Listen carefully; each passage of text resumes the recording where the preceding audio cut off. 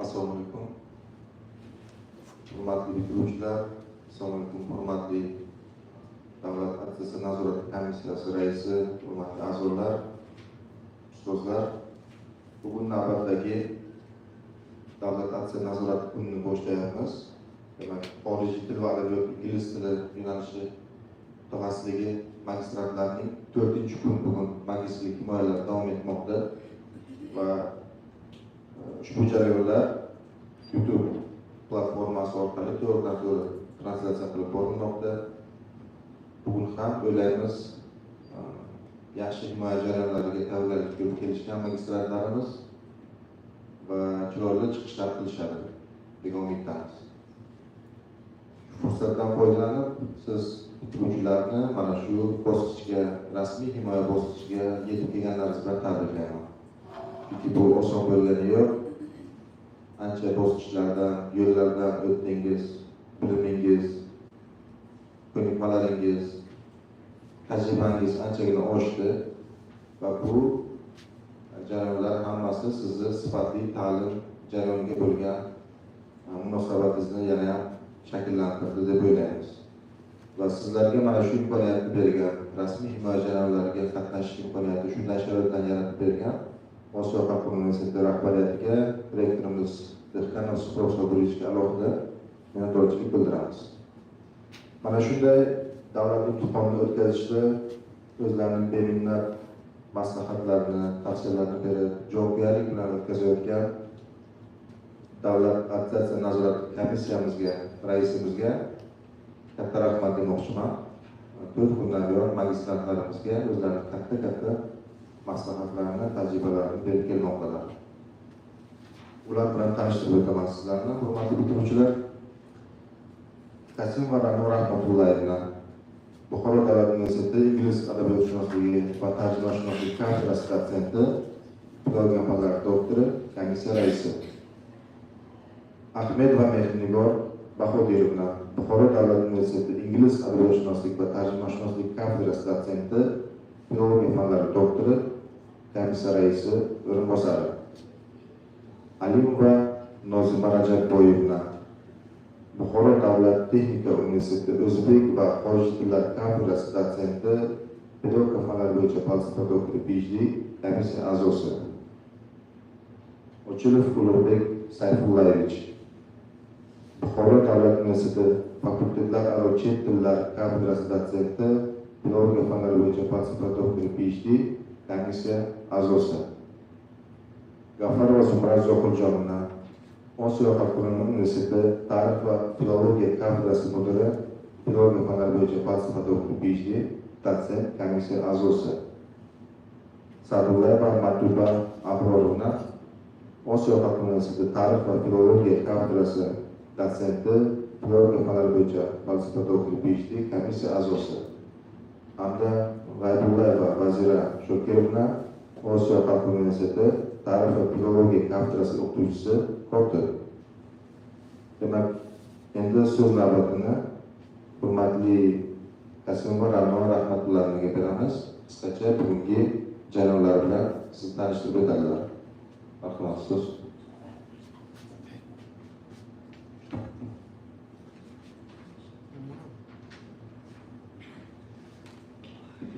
Assalomu alaykum, hurmatli talabalar va mana shu yerda o'tirgan komissiya a'zolari. Albatta, Osiyo xalqaro universiteti jamoasi, dekan lektor boshchiligidagi mana shu Osiyo xalqaro universiteti jamoasi. Hammalaringizni ko'rib turganimdan xursandman. Bugungi talabalar, sizlarni mana shu so'nggi bosqichga yetib kelganliklaringiz bilan tabriklayman. va himoya jarayonida omad tilagan holda jarayonni tushuntirib o'tsam. Demak, Osiyo xalqaro universiteti ijtimoiy fanlar va texnika fakultetining 25-iyun 25-yildagi 312-farmoyishiga binoan 12 nafar talabgorlar bugungi himoyaga ruxsat etilgan.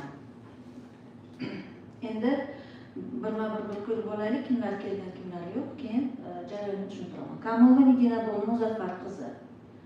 Rahmat. Najmiddinova Gulnoza Bahridinovna.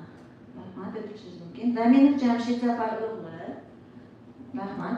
Vahidova Shahnoza Turxonovna. Safarova Dildora Kobilovna. Rahmat. G'afurova Elshoda Ramazonovna. Rahmat. Tolibova Farangiz Zafarovna. Rahmat. Yusupova Zilola Sunnatullo qizi. Shu yerdan. Rahmat. Rahimova Mehriniso Aminovna. Rahmat. Isomova Umida Roziqovna. Isomova Manzura Bahridinovna. Yo'qlarmi? Va Temirova Samiya Muhitdinovna. Rahmat. Demak, bugungi talabgorlar barchalaringizga jarayonni tushuntiraman. Har bir talabgorni 10 daqiqa taqdimotini eshitamiz. Bu 10 daqiqada nimani aytasizlar?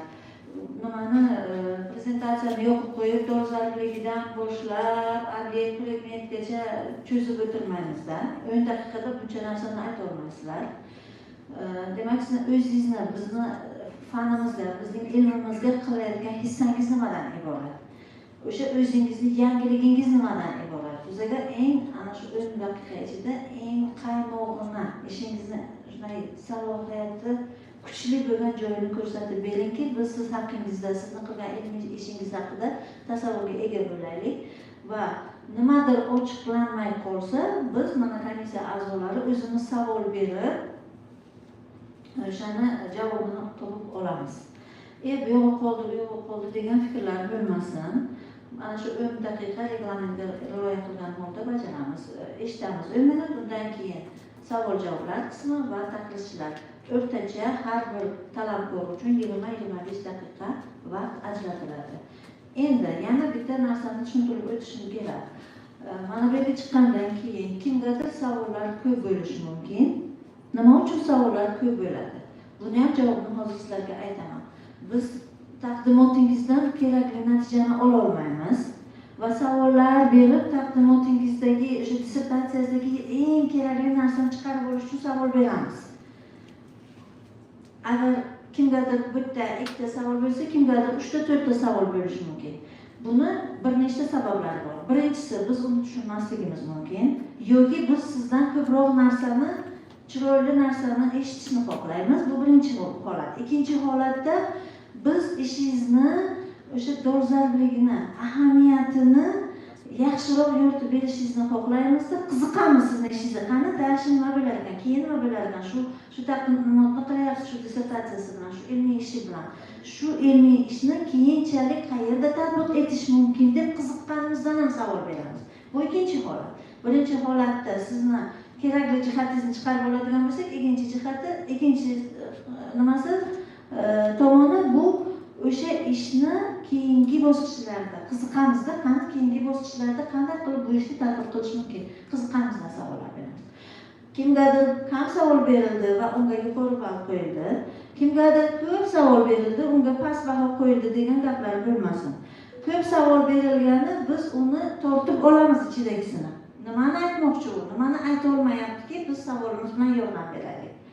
Demak, ikki jihat bilan biz savol-javob qilamizda.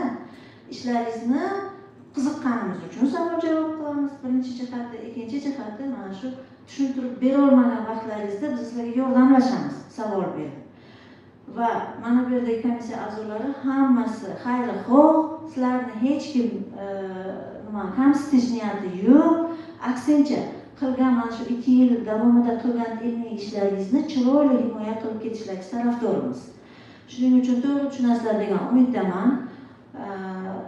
Nimani 10 minut reglamentga e'tibor qilgan holda birinchi talabgor bilan boshlaymiz. Hozir boshlashga hamma tayyormi?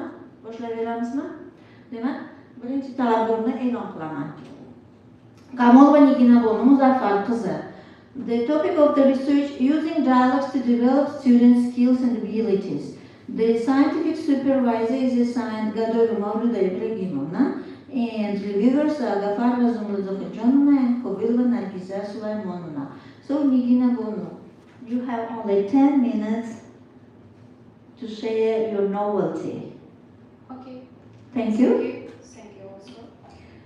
Dear teachers, professors, and dear masters and guests, today with deep respect and sense of academic responsibility, I present to my master's dissertation on the topic using dialogues to develop student skill and abilities.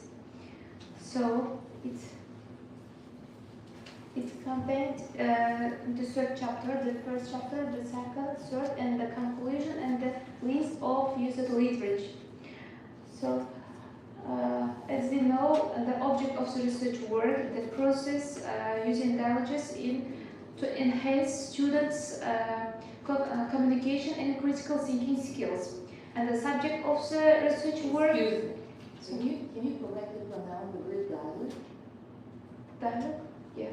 Sorry, maybe the and the subject of the research, this is the specific role of dialogue to improve students' speaking abilities. And the third chapter, yeah? Okay. And I use the two methods in my research work. Is qualitative along with quantitative methods have been utilized as a research method for investigation because we use survey in our third chapter. That's why it is necessary for us, these methods. And so many minutes. And scientific novelty of the research work. We analyze the effective ways of using sample dialogues in teaching speaking.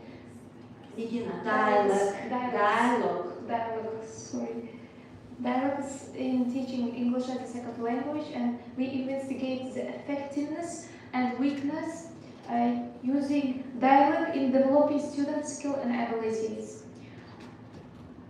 And the result of the research work, we obtained and their novelty considered in the creative use of dialogue to improve the educational process in the methodology. And,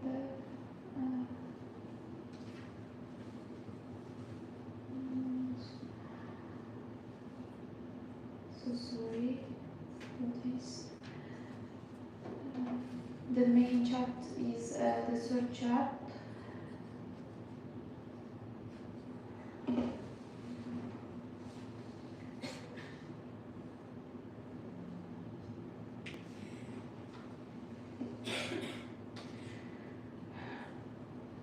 Yes, this one. And this chapter presents core experimental work of our study. As we know, dialogue teaching, which is collectively critical and cumulative threads the potential and collaborative group work and peer assessments to promote mutually responsive learning in the zone proximal development.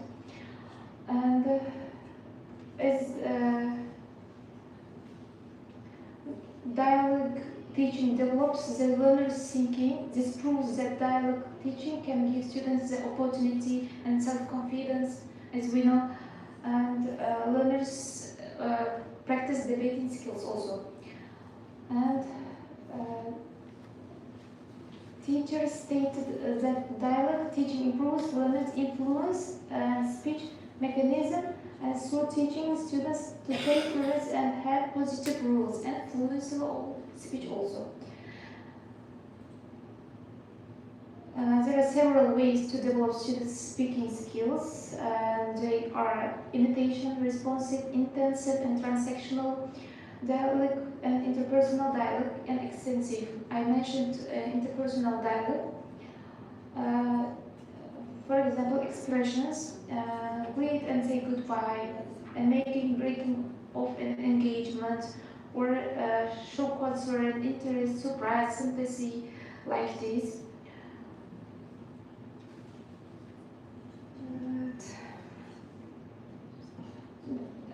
we took survey in our search app with students, teachers, and other participants.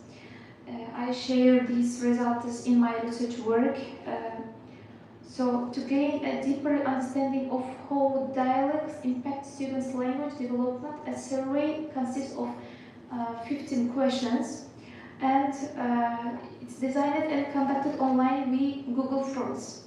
More than 35 teachers participated in the survey, and this survey aimed to collect data from students and teachers regarding their experience and perceptions and attitude towards dialogue-based learning. The primary object was evaluate the extent to which dialogue contribute to language acquisitions, fluency improvement, and confidence building in communication. In the first pie chart, you can see the responses. The question is, what is your role in education? Based on 37 participants, and 83.8% identified as a teacher is the highest percent, and 69.2% identified as a students. As we know, this chart, the role of teachers is high, and this pie chart also, the question is how frequently do you use dialogues in classroom activities? Is it more important? Because the results is the responses from 36 participants, the majority 55.6% indicated they often use dialogues. It's high of percent, and 25% reported always using these dialogues in classroom activities. Sometimes 8.3 and really, and non-selected never. And the fourth chapter is pie chart is how effective are dialogue in improving students' speaking skill. The high percent is answered is very effective. This is 80.5, and nearly half. This is 47.2%, and the low small minority is 8.3. This is very inactive. And the fifth question is which of following skills do you think dialogues improve the most? Is it true also? The results, speaking skills is that improves most than the others. In our chart, results is also like this. 66.7% is participants choose the answer. And overall, the results emphasize that dialogues are especially effective for enhancing students' oral communication. And what is the biggest challenge students face when participating in dialogues? It's a lack of vocabulary, the highest answer in our chart. This is 41.7% fear of making mistakes, and 27.8% other issues includes difficulty understanding patterns, and the lowest interest is 11.1% is answered. And overall language gaps and confidence are the biggest barriers to effective participations. And this 12th question: what challenges do you face when using dialogues in classroom? Migina, you will be disqualified because of your language. No? dialogue. Sorry.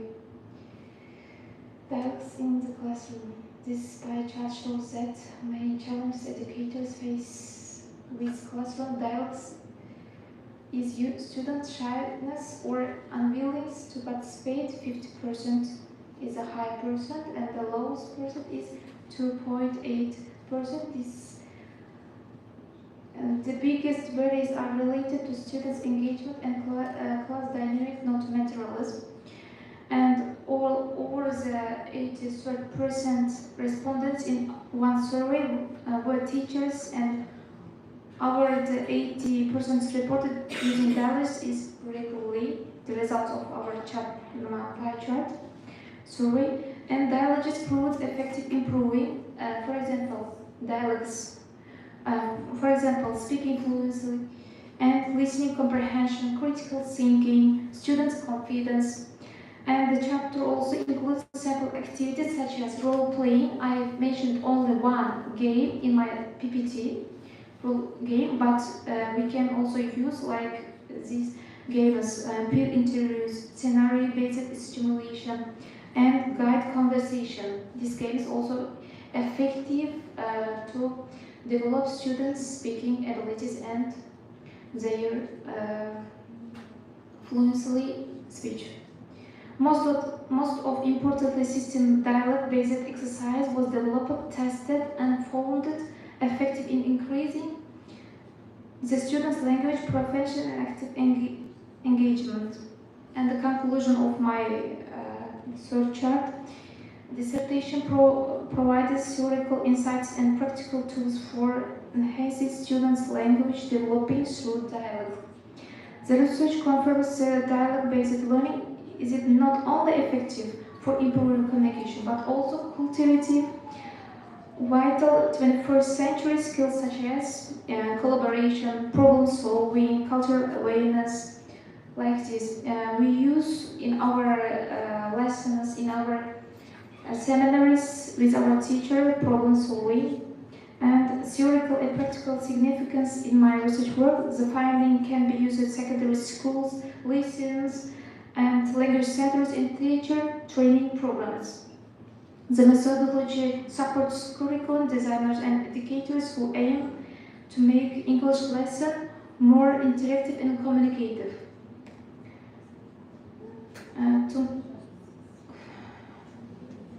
Thank you. Okay.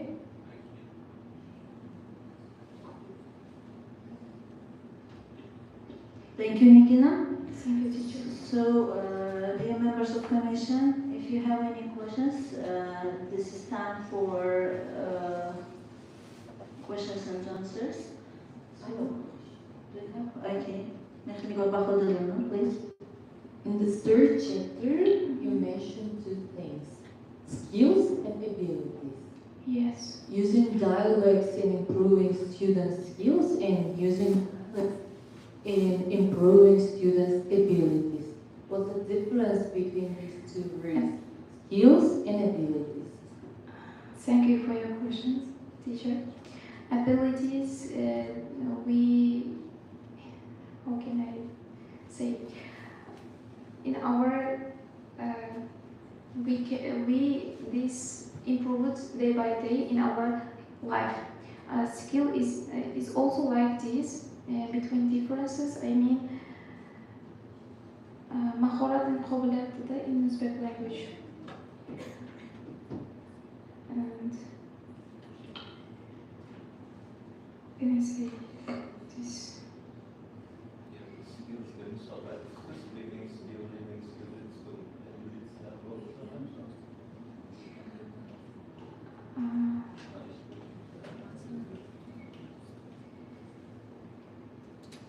Skills. Speaking fluently, these are skills. I mean, critical thinking, student confidence, abilities. Abilities. Yes, of course. I mean both of them. Critical thinking, abilities, and skills. Also.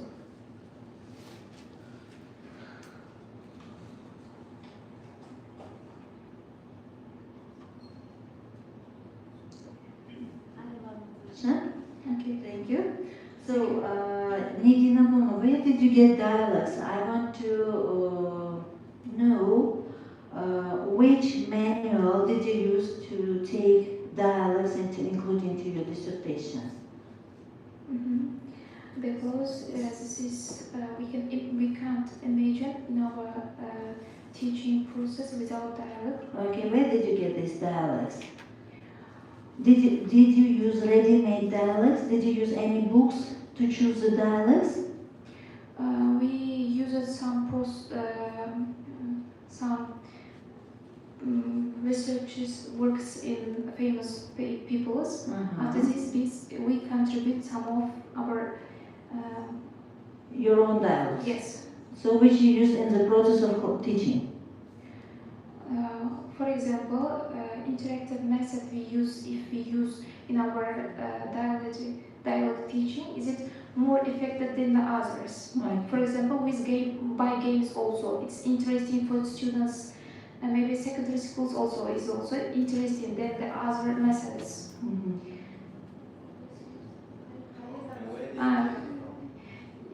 Sorry. Never thought. I take it good skill narrative thinking like this famous persons. What can I say?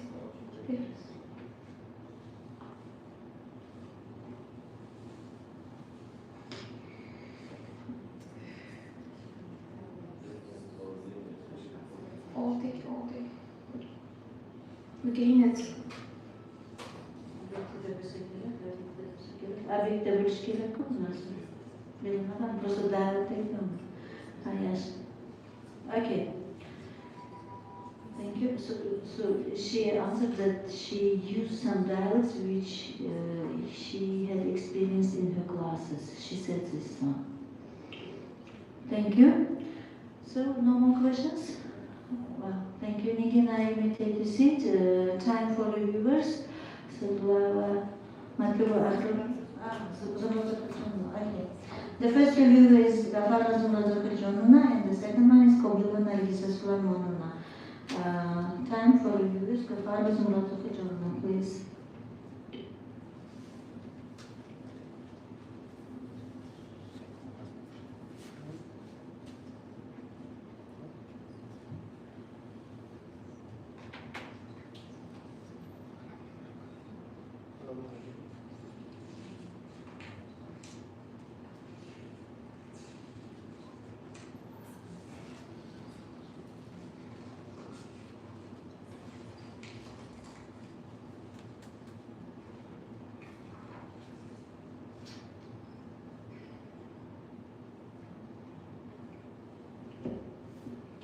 Magistratura Kamolovanikinaning o'quvchilarining ko'nikma va malakalarini rivojlantirish uchun namuna dialoglardan foydalanish mavzusidagi magistr akademik darajasini olish uchun taqdim etilgan dissertatsiyasiga tafriz. Xorijiy tillarni o'qitishning maktab ta'limidagi predmeti sifatida asosiy maqsadi o'qituvchilarning xorijiy tilda muloqot qilish qobiliyatini egallashi ko'rinadi.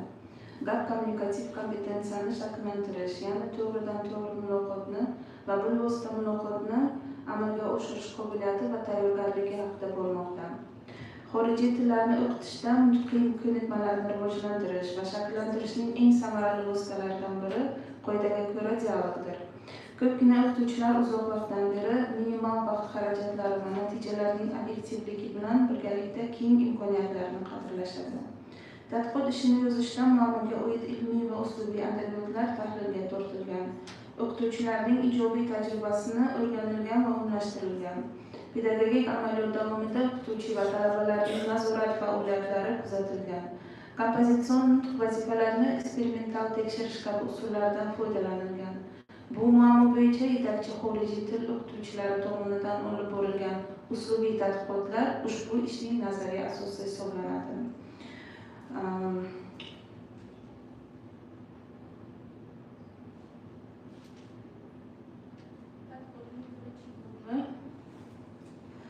Umumta'lim maktablarida o'quvchilar nutqini o'stirishning nazariy asoslari deb nomlangan Ushbu bobda umumta'lim maktablarida og'zaki nutqni o'stirish ma'nollariga doir nazariyasiga oid umumiy qaydlar berilgan. Ushbu magistrlik dissertatsiyasining ikkinchi bobi o'rta umumta'lim maktab o'quvchilarining ingliz tili darslarida dialogik nutq o'qitishning nazariy asoslari deb nomlangan. Mazkur bobda dialogik nutqni rivojlantirishda dialoglarning samaradorligi asoslangan. Ishning uchinchi bobi o'quvchilarning malaka va ko'nikmalarini rivojlantirishdagi namuna dialoglardan foydalanish deb nomlangan. Ushbu bobda maktab o'quvchilarining malaka va ko'nikmalarini rivojlantirishda namuna dialoglarning ahamiyati tomonlarini ko'rsatishga harakat qilingan. Xulosa qismida tadqiqotda olingan natijalar umumlashtirilgan va tavsiflangan. Bundan tashqari tadqiqot davomida foydalanilgan ba'zi internet saytlari ham kiritilgan. Yutuqlar bilan bir qatorda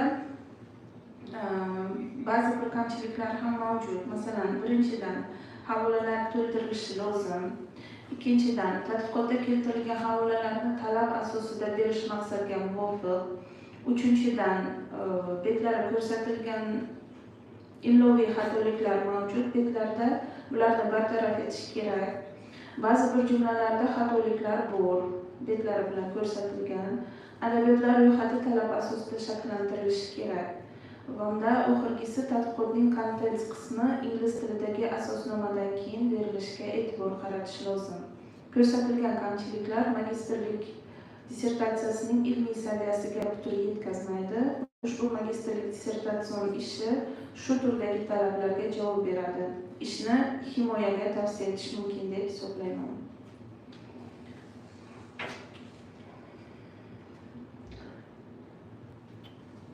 Rahmat Zumrada xo'jayinna. Endi navbat ikkinchi taklifchiga Qobilova Nargiza Begim Sulaymonova. Ikkinchi bosqich magistranta Kamolxonaginaning o'quvchilarning ko'nikma va malakalarini rivojlantirish uchun dialoglardan foydalanish mavzusidagi magistr akademik darajasini olish uchun taqdim etilgan dissertatsiyasiga taqriz. Ishning maqsadiga ko'ra mavzu bo'yicha uslubiy adabiyotlar tahlilga tortilgan, o'rganilayotgan mavzu bo'yicha bevosita yoki bilvosita bog'liq bo'lgan zarur ilmiy ma'lumotlarni to'plash asosida nutqiy ko'nikmalarni shakllantirishning ilmiy asoslarini va usullari aniqlashtirilgan. Ish amalga oshirishda muammoga oid ilmiy va uslubiy adabiyotlar o'rganilgan, o'qituvchilarning ijobiy tajribalari o'rganilgan va umumlashtirilgan. Pedagogik amaliyot davomida o'qituvchi va talabalarning nazorat faoliyatlari kuzatilgan, kompozitsion nutq vazifalarini eksperimental tekshirish kabi usullardan foydalanilgan. Magistrlik ilmiy tadqiqot ishining qo'llanish darajasi muammoning tilshunoslarning nazariy muammolari asosida va ilmiy tadqiqot natijalariga asoslangan xulosalar bilan belgilangan. Birinchi bobda umumta'lim maktablarida og'zaki nutqni o'stirish muammolariga doir nazariyasiga oid umumiy qaydlar berilgan. Ikkinchi bobda dialoglarning nutq o'stirishdagi ahamiyatiga bag'ishlangan. Hamda uchinchi bobda maktab o'quvchilarining malaka va ko'nikmalarini rivojlantirishda namuna dialoglarning ahamiyatini ko'rsatishga harakat qilingan. Yutuqlar bilan bir qatorda ba'zi kamchiliklar mavjud. Jumladan ba'zi betlardagi havolalarni talab asosida rasmiylashtirish maqsadiga muvofiq imloviy xatoliklar mavjud. Bularni bartaraf etish kerak. Adabiyotlar ro'yxati talab asosida shakllantirilishi kerak. Keltirilgan manbalarning betlari aniq ko'rsatilishi lozim. Tadqiqotning kontent qismi ingliz tilidagi asosnomadan keyin berishga e'tibor qaratishingiz lozim. Ko'rsatilgan kamchiliklar magistrlik dissertatsiyaning ilmiy saviyasiga putur yetkazmaydi. Ushbu magistr tadqiqot ishi barcha tasdiqlangan talablarga javob beradi. Ishni himoyaga tavsiya etish mumkin deb hisoblayman. Buxoro davlat universiteti dotsenti Qobilova Nargiza Sulaymonova. Rahmat.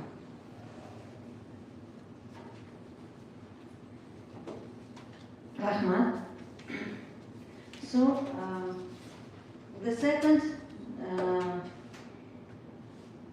second one is Najmiddinova Gulnoza Bakhlidinovna. The topic of dissertation is exploring the impact of diverse literary genres on language acquisition and pedagogical strategies. The scientific supervisor is Khairullayeva Kamolova Shanna, and opponents or reviewers, we can say, Gafarova Zumrada Khurjanovna and Gadova Mavluda Ibragimovna. So, Gulnoza Bakhlidinovna, you have only 10 minutes. Talk about your own contribution, please. Good morning, dear members of the State Attestation Commission and dear masters. My full name is Gulnoza Najmitiyeva. It's a great honor for me to present my dissertation entitled Exploring the Benefits of Diverse Literary Genres in Language Teaching. My research work includes 3 chapters, 6 plans, introduction and conclusion.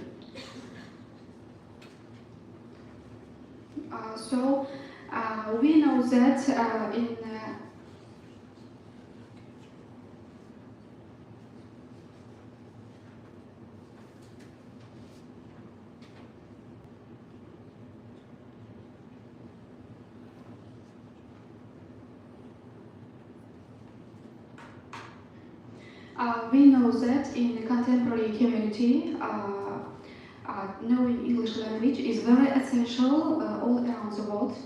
In our country, our President Shavkat Mirziyoyev supports foreign language education. Because of this,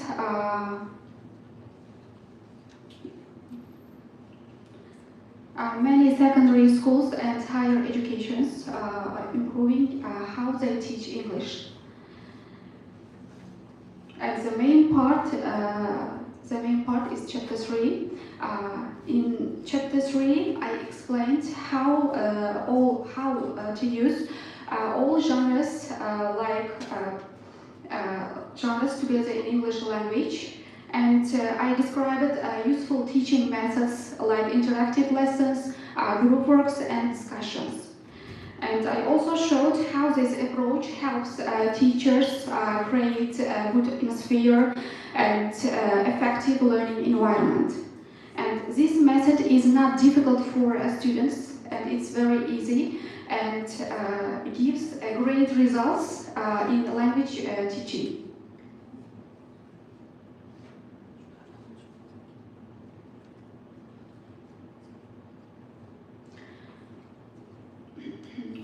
In this passage, we can say some surveys. We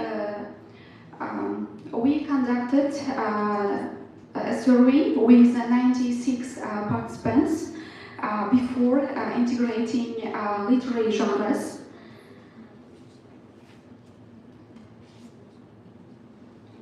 And the findings indicate the majority of students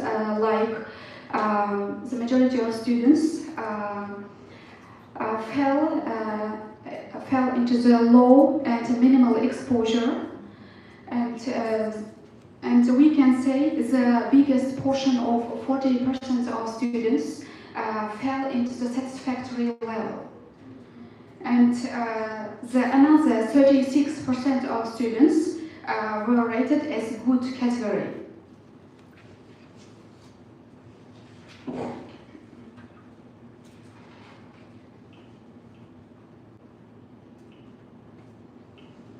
And only 14% of students demonstrated excellent levels. And in this case, we can say before integrating literary genres, students' level were not good, but after the survey, we can say the good results, and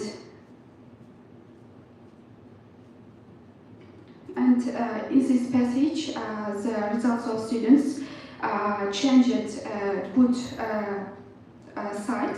We can say the 53% of students fell into the excellent category, and 24% of students fell into the good, and 23% of students satisfactory category, and the rest of the students unsatisfactory.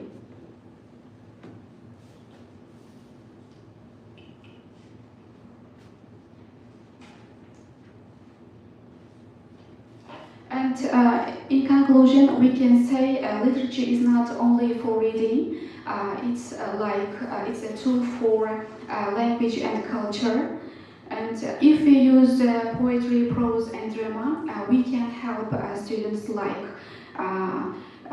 help students learn better and make them love English more and prepare them for global communication. Thank you for your attention. Thank you, Gulnoza Bakhrijanovna.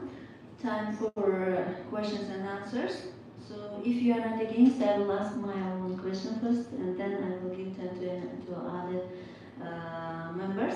So the first question is connected with the implementation of your research.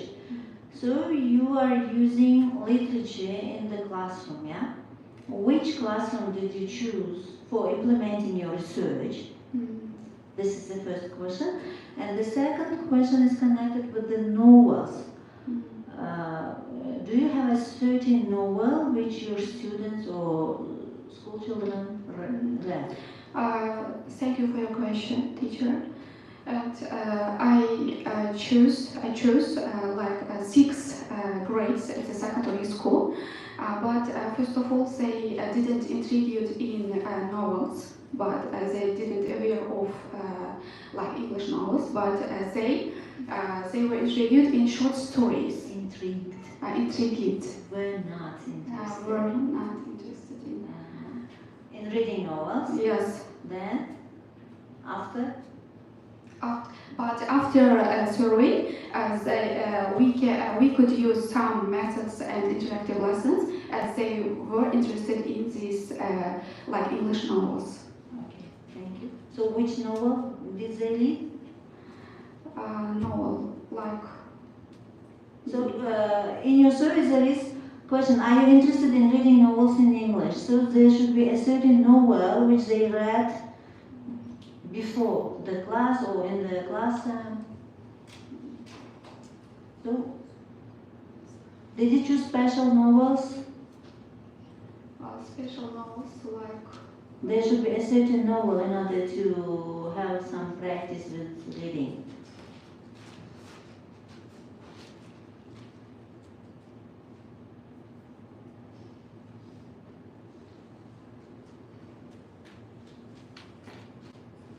But we could use especially short stories with this secondary school.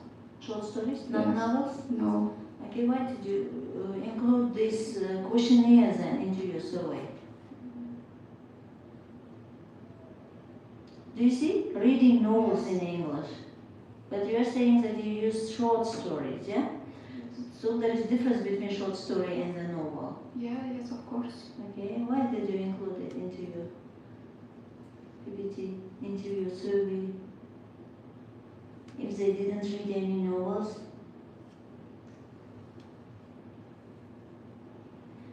Okay, thank you. So, questions? Some more questions? All except language, please. Thank you. The first question is about the object of your work. You didn't include the novels, but you included the short stories, right? So which short stories? Whose short stories? This is the first question. The second question will be about the methodology of your paper, how you wrote it. It's written you use ethnographic method, so you will speak about that one. The second one is phenomenological analysis. No, I didn't use it. Phenomenological. I need to finish Yes. one sentence first. Theoretical review method. So this is true. Ethnographic method, phenomenological analysis, and theoretical review method. You're saying you didn't use it, but it's mentioned in the methodology part of your work, in the introduction. How come you didn't use it? It's written. You have the bunch of methods, but I'm not sure you used it or not. So explain how you used ethnographic method, phenomenological analysis method, and theoretical review method. Even I have no idea about phenomenological method. What is that? And there is one more comparison. What did you compare? You have nothing in the object. In the initial stage of the presentation, I told you to correct this one. but still it's remaining the same. You haven't included anything in the object. There should be your object. If you conducted the survey, the students, the teachers who were given this questionnaires, there should be the object. And the short stories, the novels, whatever the poems may be, it should be included to the object as well. So speak about that one. If you include it, maybe you have some shortcomings in the introduction, but you have it in the work. Does it take that? Now I understood. I used short stories, like Three Little Pigs and Ugly Duckling. Yes. So only short stories, not novels. Yes. Okay, what about the second comparison? Ethnographic method, phenomenological method, theoretical review. Even your 3.1 chapter is devoted to methodological foundations.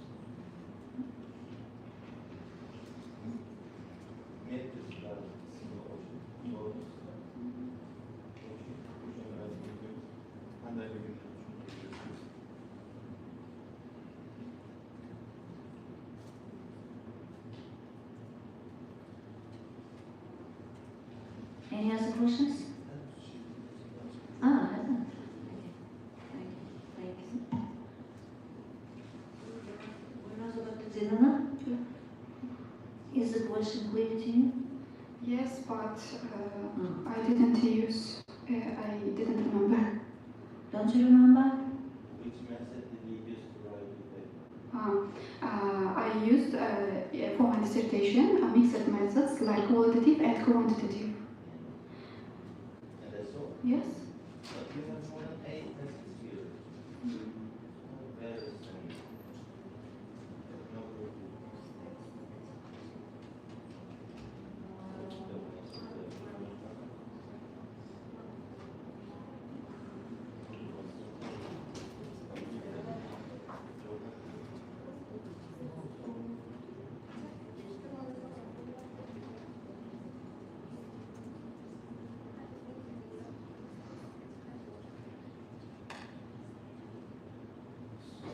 So the only method you used is statistical analysis, is what I understood. And about the rest, they are just imagination, maybe. Yes. Okay, thank you.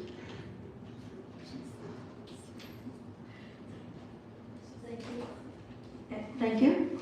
Any other questions? No questions? Thank you.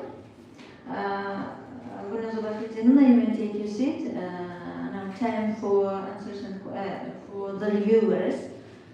The reviewer is Gafar Zumra, please.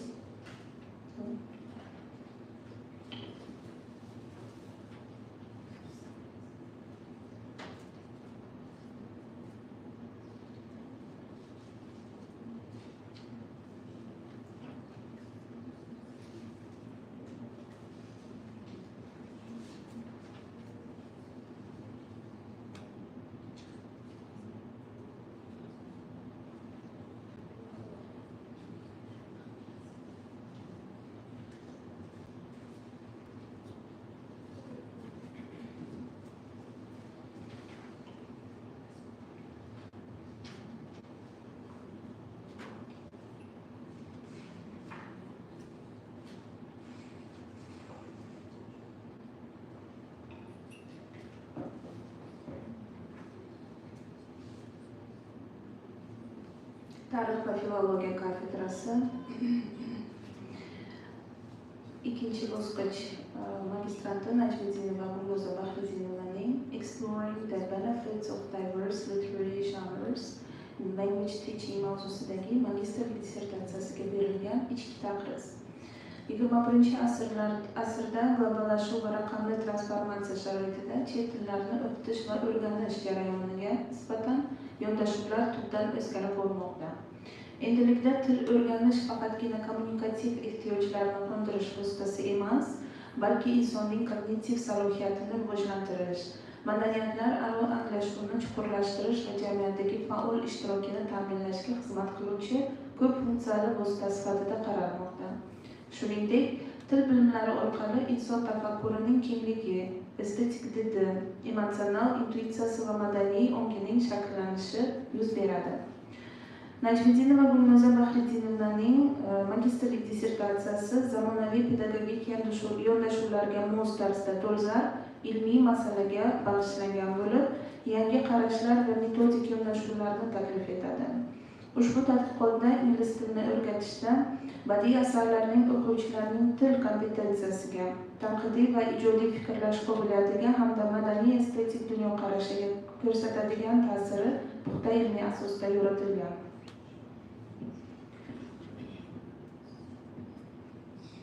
Dissertatsiyada ilgari surilgan nazariy g'oyalar va takliflar xorijiy tilni o'rgatish metodikasini modernizatsiya qilish, uni yangi bosqichga olib chiqish imkonini beruvchi ilmiy asosga ega. U o'rta, kasbiy va oliy ta'lim bosqichlarida keng tatbiq etilishi mumkin bo'lgan metodik qo'llanmalarning shakllanishiga xizmat qiladi.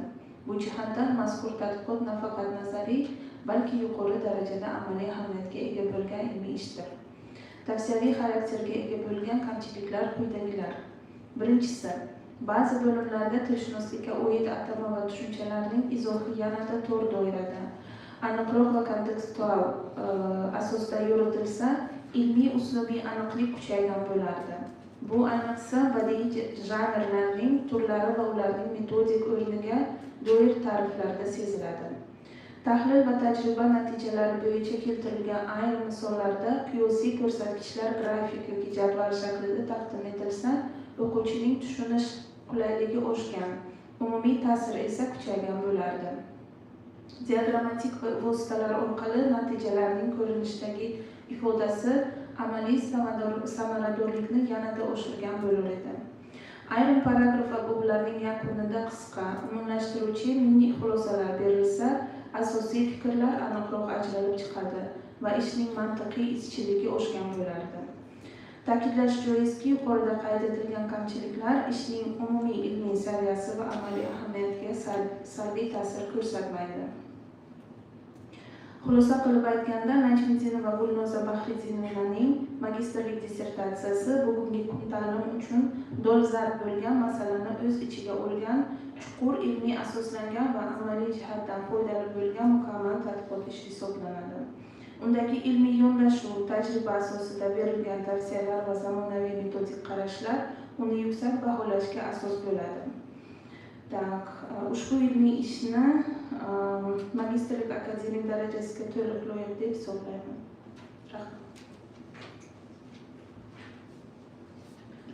Rahmat Zumrad Zohirjonova.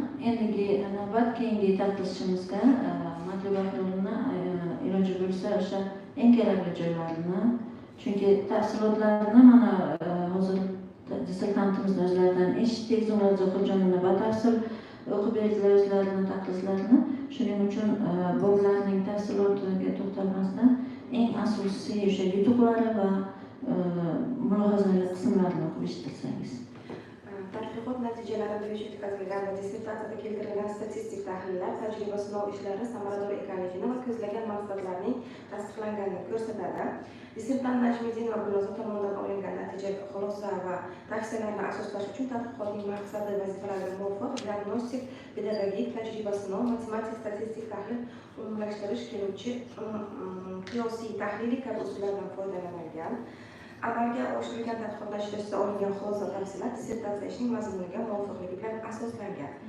Osiyo xalqaro universiteti Xorijiy Adabiyot Mutaxassisligi magistranti Najmiddinova Gulnoza Bahridinovnaning Exploring the Benefits of Diverse Literary Genres in Language Teaching mavzusidagi magistrlik dissertatsiyasi bo'yicha magistrlik akademik darajasini olish uchun yozgan ishi akademik darajani olishga loyiq deb hisoblayman va uni himoyada tavsiya etaman. Buxoro davlat universiteti ingliz tilshunoslik kafedrasi professori Gadoyeva Olda Ibragimova.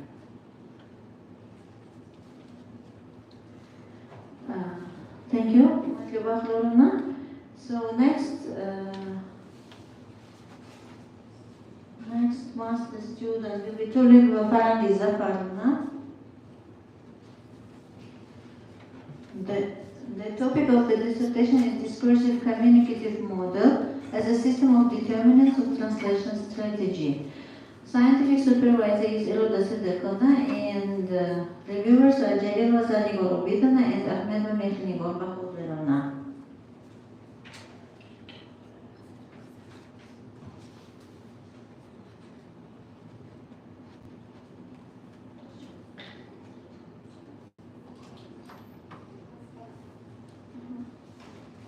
Okay, so let's start. Good morning, dear teachers. My dissertation name was Discursive Communicative Model as a System of Determinants of Translation Strategy. So let's start with the introduction. Okay, the introduction. Okay, so the introduction, and the introduction also include the 3 chapters. And the chapter 1 is introduce the translation studies, and the second of the chapter include the model of the translation, the parameterization, and the methodology. And the second chapter include the analysis of translation strategies within the discursive communicative model. So let's start with the chapter. Okay. May I start with the second? Because and there the information. Yeah. Okay. So Farangiz. Bu yerda o'tirgan komissiyaga sizni o'sha nima deydi, birinchi qism, nazariy qismingizga berilgan narsalardan ko'ra sizni o'zingizni shu ilmga qilayotgan hissangiz qiziqda, bizga o'sha qiziq. Nazariyani har bir komissiya a'zosi nima yerda o'tirganlar hammasi o'zi uchun kerakli ma'lumotlarni, manbalarni o'qib olib biladi. Bizga qizig'i sizni qilgan ilmiy hissangiz. So your own contribution, if in the 3rd chapter, you may explain this one. In the 3rd chapter, there are the examples, and in the 2nd chapter, there the practice that I used to. For example, in the 2nd chapter, you can see that translation represents the integrative approach that uses translation as a multi-faceted process influenced by linguistics and structures, cognitive mechanisms, and the pragmatic functions. So unlike the traditional linguistic methods, which emphasize the formal equivalence and synthetic transfer, or purely the cognitive models which focus on the mental processing, the discursive communicative model that recognizes translation as an effect of situation communication shaped by multiple interaction factors. So this model acknowledges that meaning is not solely embedded in words or sentences, but emerges from the interplay between the discursive structures and the communicative intent. The first method that I used is the experimental methods used in translation studies is think aloud protocols, like where the translators verbalize their thought processes while translating. The second method that I used is that another widely used technique in the experimental translation research is the eye tracking, which measures eye movements and fixation patterns to analyze how translation allocate attention while working on a text. The eye tracking technology records where and for how long the translators can rest on specific words or phrases, or providing insights into reading comprehension and segmentation strategies. The third part that I used too was the keylogging software is also frequently employed in experimental translation research to record keystrokes, the revision, and time spent on different sections of a text. This method provides data on the temporal aspects of translation typing speed, or the pauses, or the error correction patterns. So, in this process of analyzing translation strategies, within the discursive communicative model, selecting appropriate text ensures the reliability and the validity of this process. And this selection process is crucial because the types of text chosen directly influence the scope and the depth of analysis, as well as the study's findings.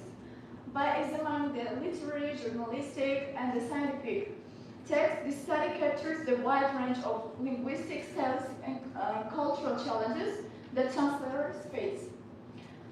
Each of these genres represent their distinct requirements, making their comparative analysis essential for understanding how translator strategies vary depending on the communicative objectives or the audience expectations and the general conversation in the text. So, in the third chapter, I use the examples where you can understand in the wide way about the discursive communicative model, how I use in translation. For example, Abdullah, I use some novels, some examples. In this way, you can see the Abdullah Research Counselor. I translated into Russian, and the metaphor, literally the words of the heart travel from one heart to another heart. But in the adapted way, we say that слова души находят отклик друг от друга. And we adapted this word in context, and not translate word by word, but surely giving the essential meaning. We translate this context to give the emotional meaning, and translate like the words of the soul finds resonance in another soul. In this literal translation, could have retained an adapted version. It chooses greater emotional resonance in Russian, aligning with the cultural perception of the soul as the center of emotions. So you can see that this example illustrates the strategy's choice to preserve the metaphor's emotional impact to while adjusting its cultural connotation to the target audience. And the second example that I want to say that Uzbek phrase "sudan korkutma," we can say that literally to come out from water. But escape the meaning. We can say that a difficult situation is uncatched. Rendered to come out unsketched in English, and preserving both the imaginary and the idiomatic meaning. These adaptations illustrate the translator's role in maintaining the theoretical effectiveness of source text. Another one is the translation of Oybeck's Plukon, phrases such as "Yurak nasıl koyulmaz." We not translated word by word and looking at the full context. We embedded this context, and literally it can be the silence that squeezes the heart, and we restructured this meaning and say Tishna, literally oppressive silence. The sacrificing the metaphor's private imagery for the more conscious and natural expression in fonts. So this part where the teacher can see the full example and the full word that I used to. And I can say that the significance of my work is that you can use to improve the quality of literary to journalistic and scientific translations, as well as to enhance the training of translators, development, or the translation guidelines. And by providing a deeper understanding of the cognitive and communicative factors that influence translation decisions, the study helps to translators make more informed choices that request both the source text and the target audience.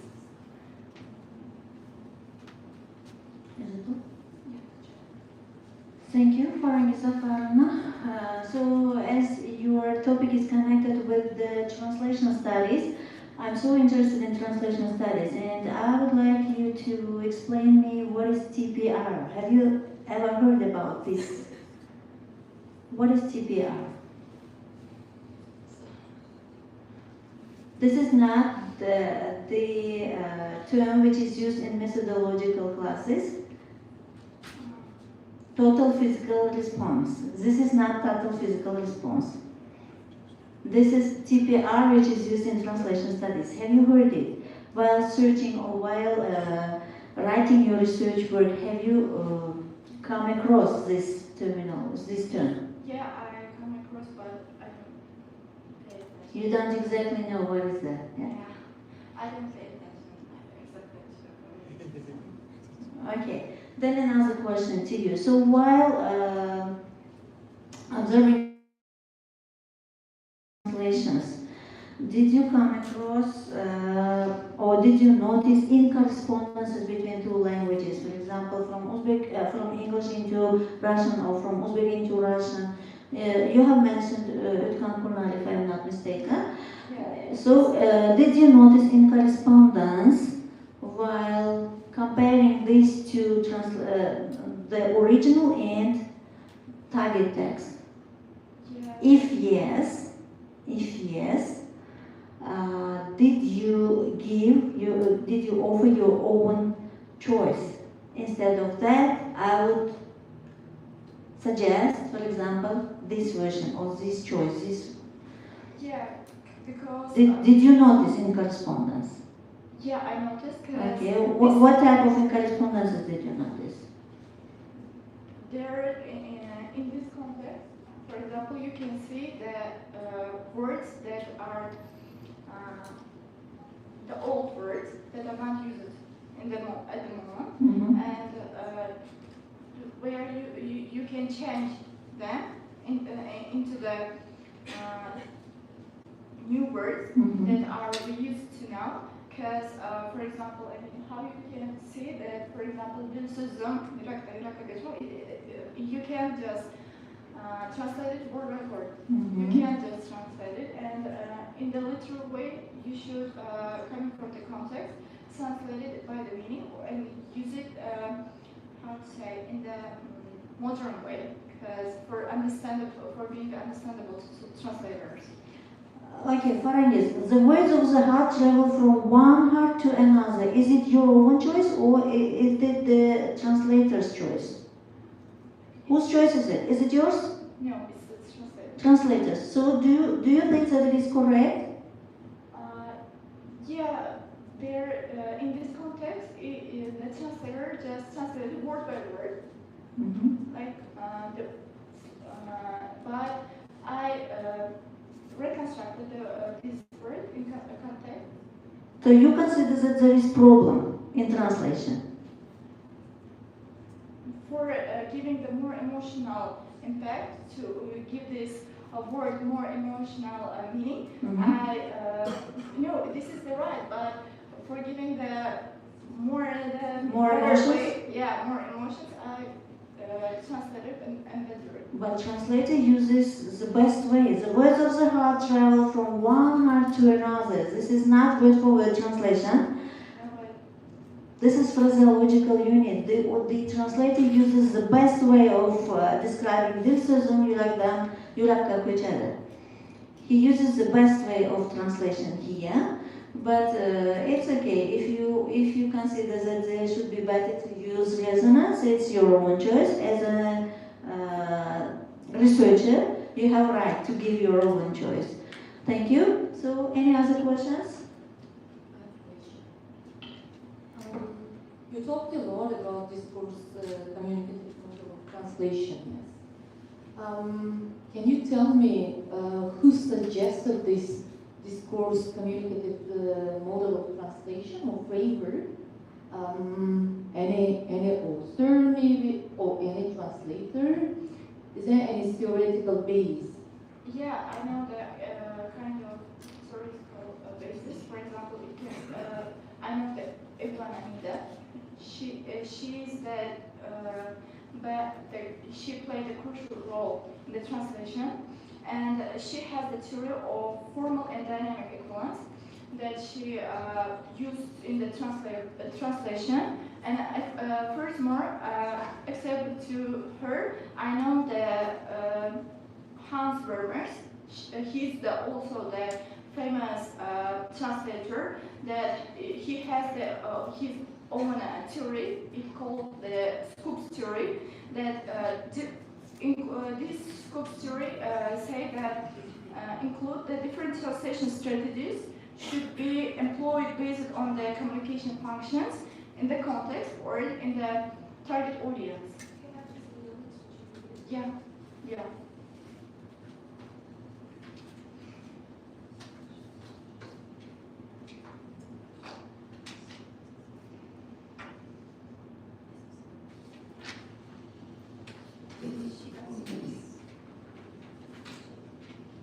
Did you answer? Did you answer? Okay. No more questions? Okay, thank you. Friends, you may take your seat. Now, time for reviewers. The first reviewer is Jalil Zanilon Obidulna. We'll ask Matuba Rolna. Please, could you do me a favor to read this review for us? Thank you. İkinci bosqich magistrati Tolipova Farangiz Zarifovna tomonidan magistr akademik darajasini olish uchun Discursive Communicative Model as a System of Determinants of Translation Strategy mavzusidagi yozilgan magistrlik tadqiqot ishiga ichki taqriz.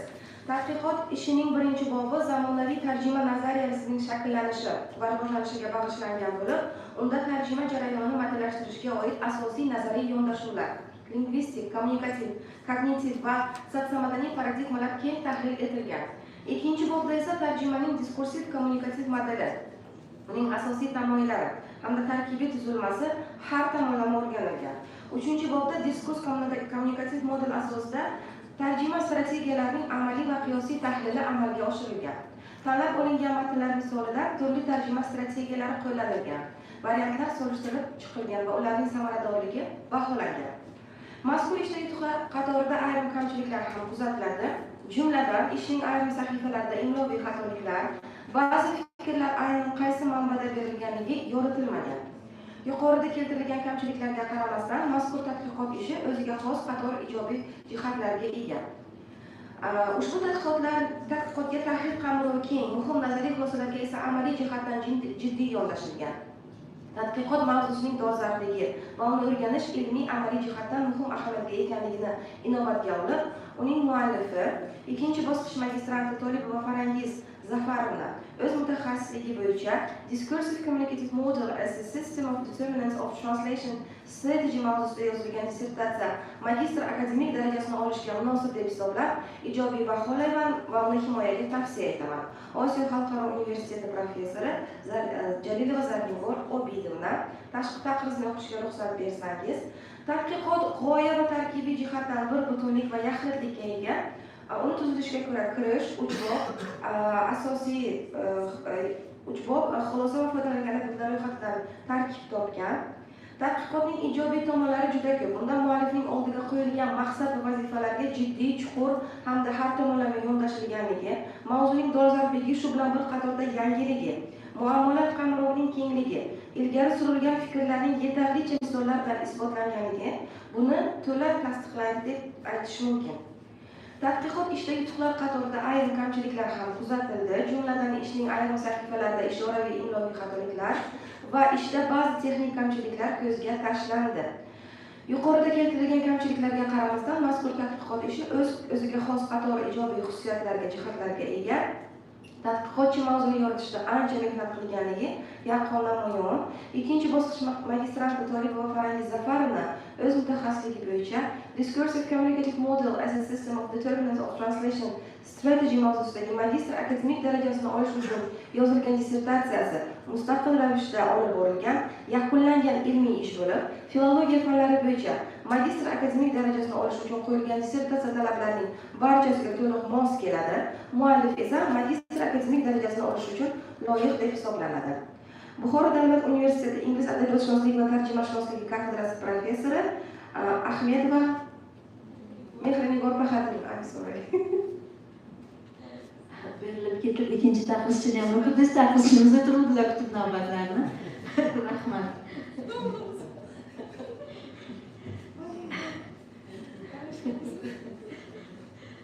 Rahmat. Thank you, Matluba Akronovna. Next master student is Daminov Jamshid Zafarovna. The theme of the dissertation, the image of the female character in American literature of the 20th century as an example of Francis Scott Fitzgerald's stories. Scientific supervisor is Tursunov Mirzo Mahmudovich and reviewers are Gafarova Zumradzokh Jonovna and Said Zulfizar Khudoyberdiyevna. So, Jamshid Zafarovich, please speak about the main contribution which you did while working on this research. Okay, thank you, teacher. First of all, good morning, respected professors and fellow researchers. It is an honor for me to be here today. My research is the image of the female character in American literature of the 20th century, and an example of Scott Fitzgerald stories. My scientific advisor is Mahmud Mirzo Tursunov.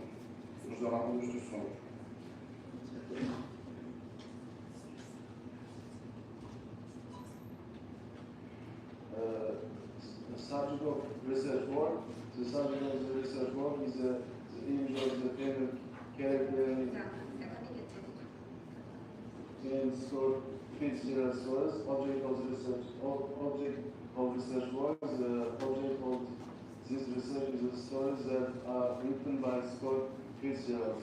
The aim of the research work, the primary aim of this research is to examine the image of the female character in 20th century American literature using Scott Fitzgerald's short stories as a case study. To achieve this aim, the following tasks are set.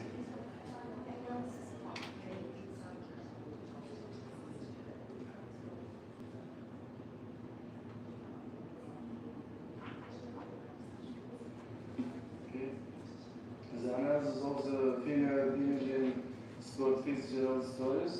Fitzgerald's portrayal of woman social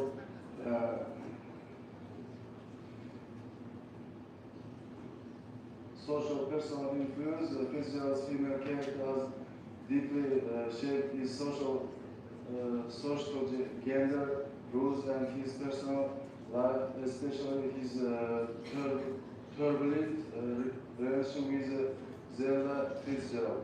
His writing reflects the conflicts between traditional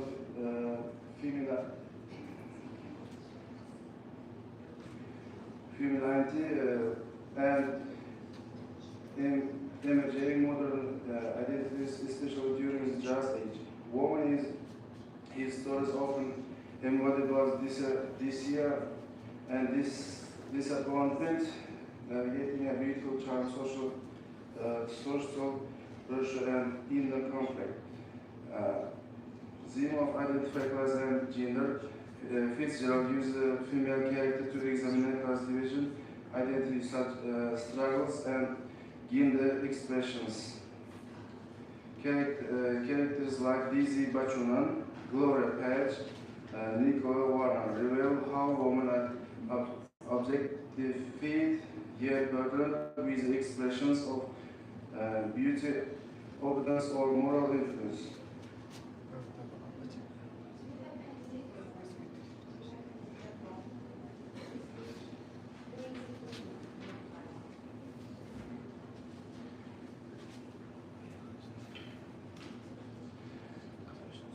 Daisy Bachunan This division is a beautiful, wealthy, and charming. Shape appears soft and Daisy is short and gentle, but she is also short and in this says.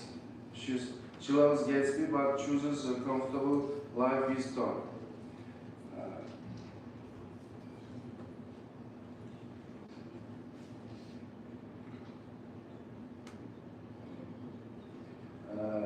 Next is Gloria Gilbert. Gloria is a glamour, fun-loving and savage. She marries another Anthony Patch, and they both fall into the life of the license and disappointment.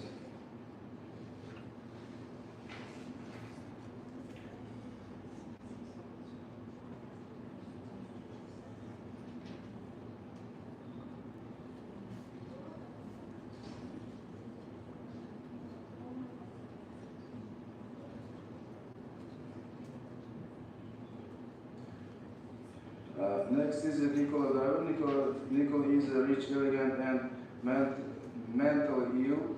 She is married to Dick Diver, who is also her daughter. Over time, her illness improves, but their relationship breaks down. Next is Rosemary Hart. Rosemary is a young and connected actress. She falls in love with Dick Diver and is fascinated by his work. Next is Helen Honoria. Helena, this is said, was Charles Will's wife. Honoria is their daughter. Helen's memory haunts Charlie, and Honor becomes a symbol of hope and redemption.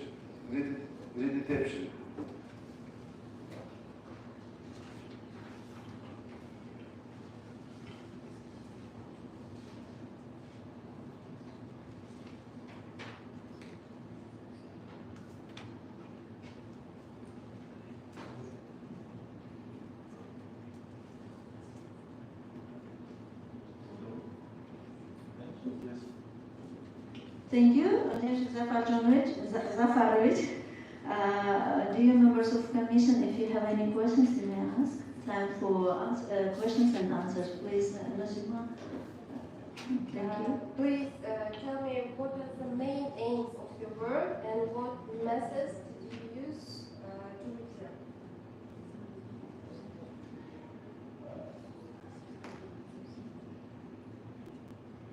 The main issues and hypothesis of the research work. The research explored how female character portrayed in Scott Fitzgerald stories, reflecting challenges and changes of 20th century American society.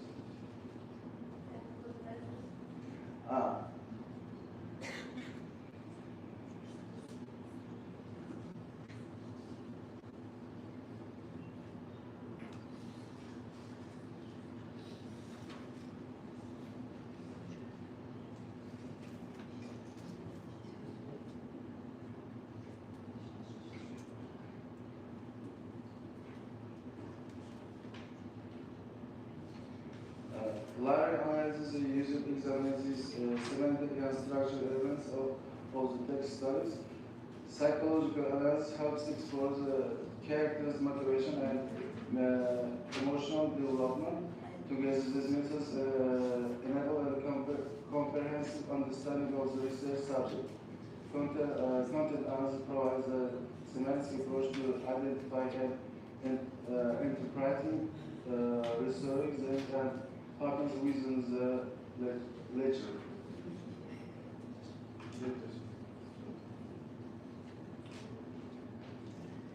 Okay, thank you. Mechanical Bahodur now also wants to ask a question. Yeah, Please. I'm too much interested in the feministic ideas, especially like female characters. What I want to ask you about just gender equality. Did Fitzgerald give an idea about like gender equality in his verse? And how was a woman described, like female characters described in his stories? I mean, they were weak, or they were strong, or they are educated.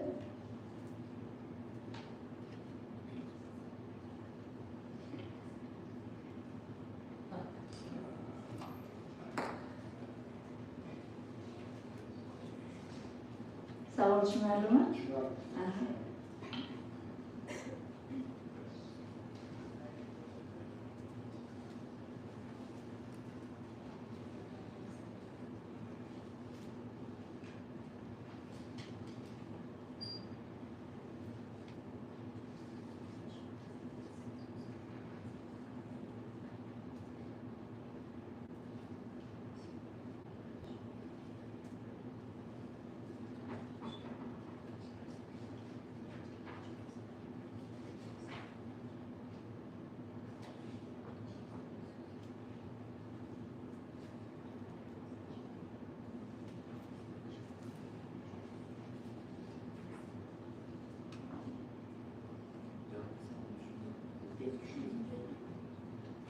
Savol tushunarlim dedim, tushundim dedingiz, ha? Javob bera olasizmi?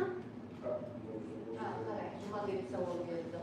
Shu yozuvchi, siz tanlagan yozuvchi ayollarni qanaqa jihatlarini tasvirlagan? Ularni kuchlimi, kuchsizmi, qanaqadir jamiyatdagi ojiza sifatidami, yoki ilmlimi, ilmsizmi, qanaqa tasvirlagan? O'sha o'zi 20-asrda oxirlarida But you should answer in English.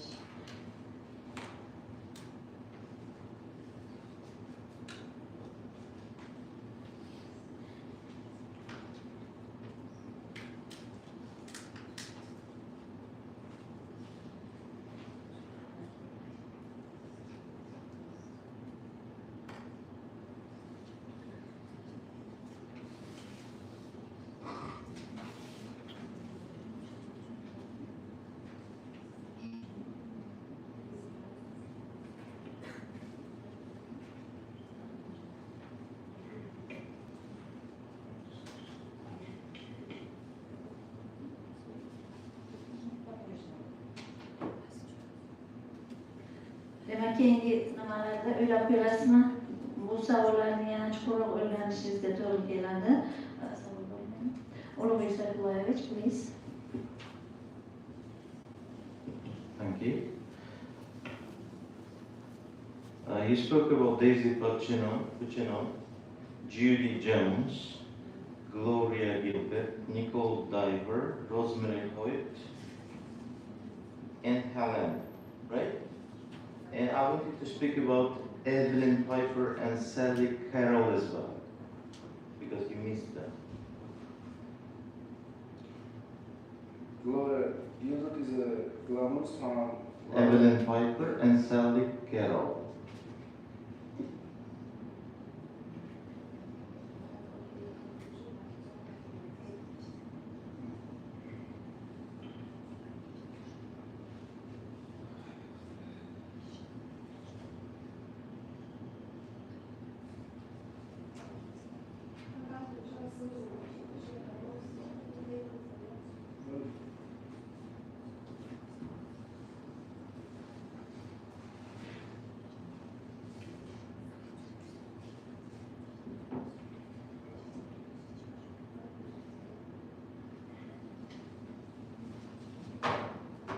It's in your conclusion part.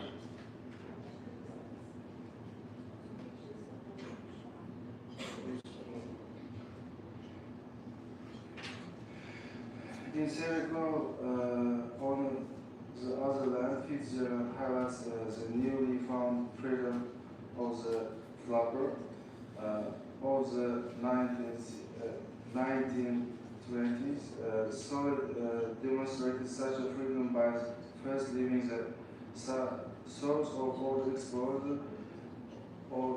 explorers the possibilities lie in the north might bring her and demonstrated it yet again by walking away from her after Shakespeare's feeling of exhaustion and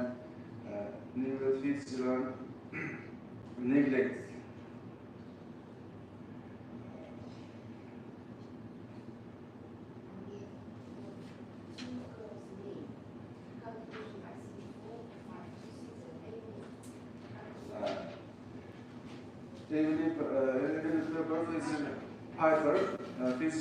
Fitzgerald was able to capture the reality of many women face even today, parting the happiness of their children and the stability they believe the traditional family structure provides them about their own feelings of the fulfillment and happiness. Fitzgerald was able to highlight the selfness of a mother while also taking into account just how hard being selfish tried as the cost woman pay for such acts.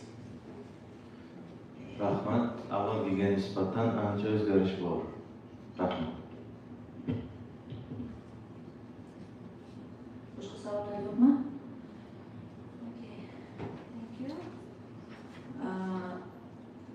Jamshid Zafarovich, you may take your seat and time for reviewers. The first reviewer is Zafarova Zumrad Zokurjonova.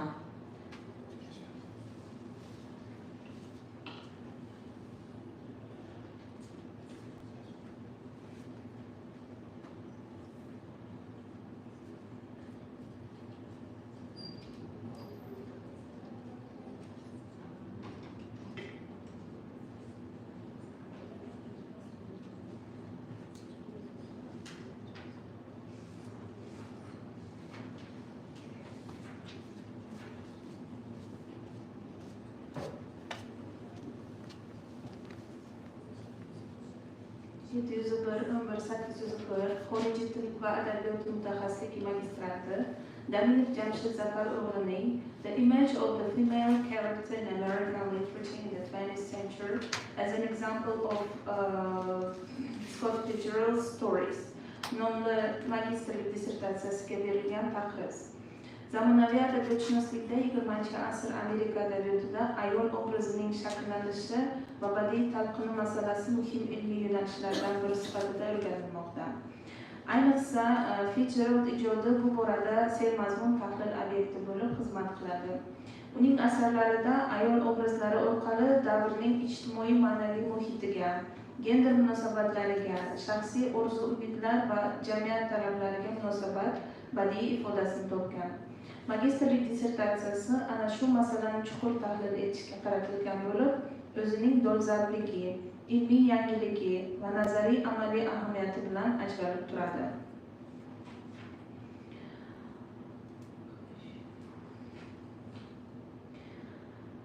Birinchi bobda 20-asr Amerika jamiyatidagi ayol obrazining evolyutsiyasi, ayniqsa jaz davri ijtimoiy o'zgarishlari kontekstida tahlil qilingan Scott Fitzgeraldning shaxsiy hayoti va ijtimoiy tajribasi uning ayol obrazlarini yaratishdagi asosiy omil sifatida ko'rilgan.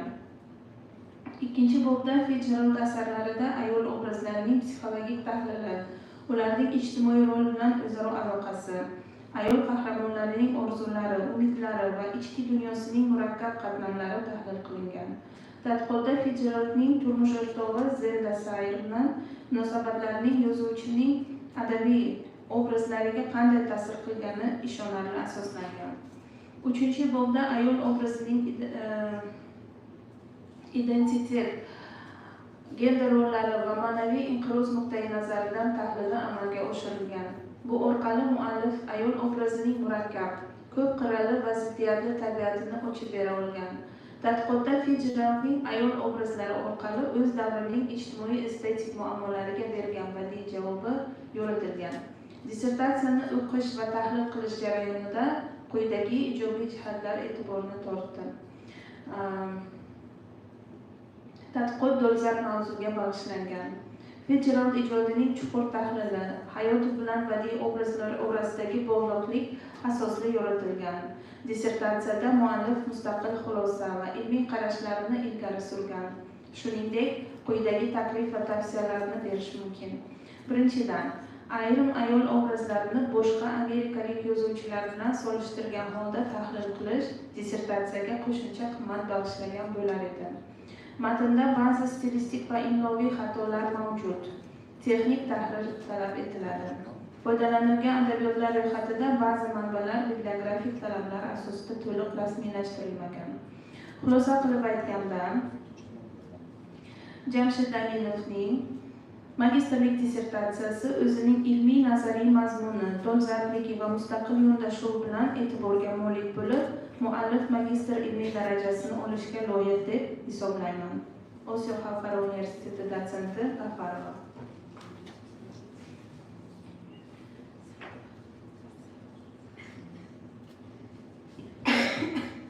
Thank you. Zumrad Zohirjonovna, so time for the second review, please.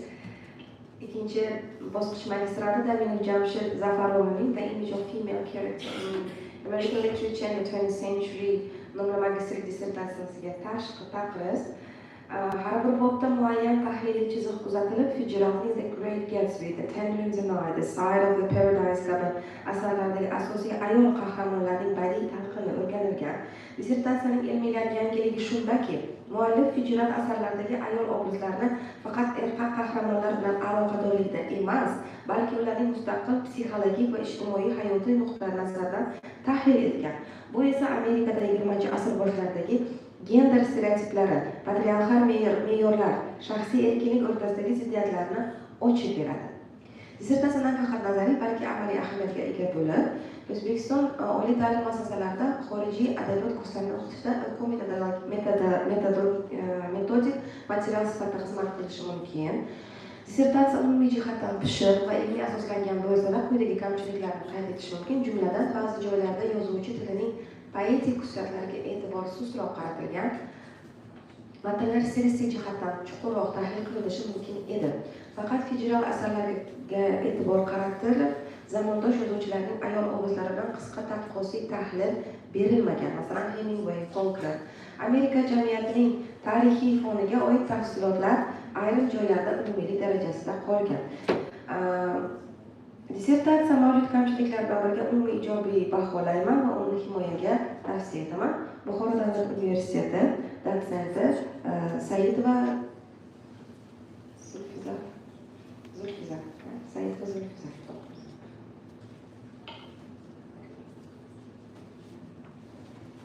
Rahmat Matlubatulina. Keyingi navbat. So, next presenter is Vahidova Shahnoza Turkinovna. The topic of dissertation is using literary works and methodology to enhance writing skills. Scientific supervisor is Ahmed va Mehrinigor Bahodorovna, and reviewers are Tashva Nafisa Zaynetdinovna and Sitora Muhammadjanova. So, Shahnoza Turkinovna, speak about your contribution to our science, please. Good morning, everyone, dear professor, teachers, masters. My name is Shahnoza Turkinovna. Our theme is using literary work in methodology to enhance writing skills. Today, I would like to share insight into how literary work can be effectively used to enhance writing skills among students.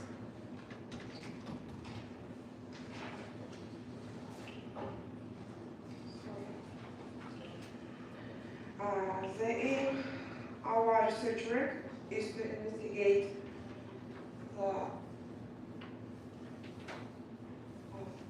the effectiveness of literary works in developing writing skills at higher education. The object of research work are English literary works, novels, short stories. The subject of the dissertation paper is developing writing skills through literary works at higher education, applying literary works for the methodologies of developing writing skills. Methods, a mixed methods research approach, both qualitative and quantitative, have been utilized as a research method for the investigation. For further analysis, conceptual analysis also has been used. The results obtained and the novelty, the main key principles, strategies, and types of writing have been analyzed. The effectiveness of applying literary works in developing writing has been investigated. The advantages and disadvantages of applying literary work in developing students' writing skills have been worked out.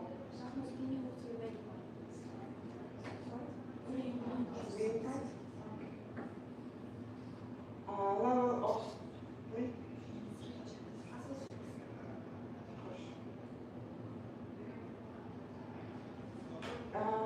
the third chapter, methodology analysis of the effectiveness of literary works in developing writing skills. The third part of our dissertation also consists two paragraphs. The first paragraph is devoted to meta-analysis of implementation of literary works in writing development. The second was devoted to the analysis of our questionnaires and its results. We made a questionnaire for English teachers and chose 25 respondents. The questionnaire consists of 10 questions, and it was taken in an anonymous way in order to make it more real and relevant. The aims of our questionnaires were to investigate respondent assessment of usefulness in improving students' language skills and to analyze advantages and disadvantages of using the methods during English classes. The results of our questionnaire show that our teachers are trying to integrate literature to their lessons and to make classes more interesting and essential to improve the efficiency of their work with the help of new technologies. Procedure and result of experimental teaching. According to the first question, we explored the 7 teachers, the 29.2% out of 25 with the literary works daily in the teaching writing. 5 teachers, that 20.8%, they are socially 10 teachers, 33.3% use a few times a week, and the other 3 teachers use rarely.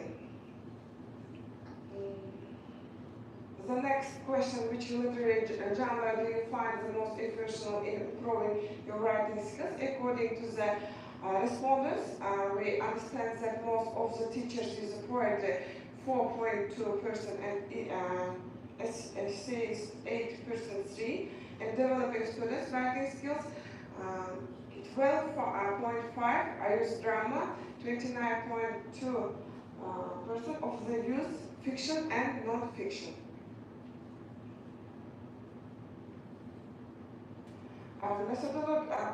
Conclusion, methodological approach to teaching writing through literary works.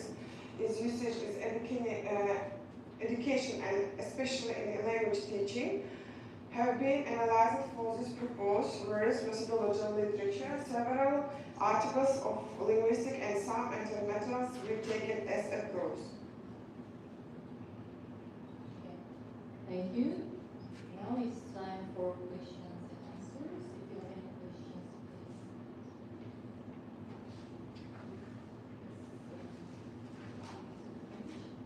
Thank you. Your topic is using literary works to enhance students' writing skills, right? So which literary works did you use? In my research work,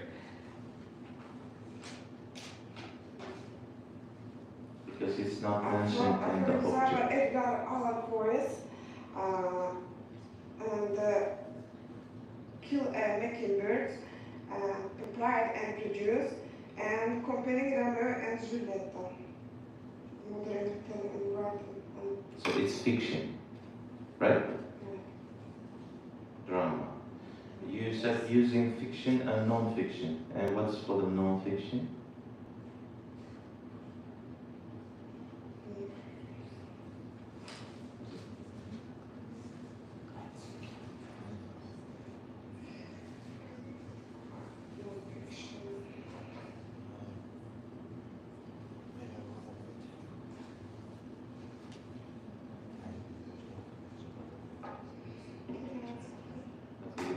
ishinde.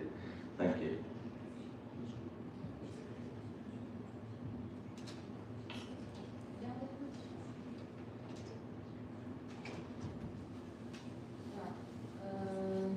Okay, I have my question about like using literary works in developing writing skills. What kind of writing skill of your students would you like to develop by using literary works?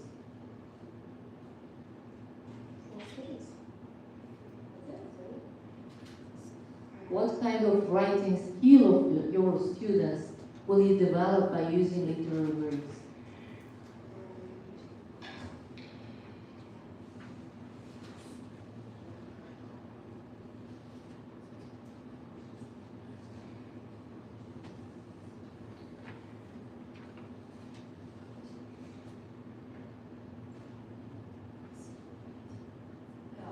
According to genres, writing skills differ, yes?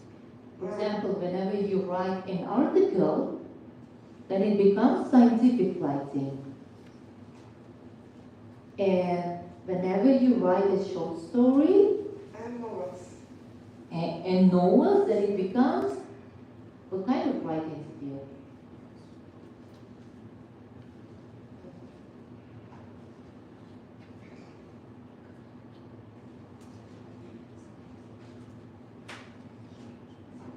If you use literature, then it becomes literary writing skills. Any other questions? Yes.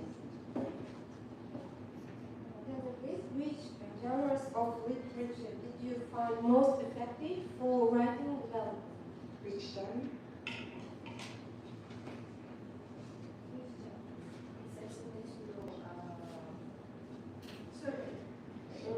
Which one is more effective? Genre of develop writing skills.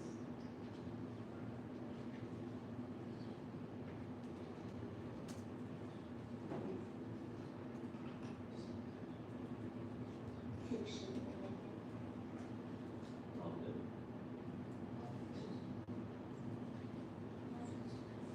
Non-fiction. Non-fictions.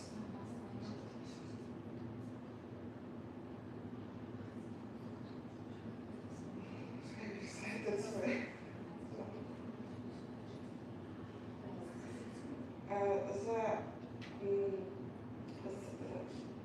أنا أوصل question to non-fiction and high persons effective.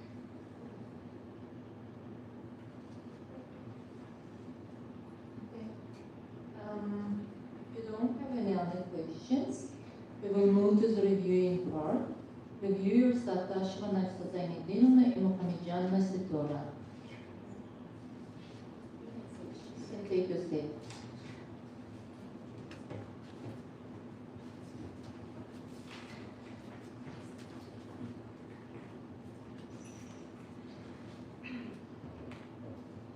Ikkinchi bosqich magistranti Vahid va Shahroza To'liqonovlarning Using Literary Works in Methodology to Enhance Writing Skills magistrlik dissertatsiyasi mavzusida yozib berilgan ichki taqriz.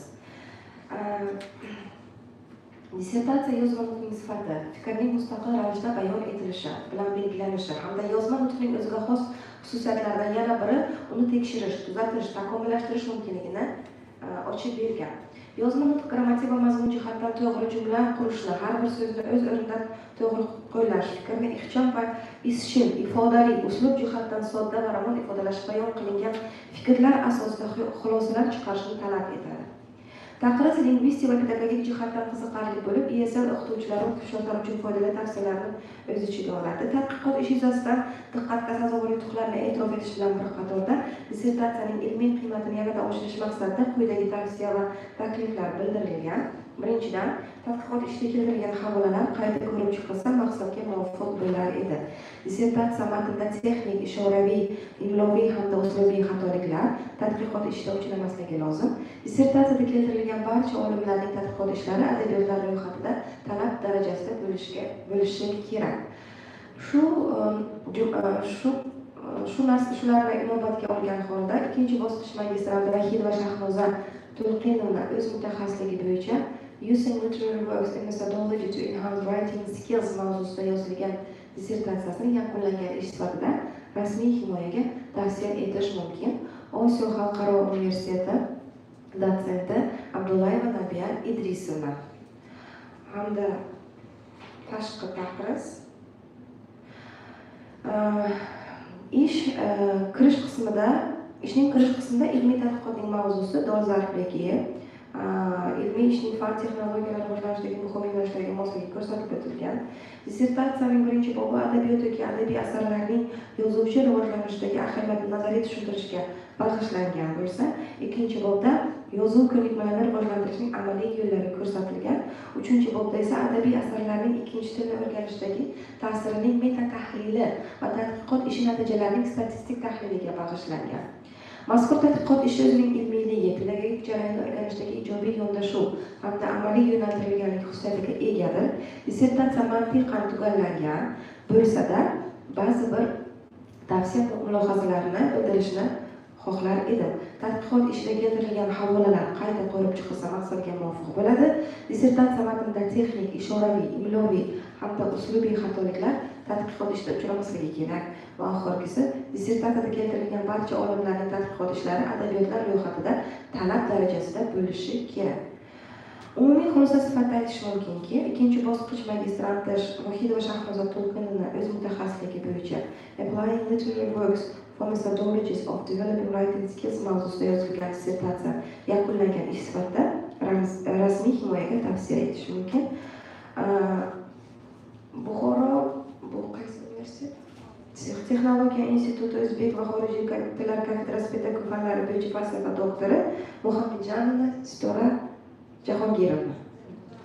Jamalova. Uzr. Rahmat. Thank you. And now it's time for the next master's student, Safarova Didora Kobilovna, with a dissertation, The Image of Identity in the Novel The Wings of Doubt by Henry James. And the scientific supervisor is Kilicheva Mekhnistora Jabovna, reviewers are Sadulaeva Matubakrovna and Kobilova Zabakhidinovna. As mentioned before, you have only 10 minutes to talk the main parts of your work and what you have done in the scientific field. Thank you. Okay, thank you. Good morning, dear teachers and masters. I am Safarova Didora Kobilovna.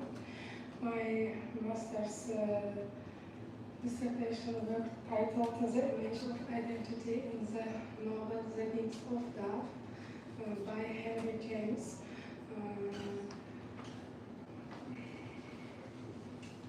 It concludes the three-chapter introduction, 3 chapters, conclusion, and the list of used literature. We identify and analyze the main part of the 3rd chapter.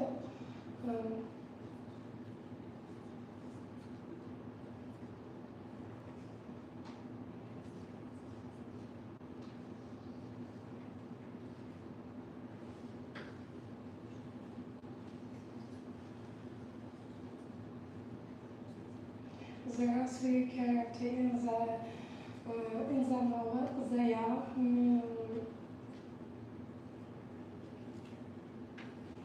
are Cat Croy, Millie Seal, and Merton Denshaw. Didora, stay close to the microphone and speak loudly, please. Okay, thank you. There are 3 characters in the novel. They are Cat Croy, Millie Seal, and Merton Denshaw. Cat Croy is a hypocrite, prestigious and moral compromise. Millie Seal is American dove. Why American dove is symbol of the novel. Millie Seal is infinite wealth and disconceals. Merton Denshaw is passive observer, personal desire and feeling of guilt. We identify and analyze one by one character. Kate's identity, she is trapped between family shame and social ambition. She is poor but beautiful. Her aunt mouths always control her. Kate loved to dance. For example, she waited Kate Croy for her father to come in. The shabby sofa, the signs of the slippery and sticky. The next character is Millie. Millie is transgender German. She likes traveling. In the society, Millie is rich Harry's, disconceals quickly to sacrificial dove. For example, she had turned her face to the wall, but behind it to the sunrise. The second character is Dancer. Dancer is passive evaluation.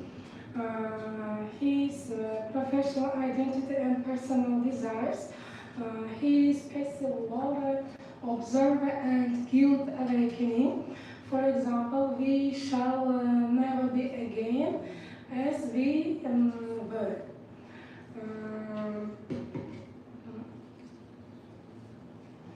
On chapter 3, The Rings of Dark, Henry James explores how people shape their identities in the modern world, full of conflict and uncertainty.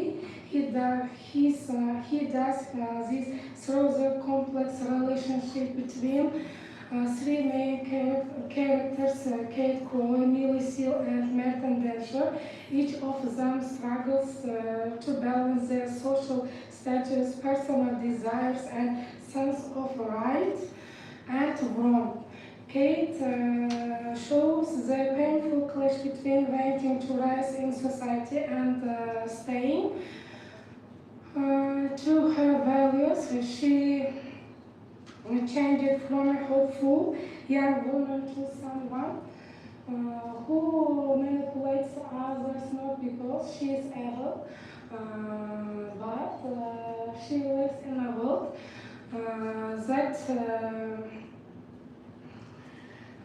that gives women like her few real choices.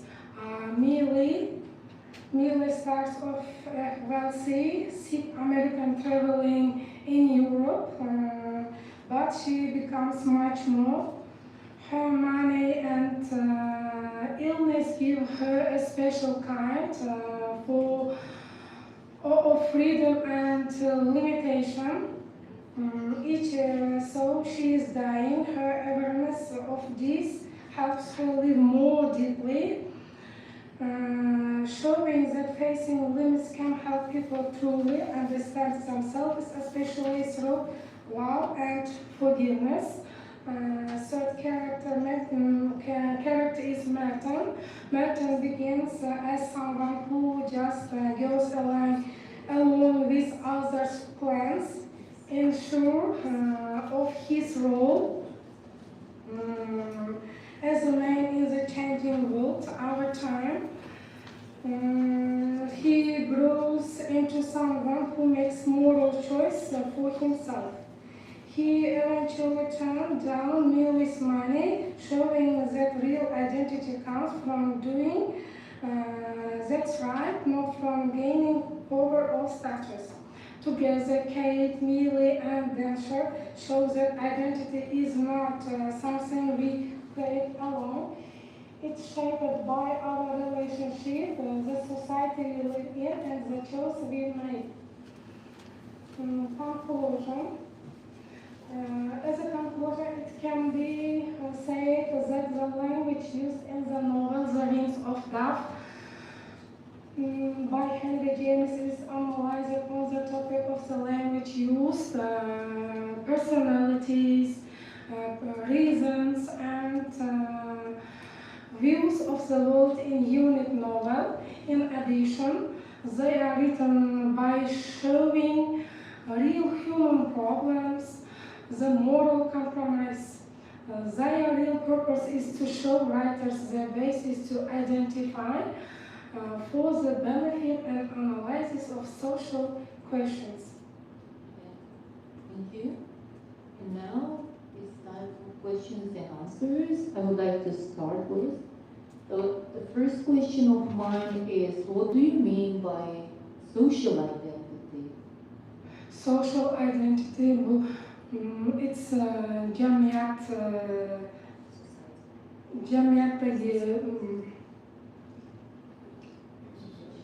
yes, jamiyatdagi equality, maybe. Gender equality or social equality? Social. Okay. How is the character formed out? In the novel, main character is Millie Seal. Millie Seal is a rich woman, but she's ill. She knows one day he was died. That's why she loves to dance. No, dancer. Dancer is observer, always observe to Millie. In the novel, they are traveling together and love to Millie. But you're talking about personal identity, you know? Personal identity. When you talk about social identity, you should think how the person is accepted in the society, how his or her role in the society, okay? Role in the society, yes. Characters. So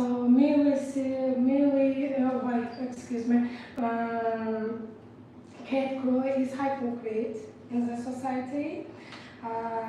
Millie Seal is American dove, it's symbol, as symbol.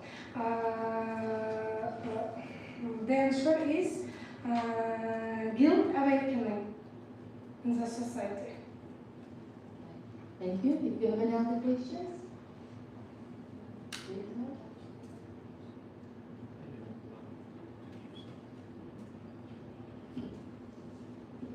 Thank you. I just wanted to ask about the identity role.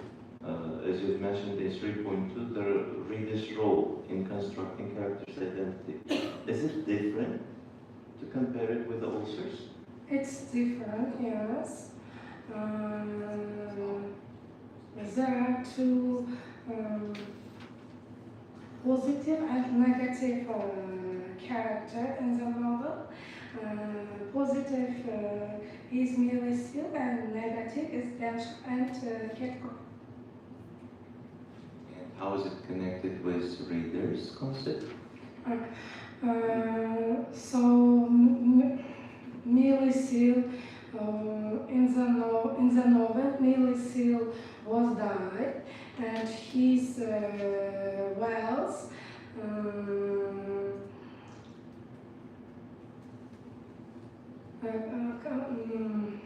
as a result, Merton took Millie's wealth.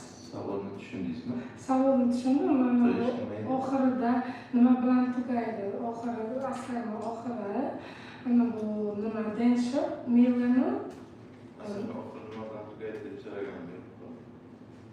Uchu ikki punktda yozilgan. Reader's role in constructing character identity. Constructing character identity. So you mean that it will be in different way to compare it with the author's constructing identity, right? Okay, thank you. So, in the readers, previous studies treat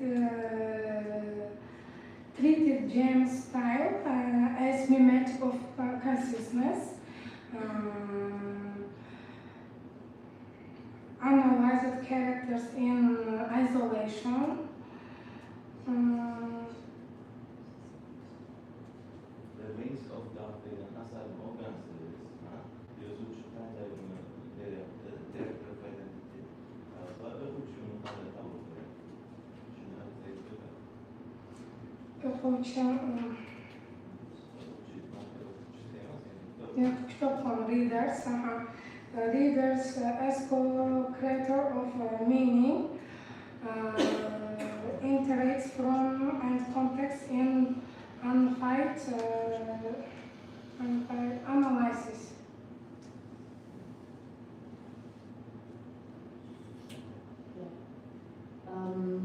Any other questions? Okay, if not, then we will move to the reviewing part. Thank you so much. You can say. Sadullayev Matluba Akhrorovna and Kobilova Zavafidinova. Thank you. The reviews, please.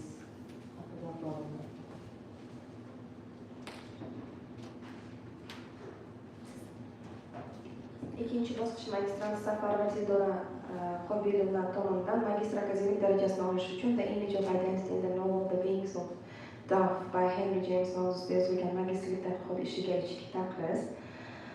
Ushbu tadqiqotning muhim jihatlaridan biri shundaki, u o'qitishda o'quvchining axloqiy mas'uliyatini ilgari suradi, interpretativ ko'nikmalarni oshiradi, shuningdek zamonaviy ommaviy axborot vositalarida sinf, jins va o'lim mavzularining badiiy talqini tahlil qilishga yordam beradi.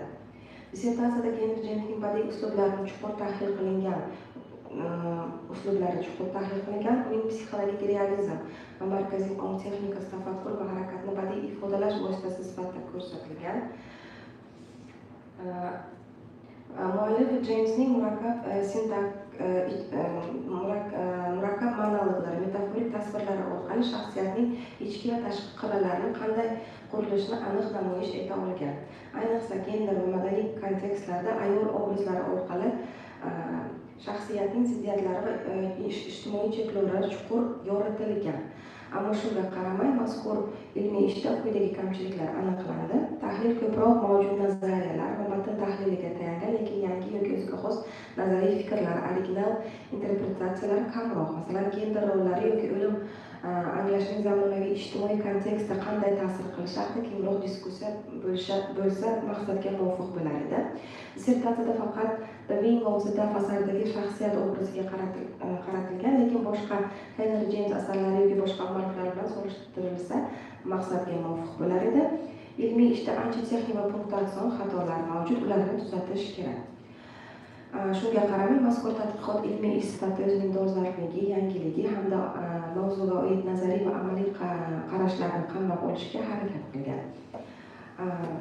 Tadqiqot mavzusining dolzarbligi va uni o'rganish ilmiy amaliy jihatdan muhim ahamiyatga ekanligini inobatga olgan holda, ikkinchi bosqich magistrant Safar va Dildora Qobilovna o'z mutaxassisligi bo'yicha The Image of Identity in the Novel The Wings of Dove by Henry James mavzusida yozilgan dissertatsiyasi magistr akademik darajasini olishga munosib deb hisoblab ijobiy baholayman va uni himoyaga tavsiya etaman. Osiyo xalqaro universiteti dotsenti Matluba Akhrorovna Satullayeva hamda tashqi taqrizni o'qishga ruxsat bersangiz, dissertatsiyada ilgari surilgan asosiy g'oyalar tizimli va mazkur izchil yoritilgan. Tadqiqot o'zining ilmiy yangiligi, amaliy foydasi va estetik texnologiya sifatidagi identitet James sintaksisi ongni aks ettirmay, balki identitet aloqalarini faol tarzda quradi. Uchlik personaj matritsasi, ya'ni Catherine, Melli va Denser alohida psixologik portretlar emas, balki o'zlari ko'zgudagi triada sifatida yoritilgan. O'quv etikasi, identitet mashqi, noma'lum kasallik, oshkor qilinmagan xatlar va yakuniy betayin olmoslardan hosil bo'lgan bo'shliqlar o'quvchini jins, sinf va axloqiy toifalarini amalda sinab ko'rishga undaydi. Ushbu tadqiqotning muhim jihatlaridan biri u o'qitishda o'quvchining axloqiy mas'uliyatini ilgari suradi. Mazkur ishning yutuqlari bilan bir qatorda quyidagi jihatlar e'tiborga olinishi lozim. Jumladan, ishda ba'zi joylarda imloviy va uslubiy xatolarga yo'l qo'yilgan, ishda havolalar keltirishda xatoliklar uchraydi, ishning boblari bo'yicha xulosa qismini qayta ko'rish chiqish lozim. Ushbu tadqiqotda tahlil qamrovi keng, muhim nazariy xulosalarga esa amaliy jihatdan jiddiy yondashilgan. Tadqiqot mavzusining dolzarbligi va uni o'rganish ilmiy va amaliy jihatdan muhim ahamiyatga ega ekanligini inobatga olgan holda Zafarova Dildora Qobilova o'z mutaxassisligi bo'yicha The Image of Identity in the Novel The Wings of Love by Henry James mavzusida yozilgan dissertatsiyasi magistr akademik darajasini olishga munosib deb hisoblab ijobiy baholayman va uni himoyaga tavsiya etaman. Buxoro davlat universiteti filologiya fanlari doktori Qobilova Aziza Bahodir.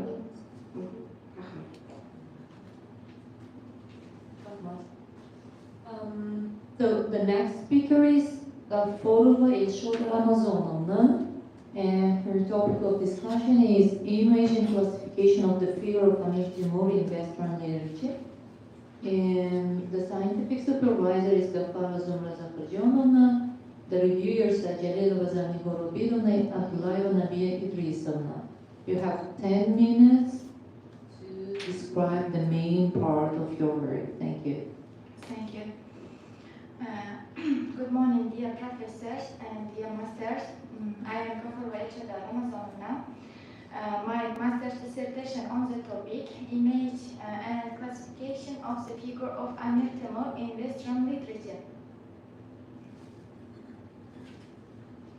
My research work consists of introduction, chapter 1, chapter 2, chapter 3, and the list of used literature. Aim of the research and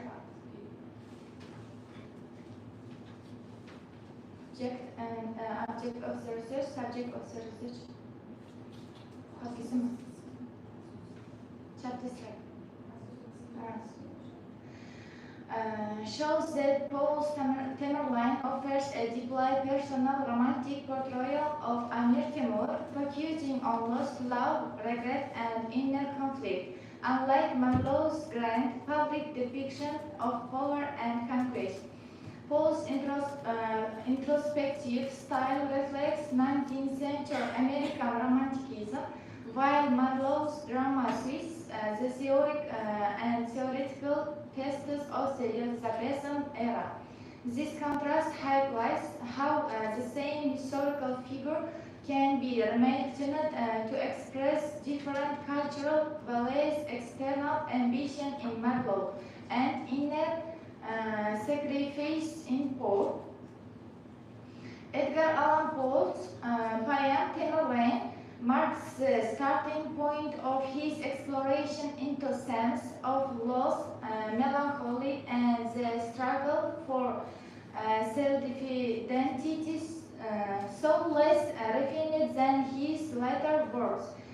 The poem's emotional intensity prefigures the haunting lyrical quality found in classics like Annabel Lee and The Raven. The following lines exemplify poet's early fascination with grief and the power of memory motives that would come to define his nature, poetry, and prose. And she was gone, her name, her face is even in me, a part of me. And her dear memory is the trace of my own self-identity. In these lines, the speaker's grief over a lost beloved anticipates the deep melancholy and fixation on the departed that will define much of Poe's later poetry and prose. In light of these continuities, many scholars regard Tamerlane as a foundational text that presages central motifs in poet's canon.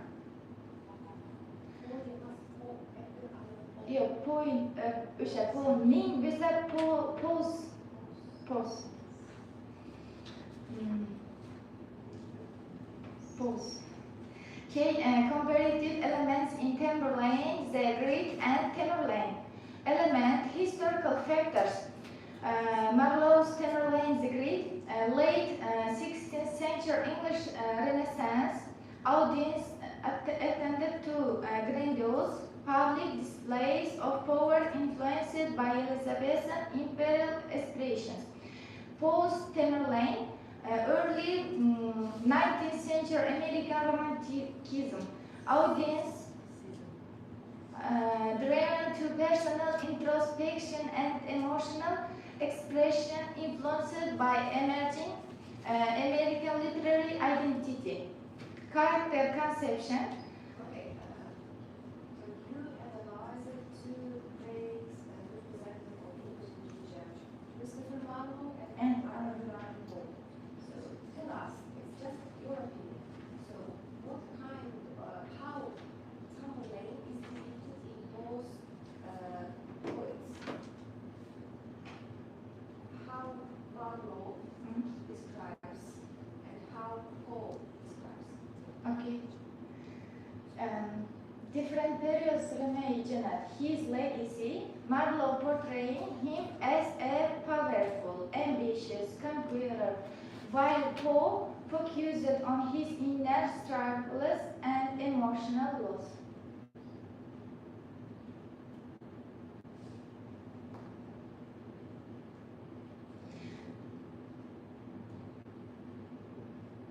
Is it all? Okay. So she left some points to have some questions and answers, I think, and that's what she finished with. So the first question of mine, actually, when I think about the history, whether the history based on the reality or not, that's a very interesting question. What these two authors describe it, Amir Timur, whether they were relying reliable sources or not. What do you think? So what are the basis of their works? O'zbek tiliga tarjima qilib beraman. Tarixda, tarix haqida yozilgan kitoblarda umuman tarixiy shaxslar haqidagi fikrlar odatda asosli manbalarga, ishonchli manbalarga qanchalik darajada asoslanganligi biz uchun qiziq bo'ladi. Xususan, O'rta Osiyodagi, masalan, Osiyo davlatidagi rahbarlar haqida g'arb tushunchasi, ikkita tushunchamiz bor, orientalizm va oksidentalizm. G'arbshunoslik va sharqshunoslik. Oksidentalizm bu odatda sharq haqida qanchalik darajada stereotipik bilimlar, fikrlar, faktlarni asoslab berganda, qanchalik darajada orientalizmni, mana o'sha sharqshunoslikning qanchalik darajada g'arbliklar tomonidan o'rganilishi to'g'ri degan tushunchalar bor hozir. Endi bu nazariyalar balki bilmassiz. Men sizga aytmoqchi bo'lgan savolim shuki, Amir Temur haqida o'rganganingizda mana shu ikkita yozuvchilarimiz qanchalik darajada ishonchli manbalardan foydalangan deb o'ylaysiz?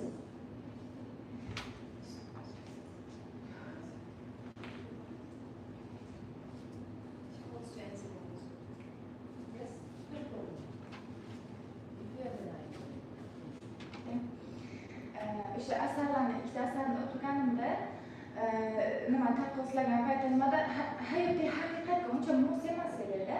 Men masalan o'zimizni o'zbek nimalarini Amir Temur haqidagi manbalarni o'qib bilamiz-ku, yoshligimizdan bilib o'rganamiz, dars vaqtlarida o'rganganim bo'yicha, lekin bu asarda haqiqatdan ancha yiroqqa bilganim uchun menimcha ular to'qima obraz. So that's not an argument. Very sorry about it. Because the periods are changing, the ideas, stereotypical ideas about Amir Temur also changing. Thank you. Now, any other questions, please?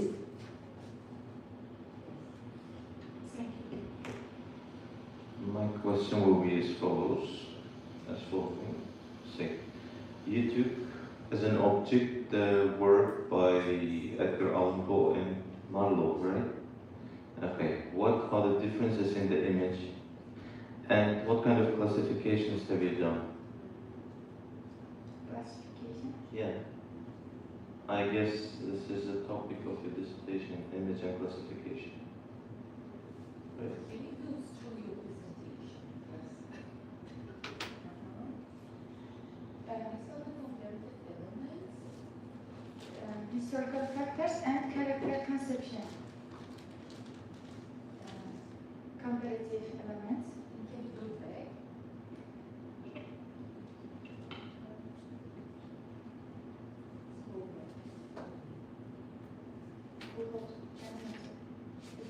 Maybe you have something about classification.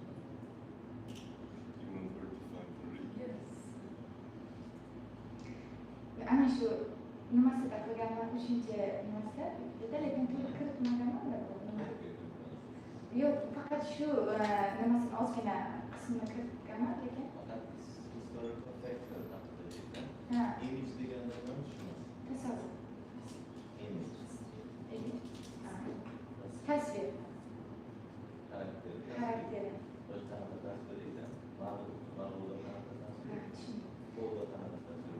Klassifikatsiyasi haqida Ma'lumotda tasvirlanishicha, bunda o'sha kundor qat'iyatli, keyin faqat o'sha nimasi uchun harakat qiladi. Kundorlik uchun, g'alaba uchun bosib olish, tashqi qiyofasi keltirilgan ma'lumotda. To'g'rida esa ichki qiyofasi keltirilgan, ichki kechinmalari keltirilgan. Ichki nimasini adabang degan nimasini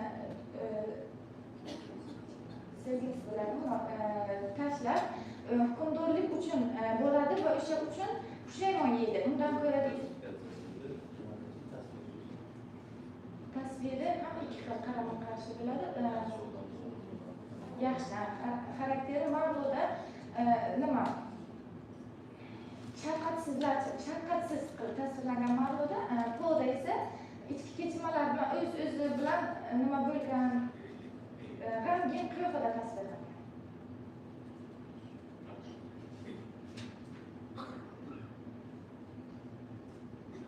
Any other questions? Okay. Thank you. Thank you. Now you can stay, and the reviewers are Jalilova Zanigor Obidovna and Abdullaeva Nadia Idris.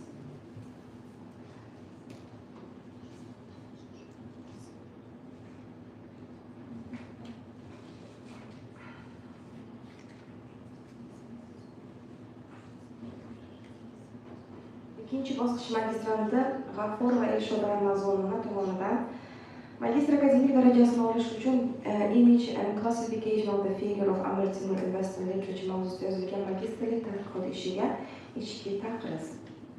Tadqiqot bir butunlik va yaxlitlikka ega. Bu tuzilishga ko'ra kirish, 3 asosiy bob, xulosa va foydalanilgan ibotlar ro'yxatidan tarkib topgan. Boblar esa o'z o'rnida fasllarga bo'lingan. Tadqiqotchining dissertatsiya ishidagi asosiy mulohazalar 3 ta bobda ochib berilgan. Undagi tasnif hozlar keng qamrovli materiallar va oldingi ilmishlarga tayanib bajarilgan. Tadqiqotchi ishda tarixiy, adabiy taqqoslash metodlaridan foydalanib tadqiqot yuritgan. Ishning birinchi bobida tarixiy shaxslar obrazini adabiy manbalarda o'rganishning ilmiy metodologik asoslari shakllantirilgan. Ikkinchi bobda Kristofer Marlo ijodida Amir Temur obrazining qanday usullardan namoyon bo'lgani haqida chuqur ma'lumot berilgan. Uchinchi bobda Edgar Allan Poe'ning ijodida Amir Temur obrazi va uning shaxsiyati haqidagi qarashlar tahlil qilingan. Tadqiqotda quyidagi kamchiliklar ko'zga tashlanadi. Jumladan, ishning ayrim sahifalarida imloviy xatoliklar, ba'zi fikrlar aynan qaysi manba asosida berilganligi yoritilmagan. Yuqorida keltirilgan kamchiliklarga qaramasdan mazkur tadqiqot ishi o'ziga xos qator ijobiy jihatlarga ega. Unda mavzuga aloqador qator ilmiy manbalarni yaxshilab o'rganib, fikr mulohazalarini umumlashtirishga harakat qilingan. Shularni inobatga olgan holda ikkinchi bosqich magistranti G'afur va Elshoda Ramazonovna o'z mutaxassisligi bo'yicha English and Classification of the Figure of Amir Temur in Western Literature mavzusida yozilgan dissertatsiyasi magistr akademik darajasini olishga munosib deb hisoblab, ijobiy baholayman va uni himoyaga tavsiya etaman. Osiyo xalqaro universiteti professori Jalilova Zarnigor Obidovna tashqi taqriz. Tadqiqotning kirish qismida ma'lumotlar aniq yoritilgan. Tadqiqot mavzusining o'rganilganlik darajasi bo'yicha xorijiy xorijiy va yurtimiz olimlarining adabiyotlar sharhi amalga oshirilgan. Tadqiqotning maqsad vazifalari, obyekti va predmeti aniqlangan. Tadqiqotda foydalanilgan metodlar ko'rsatilgan. Tadqiqotning ilmiy yangiligi, amaliy nazariy ahamiyati bayon qilingan va olingan natijalar bo'yicha ma'lumot keltirilgan. Tadqiqotchi ishda tarixiy, adabiy taqqoslash metodlaridan foydalanib tadqiqotni yuritgan. Mazkur ishdagi yutuqlar qatorida ayrim kamchiliklar ham kuzatiladi. Ushbu kamchiliklar garchi tadqiqotning umumiy saviyasiga putur yetkazmasa-da, ularni tuzatish va e'tibordan chetda qoldirmaslik kerak. Jumladan, ishning ayrim sahifalarida imloviy xatolar kuzatiladi. Ba'zi fikrlar aynan qaysi manbaga asoslanganligi berilmagan. Ishda texnik kamchiliklar ko'zga tashlanadi. Yuqorida keltirilgan kamchiliklarga qaramasdan, mazkur tadqiqot ishi o'ziga xos qator ijobiy jihatlarga ega. Tadqiqotchi mavzuni yoritishda ancha mehnat qilganligi yaqqol namoyon. Shularni inobatga olgan holda G'afur va Irshoda Ramazonova o'z mutaxassisligi bo'yicha Image and Classification of the Figure of Amir Temur in Western Literature mavzusidagi magistr akademik darajasini olish uchun yozilgan dissertatsiyasi mustaqil ravishda olib borilgan. Muallif akademik darajani olish uchun loyiq hisoblanadi va dissertatsiyani ijobiy baholab, uni himoyaga tavsiya etaman. Buxoro tabiiy resurslarni boshqarish instituti ijtimoiy gumanitar fanlar, xorijiy tillar va jismoniy madaniyat kafedrasi dotsenti Abdullayeva Rabiya Idrisovna. Rahmat. And now we will have 5-minute break time, and after 5 minutes we will meet with you, okay? And there are 5 students who will present their works. Thank you.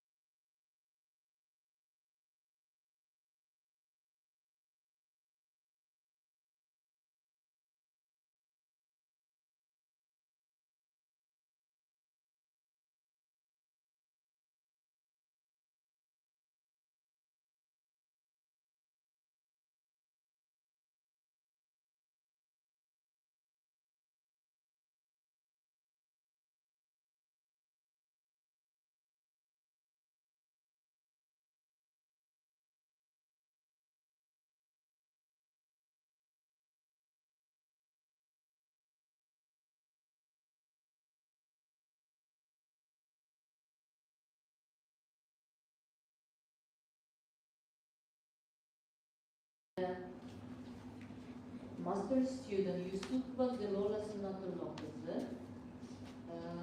will present the description of heroes using artistic psychology, in English and Uzbek literature, on the example of Abdullah Sarov and Virginia Woolf's To the Lighthouse, and the scientific supervisor is Shirin Lanilfa Jabarovna, reviewers are Abdullah Ivan Nabia Idrisovna and Hayla Ivanov Rahimatullaevna. As mentioned below, you will have only 10 minutes to talk the main part of your work. Thank you. Good afternoon, dear teachers and dear students. In my research work, a description of heroes of characters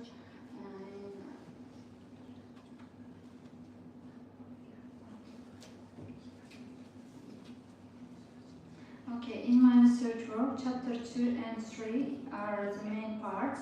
Chapter 2 provides an in-depth psychological analysis of the main characters in both novels individually. Main characters of Sarov and To the Lighthouse.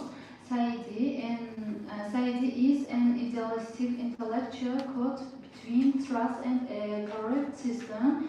His moral clarity and unyielding honestly isolate him within a society that rejects uncomfortable trust, portraying him as both a visionary and a tragic figure. Genghis Khan is a symbol of modernity and emancipation, crushed by societal ignorance.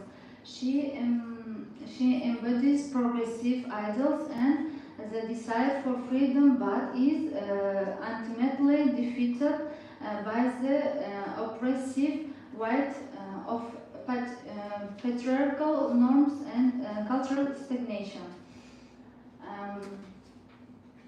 Main characters of To the Lighthouse are Mr. Ramsey and Mrs. Ramsey. Mr. Ramsey is a rational yet emotionally insecure philosopher seeking validation. He represents intellectual authority, yet his constant need for reassurance reveals the emotion vulnerability masked by his academic persona.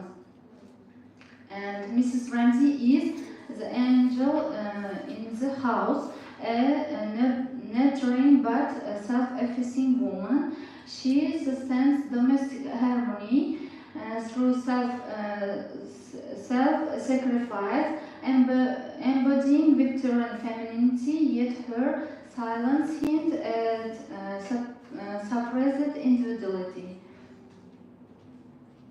And a key feature of characterization, interior monologue, deep focalization, inner thoughts, expose fragmented identities. Saidi so'nggi paytlarda ko'p jim yuradi, u odamlar bilan ko'rishardi, suhbatlashardi, lekin ich-ichdan yolg'iz edi. Uning ko'z o'ngida jamiyatning qiyofasi tobora o'zgarib borardi. Haqiqat gapirganlar uni siqib chiqarardi, yolg'onchilar esa mansab va maqtovga ega bo'lardi. Saidi bu manzarani kuzatar, anglar edi, ammo bunga ko'nika olmasdi. Saidi increasingly withdrawing into silence. Outwardly, he continues to interact with people, but inwardly, he feels completely isolated. This reflects the deepening emotional and psychological divide between his belief in justice and trust, and the corrupt, hypocritical society he observes. He sees that those who speak honestly are silenced or punished, while leaders and opportunities are praised and promoted. Dreams and memory sequences. blend of reality and illusion, insight into suppressing desire. Saidi o'zini shu darajada muvaffaqiyatli deb tasavvur qilganki, atrofdagilar unga havas bilan qarardi. Biroq bu tush endi uning uyg'onish lahzasida qanchalik yolg'on ekanini fosh qilar edi. The hopelessness of reality finds its expression through the realm of dreams. Symbolism, sorrow, is a metaphor for unfulfilled ideals and social deception. Not symbolism. Symbolism. Sorry. Symbolism. Har bir so'z uni yanada charchatardi, har bir intizor qarash yuragini siqardi. Va kechqurunlar sokinlikka burkansa, uning jimligi nafaqat tashqi sovuqlik, balki ich-ichidan cho'kayotgan ruhining qanoqiga aylanardi. Qanchalik o'tmishda tiragan orzular endi sarobdek bezovta qilardi. This passage clearly conveys the symbolic meaning of the mirage in sorrow, representing unfulfilled dreams and a reality imposed from outside rather than shaped by one's own will. Modernist techniques are stream of consciousness and capture natural mentals. Time-filledness, time passes collects descent into fleeting imagery, echoing memories, non-linearity. Time passes, the house is silent, empty rooms, dust, covered shelves, broken glass. The one still certains with a mournful rhythm. No one is present, only stillness remains. Psychological realism aim whose characters don't act, they feel, perceive, and remember. Their worlds are shaped more by emotions than by event. Symbolism. Lighthouse is... Stop reading, please.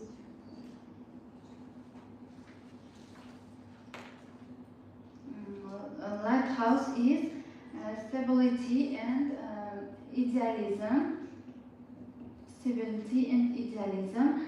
For example, yes, she thought laying down her brush in extreme fatigue.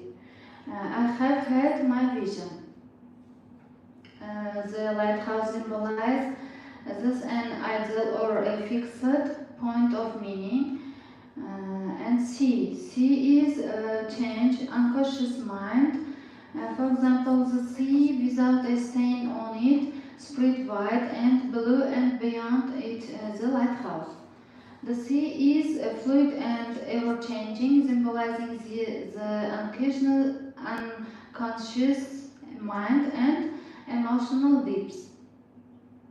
And window is a boundary between inner and outer life. For example, she looked out of the window. It was a beautiful day.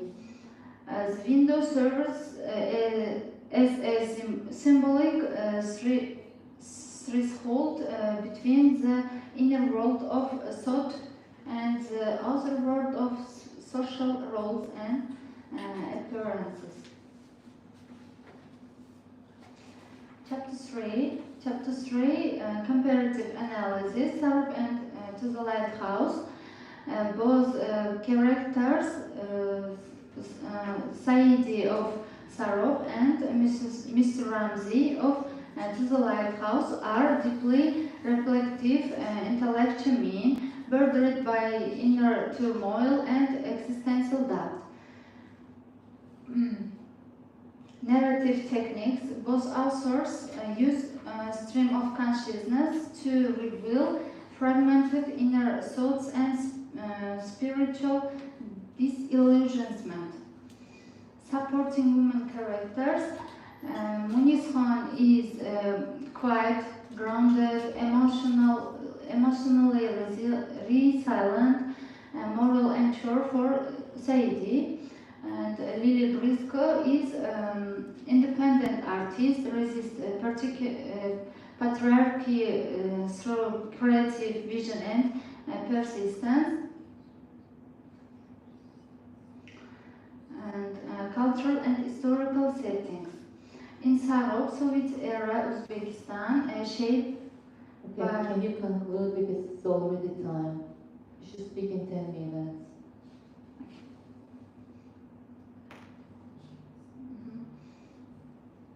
Conclusion is both Sarok and Tuzlite House exemplify psychological realism, delving deep into the inner lives of their characters. Kahar employs a traditional narrative style, yet he interestingly weaves the protagonist's internal conflicts, reflecting the societal pressures and personal dilemmas. Okay, thank you. Now it's time for questions and answers. Thank you. My question is, you talked about stream of consciousness. So what's stream of consciousness in literature? Its technique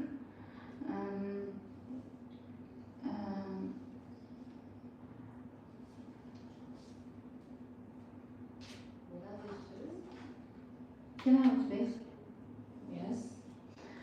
Bu adabiyotdagi modernizmda ishlatiladigan texnikalardan biri.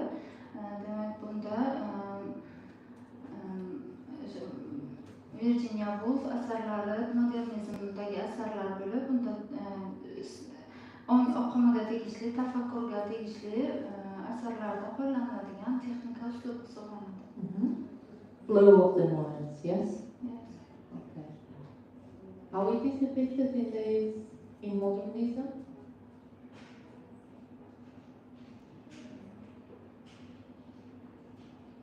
You never think of the sequence. While your mind is working, you cannot be here, you can be somewhere else. Now the question is, where is Zilola now?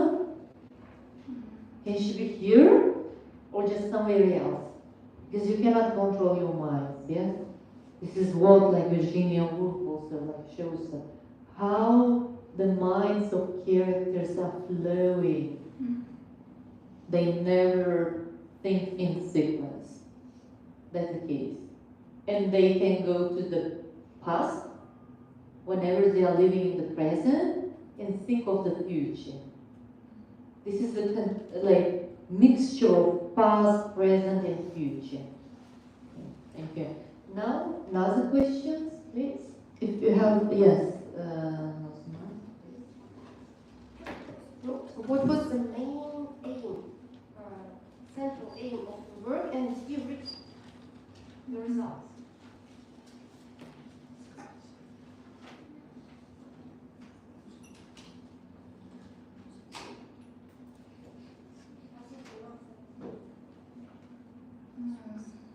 The aim of this research is to analyze and compare to manifestation of literary psychologism in the novels of Abla Kahar and Virginia Woolf.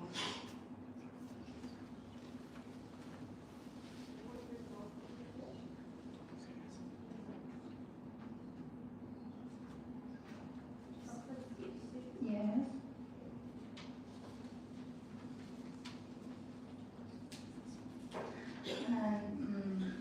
Highlighting how each author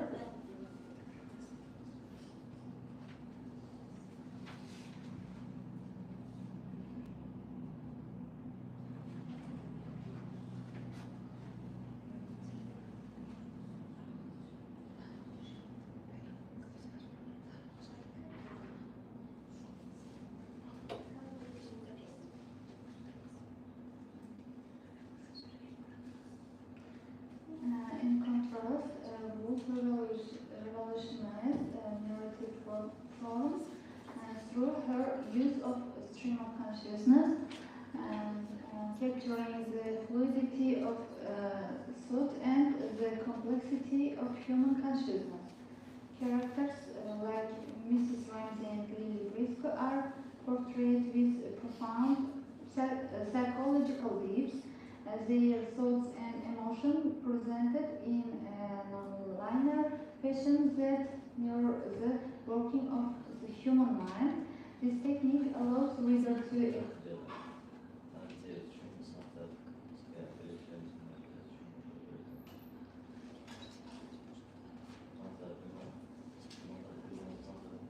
مقصد ikkala asarni analiz qilish va qiyos qilish.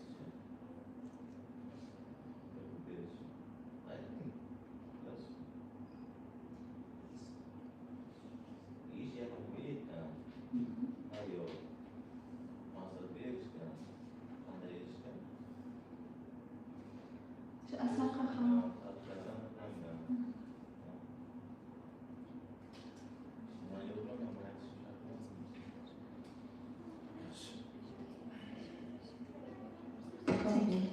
Thank you. Now you can take your place. And the reviewers are Abdullah ibn Abi Idrisullah and Haybullah ibn Odrani Matullah. Can we ask you to read them?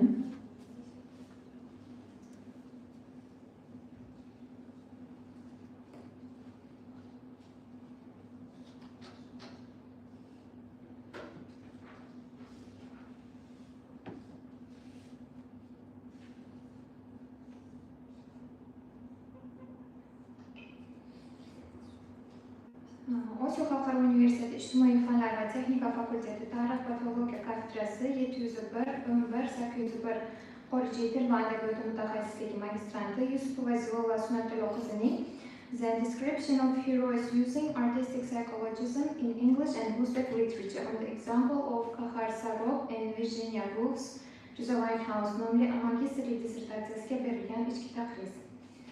Dissertatsiya ishining dastlabki bobi romanlarga umumiy xususiyat deb nomlanadi. Ushbu bobda muallif Abdulla Qahhor va Virginia Woolfning hayoti va faoliyatini batafsil o'rganib, uning ilm fanga qo'shgan hissasini yoritadi. Ularning Sarob va Mayoqli uy asarlari asrlar davomida adabiyotning asosiy manbalaridan biri bo'lib xizmat qilgan. Muallif shuningdek ushbu bob dissertatsiyaning keyingi bo'limlarida olib borilayotgan tahlillar uchun mustahkam asos yaratadi. Ishning ikkinchi bobi Abdulla Qahhorning Sarob va Virginia Woolfning Mayoqli uy tomon asarlari xususiyatlarining ta'rifi va tahlili deb atalgan bo'lib, bu bobda muallif Abdulla Qahhorning Sarob romanidan Munisxon, Saidi, Abbosxon obrazlarini tahlil qiladi. Ishning so'nggi bobi esa Abdulla Qahhorning Sarob va Virginia Woolfning Mayoqli uy tomon asarlarining qiyosiy tahlili deb nomlangan bo'lib, ushbu bobda ikki romanning bir-biriga o'xshash va farqli tomonlarini solishtiradi. Muallif shuningdek badiiy asarlarda tarixiy shaxslarning talqini masalasini ham ko'rib chiqadi. Magistrlik dissertatsiyasini o'qib tahlil qilish jarayonida quyidagi keltirilgan ijobiy fikrlar bilan birga ishda ayrim taklif, tavsiya va kamchiliklar kuzatiladi. Ushbu mavzuda Friedrich Schiller, Lev Tolstoy, Henry James, Virginia Woolf va Chingiz Aytmatovning psixologik tasvir haqidagi qarashlari keltirilsa, tadqiqot yanada ilmiy asosga ega bo'lardi. Ishda keltirilgan havolalarni tartibga solish kerak, texnik, mexanik, tinish, imloviy xatoliklar tuzatish kerak, ya'ni 28, 79, 93 betlarda. Yuqorida keltirilgan kamchiliklarning bartaraf etilishi ishning ilmiy qiymatini yanada oshirishga xizmat qiladi. Xulosa qilib aytganda, Yusupova Zilola Sunatullo qizining ingliz va o'zbek adabiyotida badiiy psixologizmlar yordamida qahramonlar obrazi tasviri, The Description of Heroes Using Artistic Psychologism in English and Uzbek Literature on the Example of Kahar Sarov and Virginia Woolf's To the Lighthouse mavzudagi ishi magistrlik akademik darajasi olishga loyiq deb hisoblayman. Taqrizchi Osiyo Xalqaro Universiteti filologiya fanlari falsafa doktori PhD Abdullayeva Nabiya Idrisovna. Magistrant Yusupova Zilola Sunatullo qizining dissertatsiyasiga berilgan tashqi taqriz. Ishning birinchi bobida Abdulla Qahhorning Sarob romani asosiy qahramonlari va ularning psixologik murakkabligi, Virginia Woolfning Mayoqli uy tomon asarining asosiy mazmuni va xususiyatlari o'rganilgan. Ishning ikkinchi bobida Abdulla Qahhor va Virginia Woolf roman janri namoyandasi sifatida tanishtirilgan. Ularning sarob va mayoqli uy tomon asarlarida tasvirlangan badiiy psixologik vositalar chuqur o'rganilgan hamda ushbu vositalarning asar ta'sirchanligini oshirishdagi usullari tahlil qilingan. 3-bob asosan ishning amaliy bajarilgan natijalarini ko'rsatadi va bunda asarlarda qo'llanilgan badiiy psixologik vositalar misollar bilan keltirilgan. Yusupova Zilola Sunnatullo qizi ushbu magistrlik dissertatsiya ishini yozishga va berilgan vazifalarni to'liq bajarishga talabchanlik bilan harakat qilgan.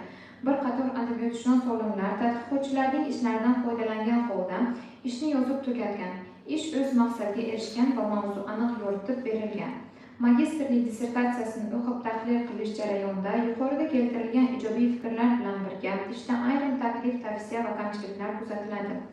Birinchisi, ikkala asar yozilgan ijtimoiy muhit, davr va estetik tamoyillarni qisqacha solishtirish foydali bo'ladi.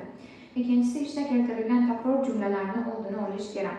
Va uchinchisi, texnik, mexanik, tinish, imloviy xatoliklarni oldini olish kerak. Ya'ni 23, 34, 45 va 70 betlar.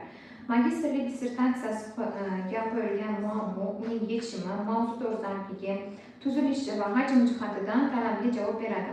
Xulosa qilib aytganda, Yusupova Zilolaning The Description of Heroes Using Artistic Psychologism in English and Uzbek Literature on the Example of Kahar Sarov and Virginia Woolf's To the Lighthouse mavzusidagi dissertatsiya ishi yakunlangan ish sifatida magistr akademik darajasini olishga loyiq deb hisoblayman.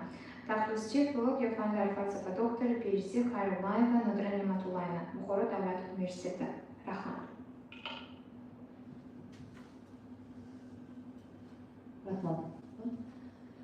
And now, the next speaker is Rahim Vamihrinsaminovna with the dissertation topic problem of intertextuality in Eugene Neil's works.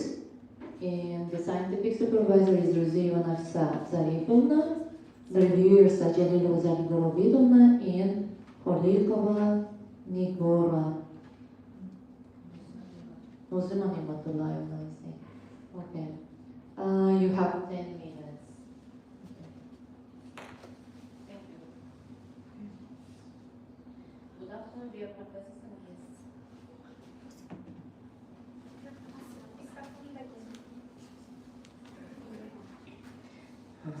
Sorry.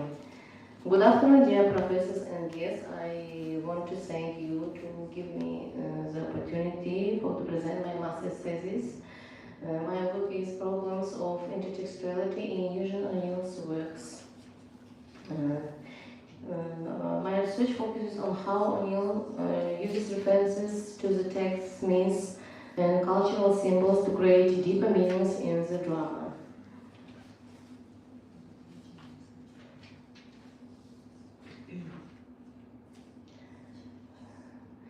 The main goal is to show the intertextuality in the plays of Eugene O'Neill dramas.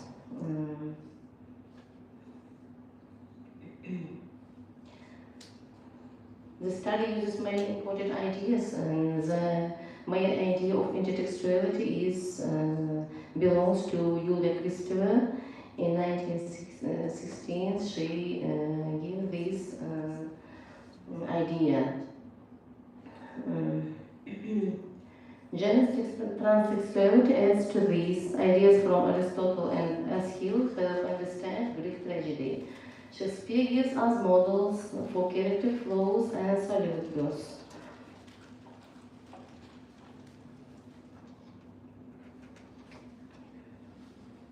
And the main part of my research work is that to show to analyze the works between analyzes the places of Eugene O'Neill's. I choose three plays of Eugene O'Neill's to analyze them between each other. And I used 4 and 5 types of methods in my research work. The first method, textual analysis. During the philological language analysis helps me to explain how O'Neill wrote his plays and how Greek tragedy and the Bible and Shakespeare influenced him. Second method is comparative. compare Arnold's plays with Greek tragedies, biblical stories, and Shakespeare's plays to find similarities and differences.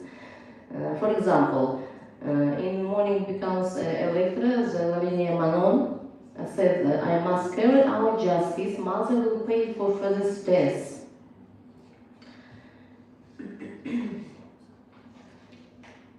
Here, Lavinia is like Electra from Greek tragedy. She wants to revenge for her father, and like in Greek tragedy, where Lavinia revands for her father too. We compare here two similarities between two plays. The third structural analysis. We look at how the plays are built, for example, a trilogy or short scenes. The play of Eugene O'Neill has three parts. The play Morning Becomes Electra has three parts, like a Greek tragedy of Aeschylus or Astaire. The first homecoming, the second haunting, and the haunted. Just like Aeschylus trilogy, Agamemnon, the second the libation bearers, and the Eumenides. The fourth psychoanalytic method. We use ideas from Sigmund Freud to understand the character's feelings, fears, and inner thoughts. For example, Nina's inner monologue. I love him, but I must not. No, I will stay strong. Here I studied that Eugene O'Neill wants to show us Nina's inner conflicts with herself, her deeper desires and her deeper conflicts, suffering. And the last antitextual analysis. In antitextual analysis, we study how O'Neill uses or changes ideas from old texts, myths, Bible, Shakespeare plays, in his own plays.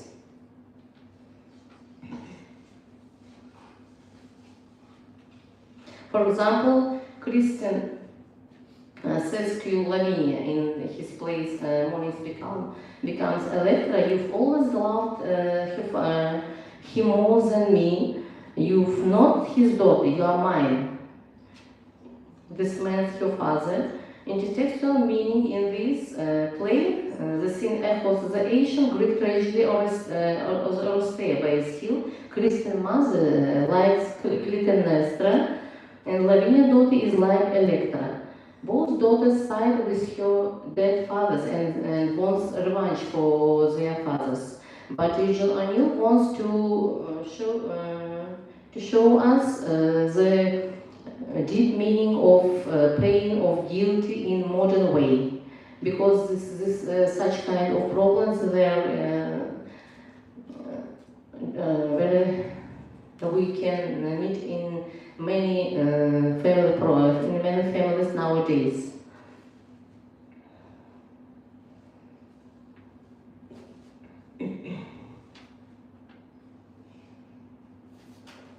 The novelty of my research work is that before Eugene O'Neill, the other scholars study his dramas separately, using he's using Greek tragedies, myths, or Bible separately. But I tried to study all the different types mixed all together in one place. This is a novelty because there is the psychology, Greek tragedies. This all are structures of the structures of plays, comparisons, textual forming, all are in one research work. Thank you, that's all. Thank you. And now it's time for questions and answers. I'd like to start it. So you talked about intertextuality, which is becoming famous. My question is, what types of intertextuality do you know? You didn't talk about like what's intertextuality itself, and what based on there, please. Types of intertextual links codes, allusions, references, parodies, and pastiche. This system is studied by Janet. Direct quotes from the text it is direct words from other authors, including in the play. For example, from the play Strange Interlude, monologue, God, what's thinking a woman coming in her heart that is so black? Explanation. This uses biblical words like sin and black heart. It sounds like lines from old religious texts. And this is a direct quote style that connects to Christian morality. Allusions is an indirect reference. For example, where the Emperor Jones said, "I am the emperor," he cries, "I am the emperor, I run this country." In explanations, we see that Jones acts like Macbeth of Shakespeare, who also becomes king by force. This is an allusion to Shakespeare's Macbeth. It hints at Macbeth's fall from power and pride. And there is parodies and pastiche. Parodies is the instrumental element is using by humor, but pastiche is a parody too, but without humor. Thank you. Yeah. Any other questions?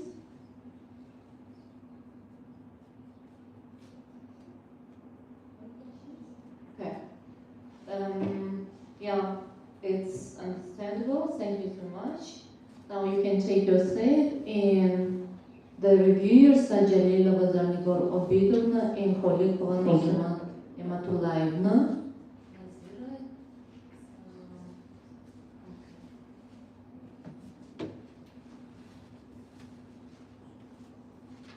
We will ask Umrado Khojanna to read these reviews. Thank you.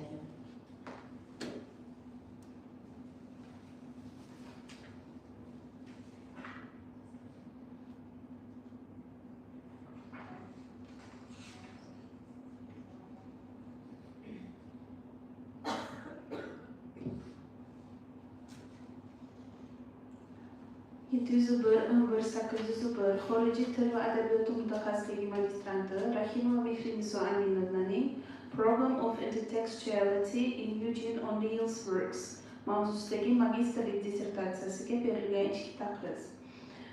Zamonaviy adabiy jarayonda intertekstual metodning qo'llanilishi tobora kengayib, badiiy asarlardagi turli manbalar va matnlar o'zaro aloqasini chuqurroq aniqlash zarurati kuchayib bormoqda. Ayniqsa 20-asr Amerika dramaturgiyasining yorqin namoyandasi Eugene O'Neill ijodi ana shu uslubda o'rganilishi lozim bo'lgan muhim adabiy hodisalardan biridir. Tadqiqot doirasida olingan ilmiy xulosalar O'Neill pyesalarining mavzu doirasini yanada kengaytirib, uning ijodiy metodologiyasi, ma'naviy estetik qarashlari va ijodiy manbalari bo'yicha puxta tasavvur hosil qilishga yordam berishi bilan ahamiyatlidir. Tadqiqotda 20-asr Amerika dramaturgiyasining yirik namoyandasi bo'lmish Eugene O'Neill asarlarida namoyon bo'ladigan intertekstual unsurlarni har taraflama ochib berish, shu orqali dramaturg ijodining poetik xususiyatlarini yangicha rakursda o'rganish masalalari yoritilgan.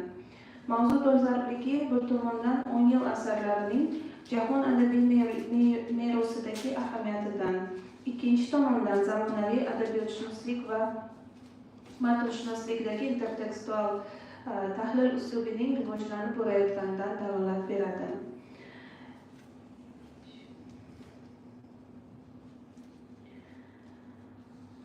Tadqiqot, garchi tadqiqot ilmiy ahamiyatga ega bo'lsa-da, ayrim jihatlar takomillashtirilishi lozim. Birinchidan, manbalar ko'lamining cheklanganligi. Intertekstual tahlil shu qadar keng ilmiy maydonni talab qiladiki, ba'zi bo'limlarda 10 yil asarlarining tarixiy va falsafiy manbalari haqidagi dalillarni yanada boyitish, turli adabiy tarixiy manbalarga murojaat qilish maqsadga muvofiq bo'ladi. Ikkinchidan, qiyosiy tadqiqot yetarli emas. 10 yil pyesalari intertekstual unsurlar orqali boshqa zamonaviy yoki klassik dramaturgik asarlar bilan qiyosan tahlil qilinganda yanada puxta ilmiy xulosa qilish imkonini beradi. Umuman olganda, Problem of Intertextuality Eugene O'Neill's Works mavzusidagi mazkur magistrlik dissertatsiyasi mavzuning ahamiyati va ilmiy salohiyati bilan ajralib turadi. Tadqiqotchi Rahima Mehriniso Aminovna Eugene O'Neill ijodining intertekstual poetikasini o'rganish orqali dramaturgning badiiy mahorati, ijodiy ilg'or g'oyalari hamda turli manbalardan ilhomlanish xususiyatlari borasida yangi xulosalarga kelgan. Tadqiqot natijalari xorijiy filologiya va adabiyotni o'rganish sohasida muhim manba sifatida foydalanishga munosib. Yuqorida qayd etilgan ayrim kamchiliklar umumiy ilmiy qiymatni kamaytirmaydi. Mazkur dissertatsiya magistr ilmiy darajasini berish uchun to'la tavsiya etiladi. Osiyo xalqaro universiteti professori vazifasini bajaruvchi Jalilova Zarnigor Obidovna.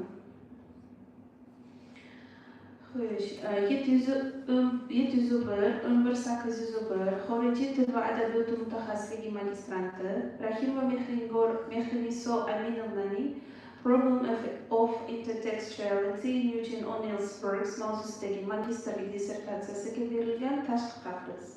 Bugungi kunda jahon adabiyotshunosligi va matnshunosligida intertekstual fenomenni tadqiq etish, xususan badiiy asarlarda turli adabiy, tarixiy, mifologik hamda madaniy manbalar o'rtasidagi o'zaro bog'liqlik va ta'sirchanlikni aniqlash dolzarb masalalardan biriga aylangan. Shu bois ushbu magistrlik dissertatsiyasida O'Neill pyesalarining intertekstual qirralarini har tomonlama tahlil qilish, ularning poetik tizimi, ideya g'oyaviy tamoyillari hamda uslubiy o'ziga xosliklarini yoritish dissertatsiyaning dolzarbligini belgilaydi. Ushbu taqriz Rahima Mehriniso Aminovna tomonidan yozilgan magistrlik dissertatsiyasining mazmuni, uning ilmiy nazariy asoslari va amaliy ahamiyatini baholashga qaratilgan.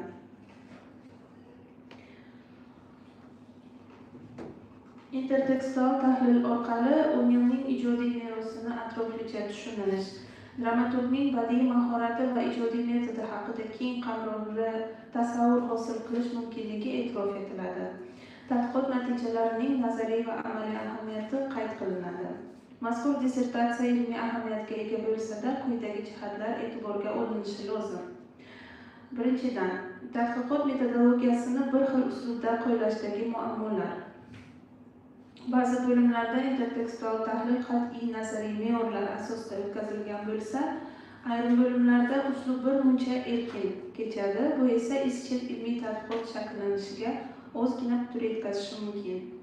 Ikkinchidan, lingvistik jihatlarning yetarlicha tahlil qilinmaganligi. O'Neill asarlarida so'z tanlovi, uslub va tilning badiiy ekspressiv imkoniyatlari ham muhim o'rin tutadi. Shu bois intertekstual xususiyatlar bilan bir qatorda til masalalari bo'yicha chuqurroq analiz berish maqsadga muvofiq bo'lardi. Ushbu magistrlik dissertatsiyasi mavzuning dolzarbligi, nazariy hamda amaliy ahamiyati bilan e'tiborga molikdir. Yuqorida qayd etilgan ayrim takliflar ishning qiymatiga ta'sir qilmaydi. Dissertatsiya magistrlik darajasi talablari va mezonlariga to'la javob beradi. Mazkur ish Rahima Mehriniso Aminovnaga 701-11801 xorijiy til va adabiyot ingliz tili mutaxassisligi bo'yicha magistr ilmiy darajasini berish uchun tavsiya etiladi. Taqrizchi filologiya fanlari falsafa doktori PhD professor Xoliqova. Thank you. And the next speaker is Isomova Umida Rozikovna, and her dissertation main characteristics in the novels of Soviet writers Xorijiy, Leo Tolstoy, Anna Karenina. Scientific supervisor is Xorijiy Nafsazaevna. Reviewers are Abdullayev Christovna and Sharapova Shaklo. As usual, you have 10 minutes to present. We should speak only the main part of your presentation. Thank you. Okay, my name is Isombo Midarasakarna. My scientific work name is Gender Characteristics in the Novels of Settled Dreiser, Sister Carrie, and Lev Tolstoy's Anna Karenina. To compare how both two novels show the limitation and opportunities for women in 19th century America and Russia. To examine how the female characters Carrie Lieber and Anna Karenina try to gain independence within a restrictive society. To analyze the narrative techniques used by each author to depict women's psychological and social struggles. To explore how social class influences gender roles and personal freedom. To evaluate how these works support or challenge the gender ideologies of their time. My main parts describe two quote passage.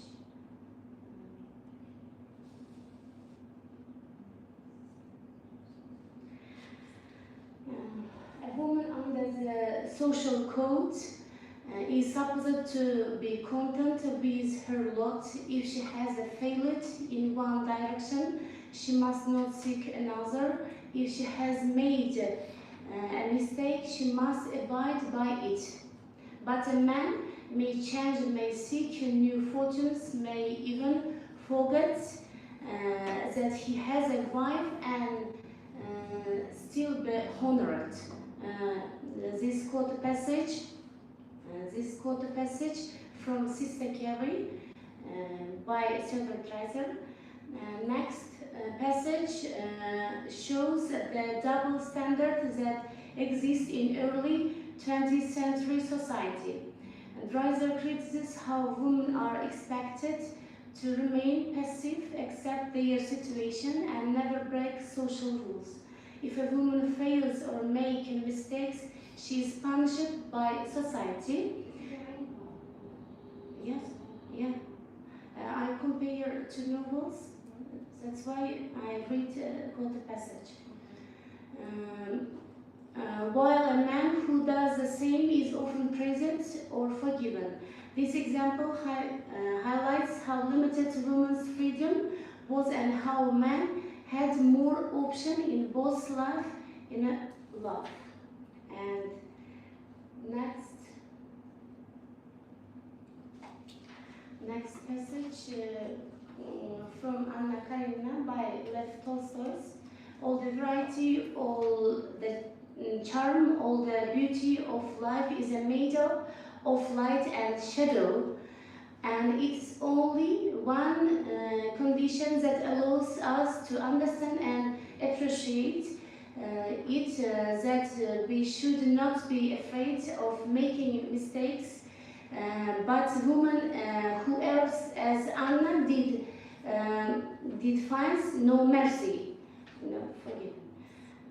Tolstoy here presents a powerful idea. Life is complex and full of mistakes. However, he shows that only men are allowed to make mistakes without being destroyed by them. Unlike men, women like Anna are severely judged and isolated for stepping outside social norms. Both of these examples demonstrate how the female experience is shaped by inequality, and both also reflect this reality through their narrative.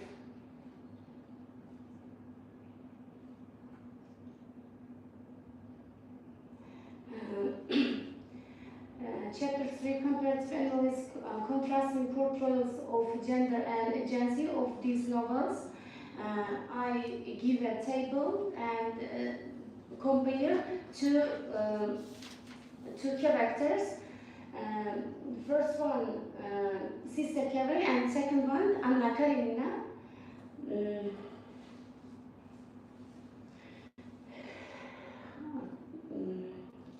Time.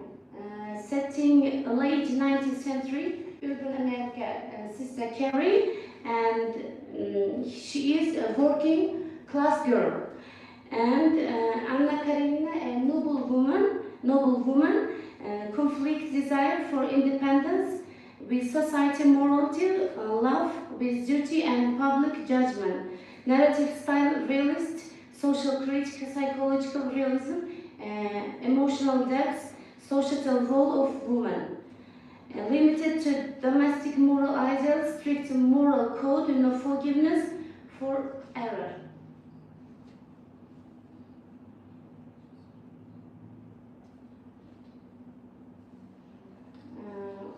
The next table,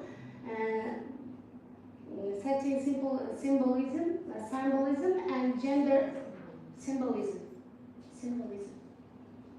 and gender constraints in Sister Carrie and Anna Karenina.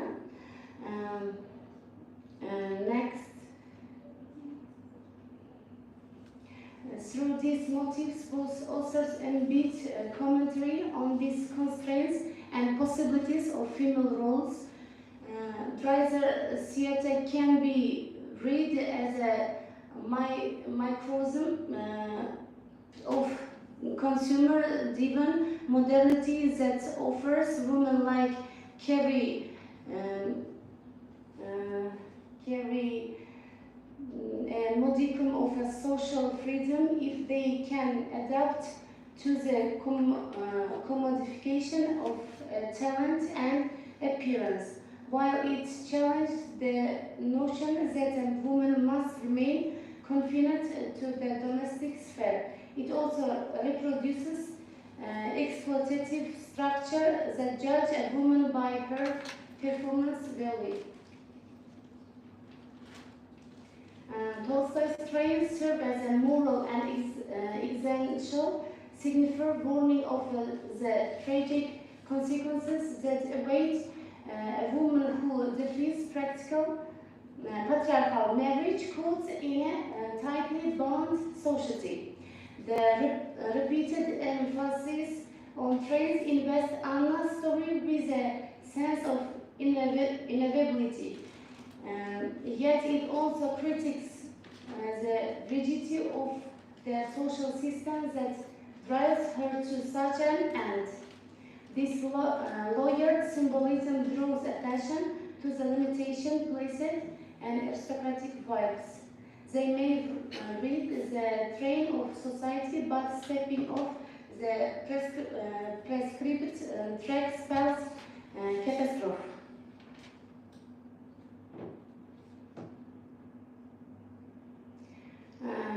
Both authors leverage social critique to direct readers' attention toward gender inequalities. Dreiser uses the cityscape and consumer culture. Excuse me. You're reading a lot. Please just tell us the main idea. If you don't, you can go to the conclusion. Then, while we ask questions, you'll answer them, please. Conclude. Okay. Both Sister Carrie and Anna Karenina explore the complexities of gender in ways that reflect the moral and social struggles faced by women during the time periods they depict. In Sister Carrie, Dreiser presents a modern woman's attempt to carve out a place for herself in a changing society. Society. The gender dynamics in both novels highlight the oppressive constraints placed on women the varying degrees of agency they can wield and the devastating impact of social judgment on their societal, yes, societal judgment on their lives. Excuse me, my first language is French, that's why my pronunciation. Yeah, first language is French. French? Yeah. Speak French then. Yeah, it's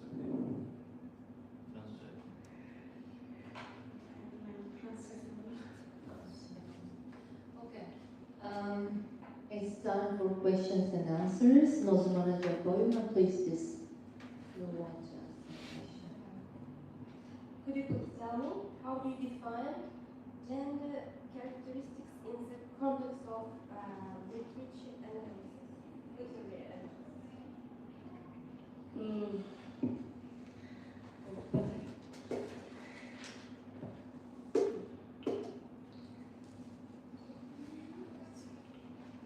Kerry becomes more independent in a modern city with job and theater chances. Anna wants love, but Russian society doesn't give her freedom.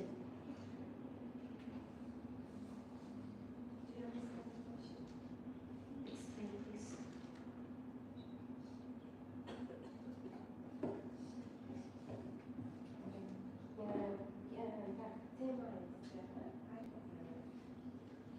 Gender characteristics in the context of literary analysis. Bu olsa ikkita asarda bosh qahramonlarning genderlik xususiyatini ifodalagan.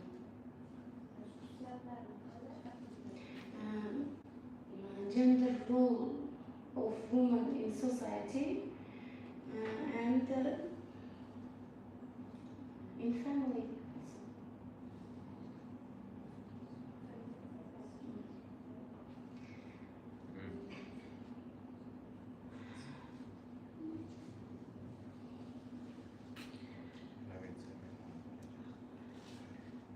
In Russia, women were still controlled by men and had very few rights. In 19th century America, some women began to get small legal and work rights.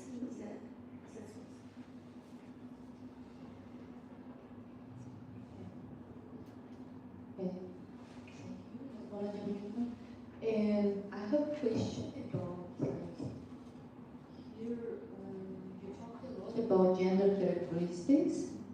Do you mean that you think that only female characters make a sense in gender characteristics? Because in your speech you mostly mentioned about like female characters, yes. And how about gender equality and gender identity in both works? Gender equality is female and male roles in society. And next, please repeat one more.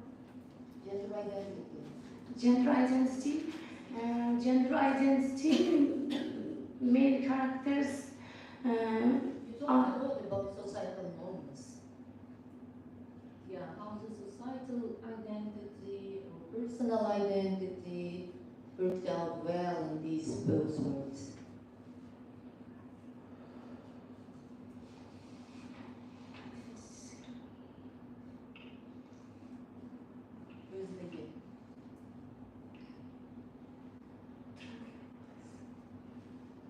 İnsan özlüğünü anglash. Ikkita asarda bir xil vaziyatda, bir xil davrda bo'lsa ham ikkita asar hozir ijtimoiy hodisalar haqida gapirdingiz, ijtimoiy o'zlik haqida gapirdingiz. Jamiyatda qanday ularning, insonlarning, o'sha siz tanlagan qahramonlarning o'rni, umuman o'sha jamiyatning ulardan kutuvlari qanaqa ekanligi haqida gapirdingiz. Ancha tushunmadim mashg'ulotda.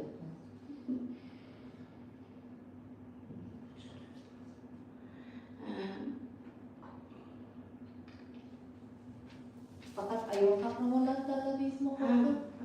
erkaklarnimi? Yo'q. Faqat ayol. Unda faqat female nima deysizlar? Gender characteristics-ku.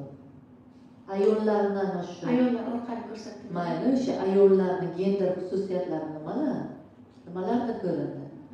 Jamiyatdagi o'rni, keyin qonuniy haq-huquqlari, keyin oilada ular faqat nima? Ayol kishi oilada faqat oilaviy ishlar qilish kerak va qonuniy haq-huquqlari nima? His qilganida asarda, Anna Karenina asarida. Okay. Any other questions? Okay, thank you. You can take your seat. And now the reviewing part, Abdullayeva Nabiya Idrisovna and Sharopova Shatlo Qahramonovna.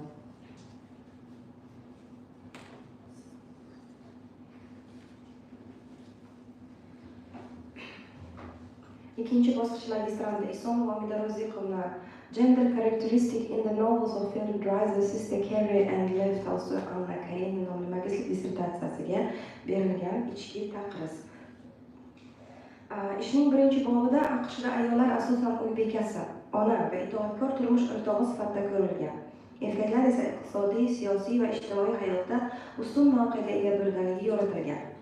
Rossiyada esa ayollar cherkov tsar tizimi tomonidan belgilangan an'anaviy qadriyatlar, itoatkorlik, poklik va oilaparvarlik asosida baholangan. Shunga qaramay davr oxirida kelib, liberallik, erkak va ayol tengligi g'oyalari kuchayib, har ikki jamiyatda ham gender tengsizliklarga qarshi kurashish ehtiyoji yuzaga chiqqanligi tahlil qilingan. Uchinchi bobda Dreiser ayolni jamiyatda faol harakat qiluvchi shaxs sifatida tasvirlasa, Tolstoy ayol agentligini jamiyat qoidalariga zid holatda fojiali tarzda tasvirlashi aytib o'tilgan.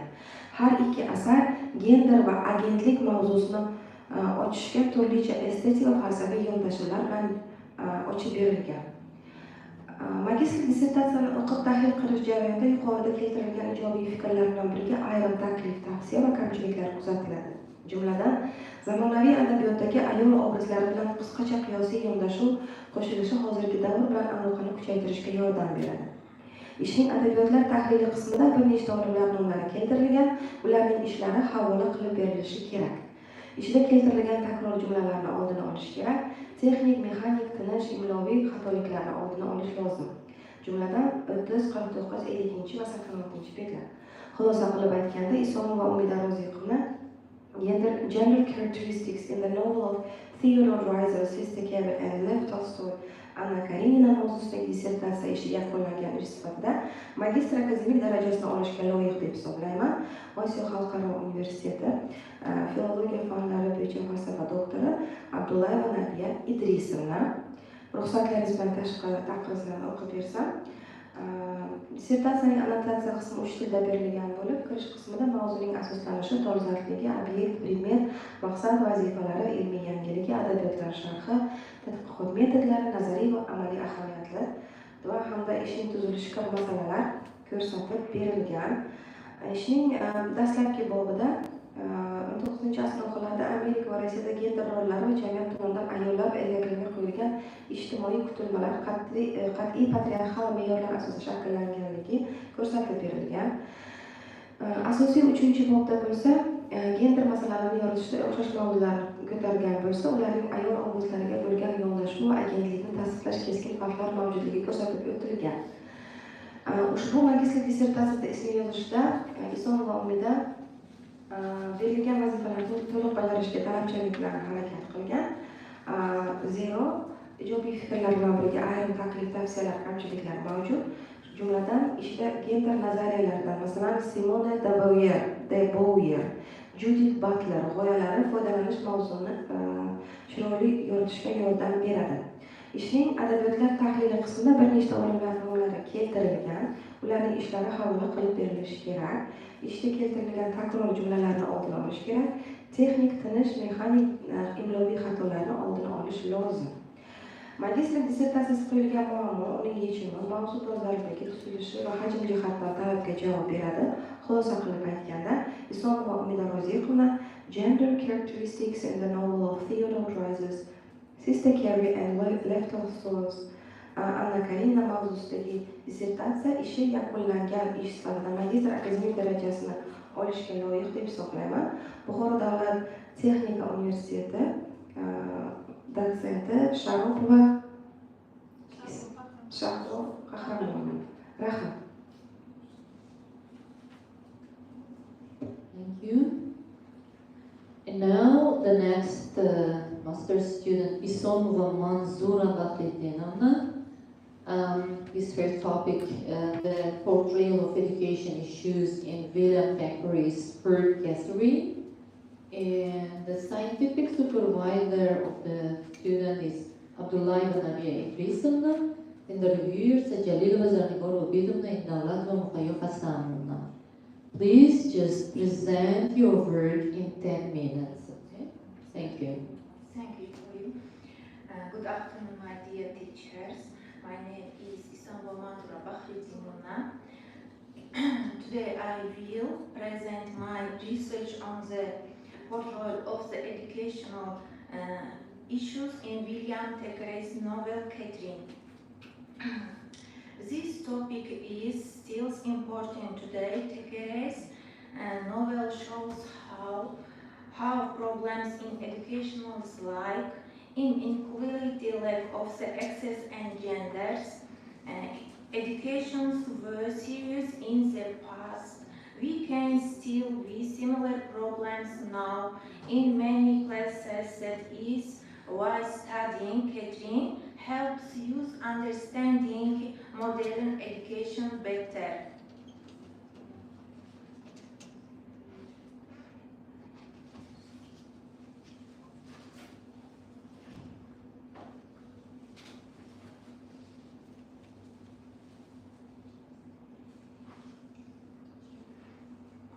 And slide 3, subject and object. The subject of the research is the way Thackeray shows education problems in the novel Catherine. We look at how education affects women, how class matters, and how learning changes people's lives. This object of the study is the novel Catherine itself. Novelty of the research.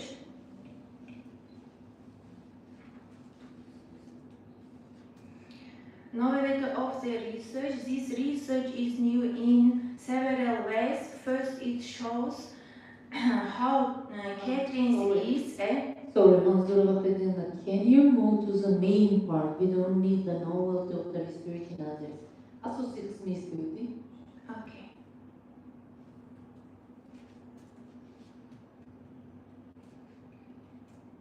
Yeah, here. And no.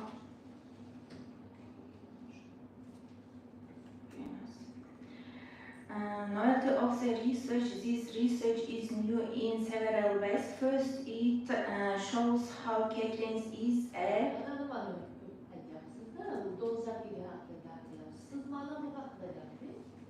Okay.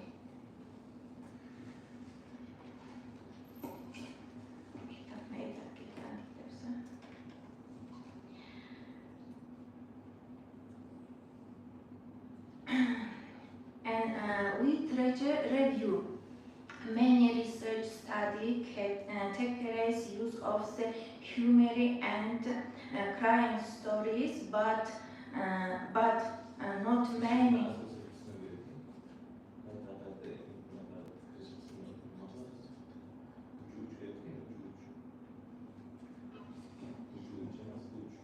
Okay. Critical of the education.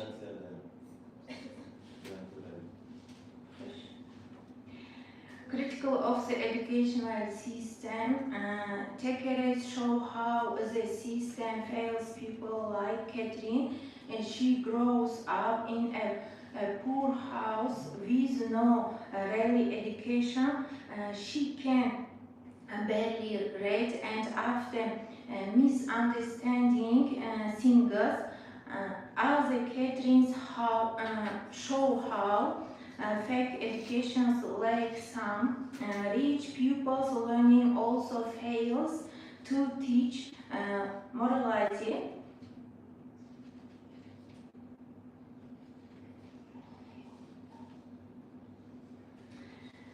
And conclusion, to sum up,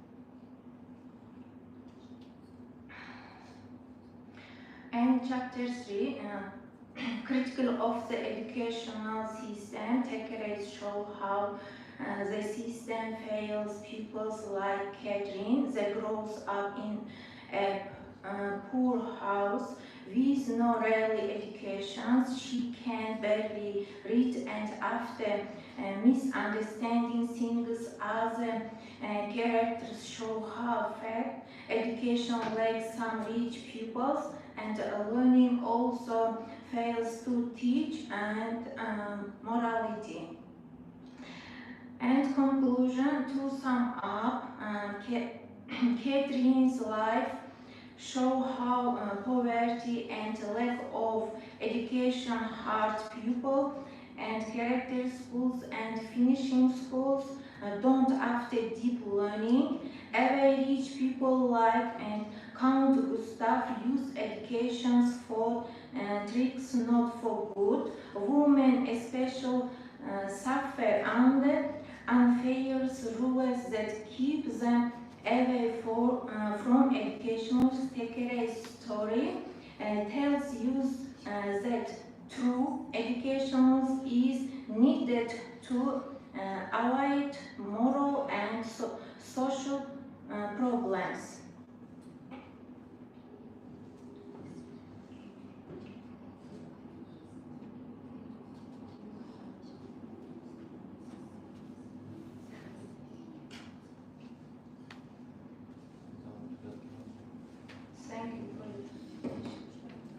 Okay. Dear students, here I want to mention one thing. Please, you are graduating from master degree. The degree is not just getting it only, you're owning it. Please just be sure that while owning very specific degree, you should think about your level, where you are, what you are learning, and how about the future generation in your hands. You have had a lot of mistakes in your pronunciations that made us feel sorry, but I don't know how you will work in the society, and you are talking about society and you cannot pronounce the word society, and you are making a lot of dialects with people, but you don't know how to pronounce correctly the word dialect. That's very shameful. Actually, we are here to know, to praise you, but this is somehow, I don't know what to say exactly. Very sorry for it. Okay. So, Manzura Bakhridinova, you are becoming a teacher of English language. Okay? You're taking the degree for becoming an English teacher, not French, not German, but an English teacher. Please be sure for 2 years you should learn the language. What about the language criteria? The first criteria is pronunciation. The second one is understanding correctly. We are asking the question, but you are talking about different things. So the portrayal of educational issues, the most important part in our society now. You're talking about educational issues, but what about your own education actually? I don't know. Really made me talk about this one here. Okay. What kind of educational issues than the author William Thackeray show in Catherine. I will translate it in order just to have a view and then you answer correctly, okay? William Thackeray o'zining ishida, Catherine ishida, Katerina ishida ta'limiy muammolarni ko'rsatgan deb aytyapsiz. Aynan qanday ta'limiy muammolarni ko'rsatdi? William Thackeray bu asarda asnoviy 1838 va 1840 yillarda asarni yozib tugalatgan, lekin Catherine hayoti bu real voqealarga asoslangan bo'lib, 1703 va 1726 yillarda Anna, ya'ni Angliyalik Anna hokim davrida bo'lib o'tgan bu voqea. O'sha davrda Catherine o'sha ta'limning rivojlanmaganligi sababli, ya'ni cherkovlarda o'qitilish sistemasining yaxshi yo'lga qo'yilmaganligi, gender siyosatining yaxshi yo'lga qo'yilmaganligi sababli Catherine o'sha davrda endi bu yerda o'g'rilik, ya'ni o'g'rilik rivojlangan va Catherine o'sha davrda o'z erini o'ldirish darajasida borgan. Keyinchalik esa Catherine bu yerda endi yomon qahramon sifatida ko'rsatilmagan asnoviy. Bu yerda Catherine shu darajada masalan yovuz ishlarni qilgan bo'lsa ham o'sha davrda ayollarni himoya qilish va ularga yordam berish, ya'ni ta'lim tarbiyani, o'qitishni rivojlantirish kerakligini William Thackeray shu asari asosida keng yoritib berishga harakat qilgan. Ya'ni only 2 sentences in English, please. Just say this one is the first, this one is the second. Birinchi muammo, ikkinchi muammo, uchinchi muammo deb ayting, ta'limiy muammo. Ingliz tilida. Gap tutishingiz kerak emas. So'z birikmasi qilmaydi. First, it shows how Catherine is a satire on the education system. Second is divided the novel's ideas of education into types like street education, parish, schooling, and finishing schools. Any other questions?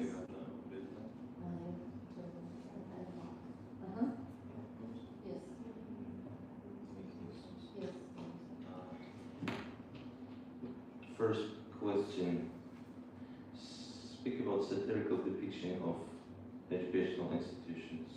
And the second question is, what are the allusions in Thackeray's works? And the third question will be, no, it should be William Thackeray's time and its shortcoming. Is it shortcoming of William Thackeray's work or shortcoming of time? And what is the shortcoming, please?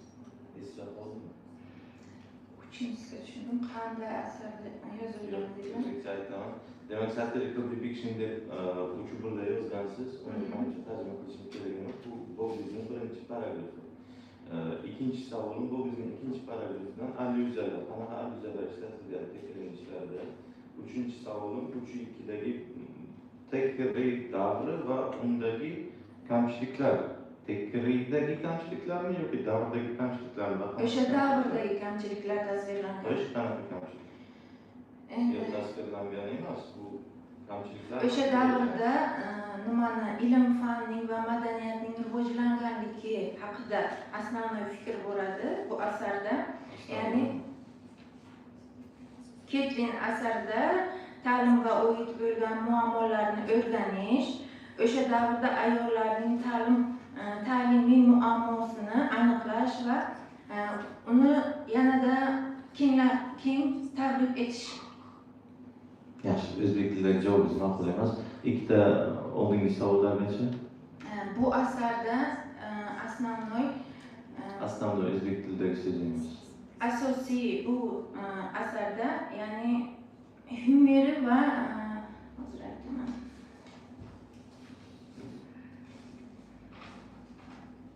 mayli bu Humor and crime asosiy qilgan janrida. Asosiy qilgan ishingiz uni yoddan bilishingiz kerak. Siz qilgan ishingiz bu. Prakticheskiy qismi, amaliy qismi. Alyuziyalarchi? Qanaqa alyuziyalar bor ekan? Alyuziya o'zi nima?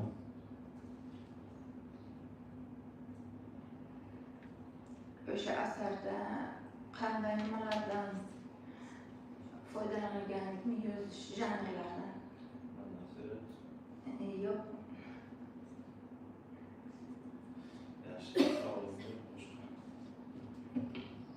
Okay. If you don't have any questions, so we will move to the reviewing part. You can state, Manzura. So the review Jalil va Zahra Gorobidovna and Davlat va Muhayyo Hasanova.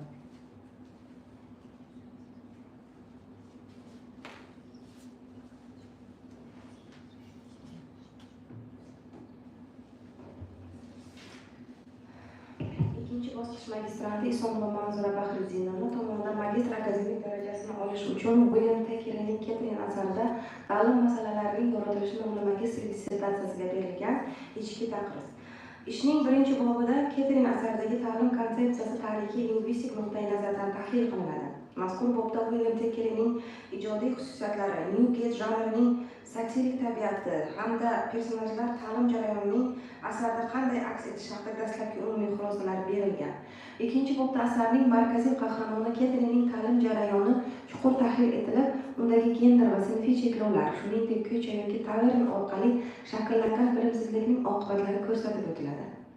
Uchinchi bob esa Ketrin romanida satirik usulda tasvirlangan maktablar, cherkov yoki filantropik doiralar tomonidan tashkil etilgan darslar hamda 19-asr boshlaridagi ta'lim islohotlari o'rtasidagi o'zaro bog'liqlikni ochib beradi.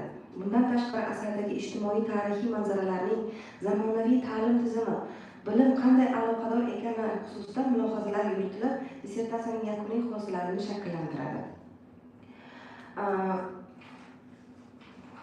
Dissertatsiya ichida e'tirof etilgan bir qator ijobiy dalillar bilan birga quyidagilarni takomillashtirish tavsiya etiladi. Jumladan, ishda keltirilgan manbalar ro'yxatini tartibga solish, havolalarni aniq sistemaga solish, ba'zi takrorlanadigan jumlalarni qisqartirish, matndagi texnik, tinish va imlo xatolarini butkul bartaraf etish, boblar va paragraflar bo'yicha ayrim xulosalarni yanada umumlashtirilgan tarzda aniq dalillarga tayanib ifodalash. Yuqoridagi e'tirozlar bartaraf etilsa, ishning ilmiy sifati yanada oshadi. Umuman olganda, William Thackerayning Ketrin asarida ta'lim-tarbiya masalalarining yoritilishi mavzusidagi magistrlik dissertatsiyasi belgilangan tadqiqot maqsad va vazifalarini to'liq qamrab olgan bo'lib, unda ta'lim jarayonining adabiy asardagi in'ikosini chuqur o'rganish, gender hamda sinf masalalarini satirik usulda keltirish, shu bilan birga tadqiqotning nazariy amaliy ahamiyatini yoritish kabi mezonlar muvaffaqiyatli bajarilgan. Mazkur magistrlik dissertatsiyasini himoyaga tavsiya etish mumkin.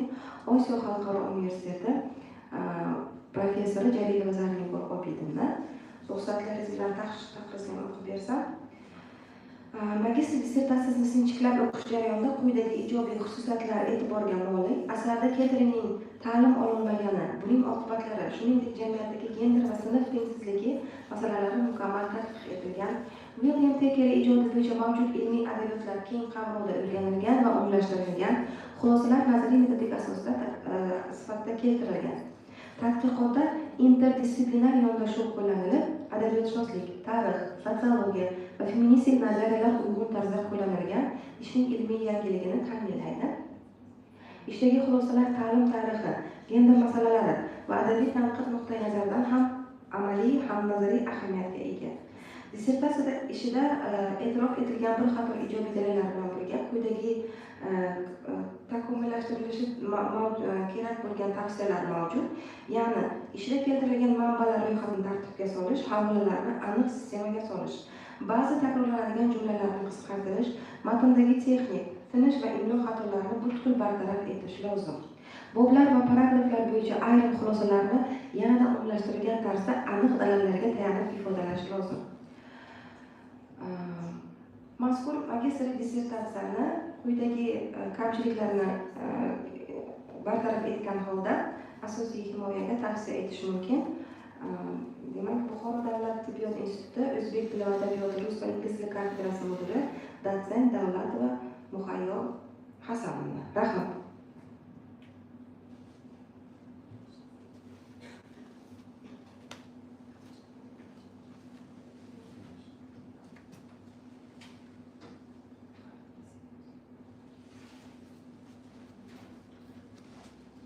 Thank you.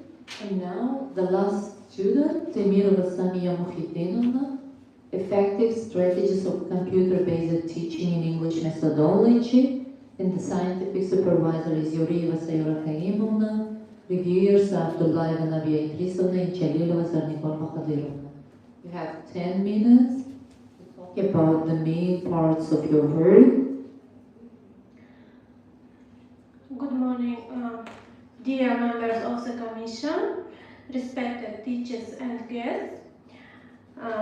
My name is Temirova Samiya Mukhitinovna, and I am pleased to present my master's dissertation on the topic Effective Strategies of Computer-Based Teaching in English Methodology.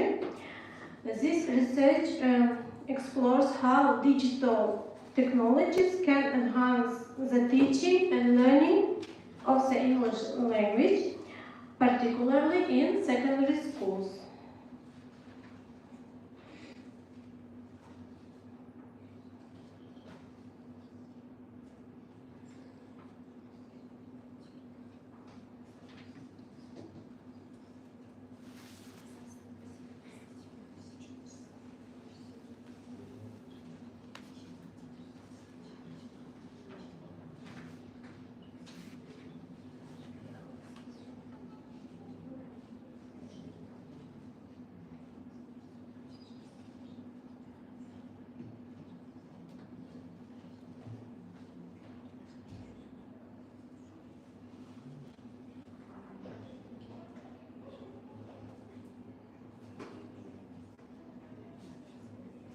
So why are you moving?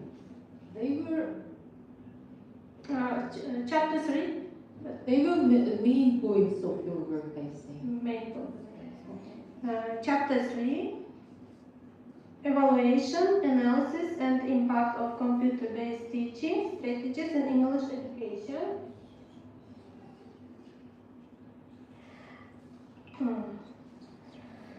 Computer-based strategies offer a powerful array of benefits in various educational contexts.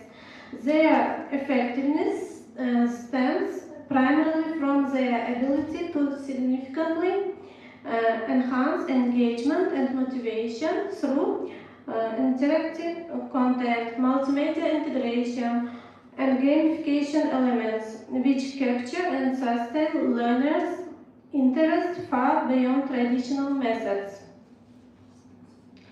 Technology in English language education offers numerous benefits such as increased student engagement, individualized learning, access to authentic language materials, and opportunities for collaborative learning across geographical boundaries.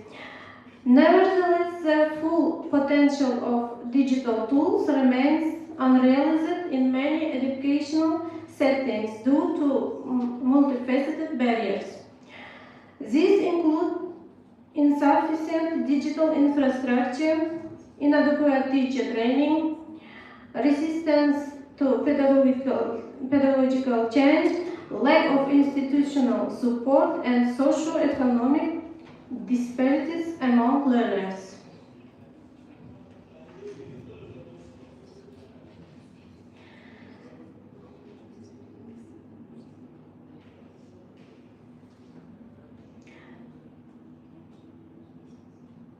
The following section presents a comprehensive analysis of the data collected through the survey on the impact of computer-assisted language learning on student motivation and engagement.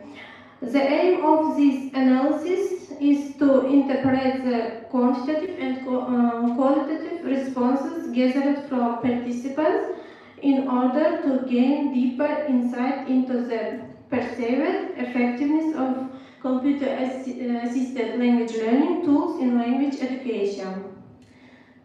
Survey results. How often do you use computer-assisted tools to learn English? As we can see, the most of respondents, 56.8%, reported that they use such tools daily.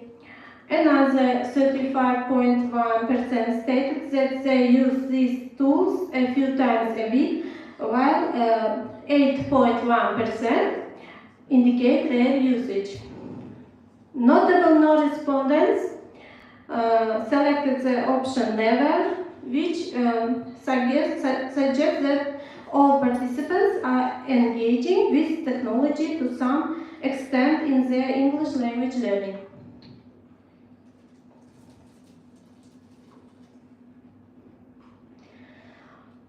How do you feel when using computer-assisted language learning tools during English language lessons?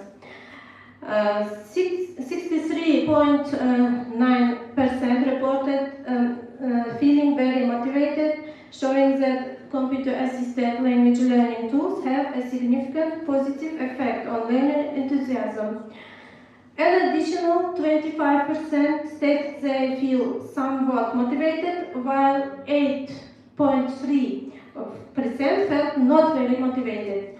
Only a small fraction, 2.8%, indicated that they were not motivated at all, which demonstrates that overall, computer-assisted language learning tools tend to support and sustain learner motivation in the English classroom. Which learning method do you find more engaging?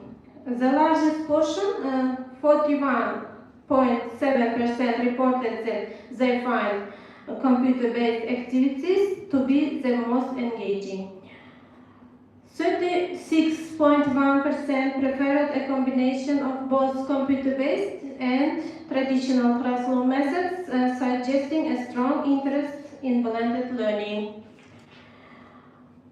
Meanwhile, 30.9% favored traditional classroom methods alone, and a small group, 8.3%, indicated that they find neither method particularly engaging. This distribution highlights a clear preference for technology-enhanced or hybrid instruction among the majority of respondents.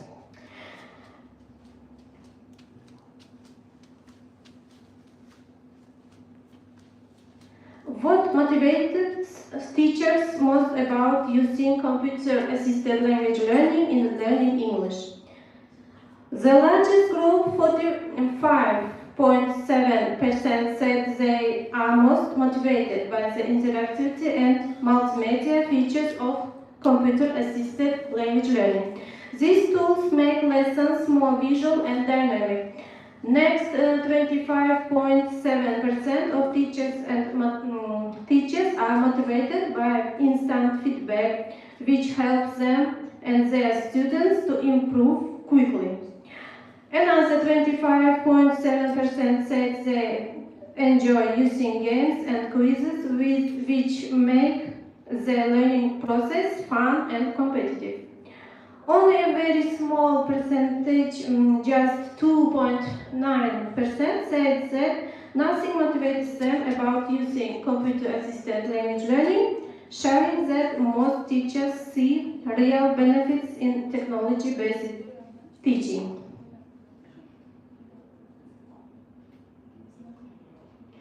How does the use of computer-assisted tools affect students' interest in completing homework?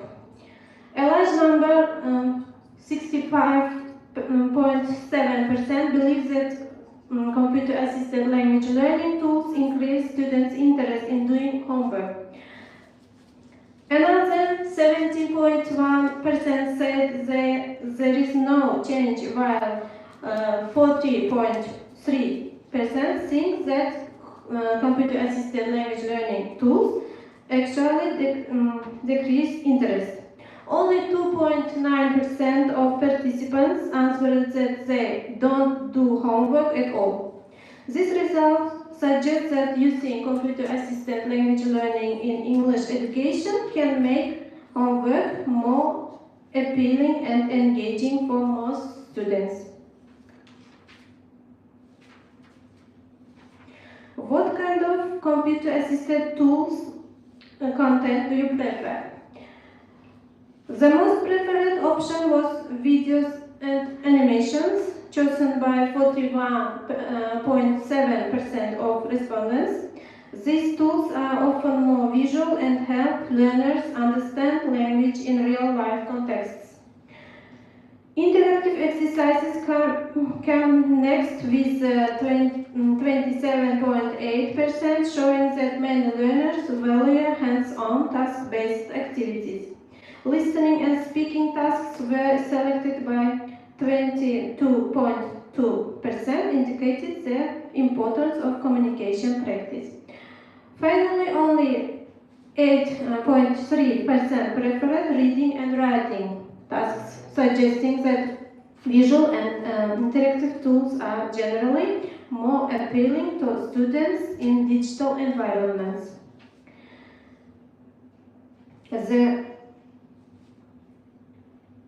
The survey results were quite encouraging. 72.2% of teachers would definitely recommend computer-assisted language learning tools. 77.1% had access to necessary technology both at school and at home. 63.9% relied on built-in quizzes and tests to monitor progress. These results confirm the positive impact of computer-assisted language learning on learning outcomes and teacher satisfaction.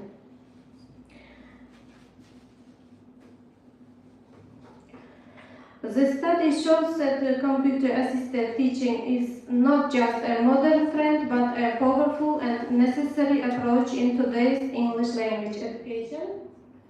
When used successfully, these strategies can enhance motivation, support differentiated instruction, and equip students with the communication skills needed in a digital world.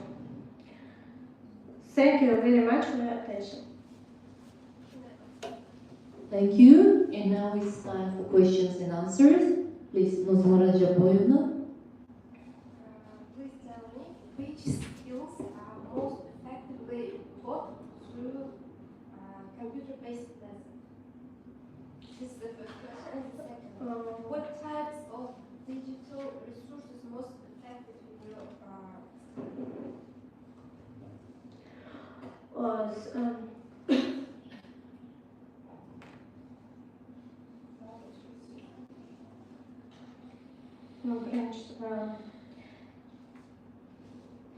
read skills, read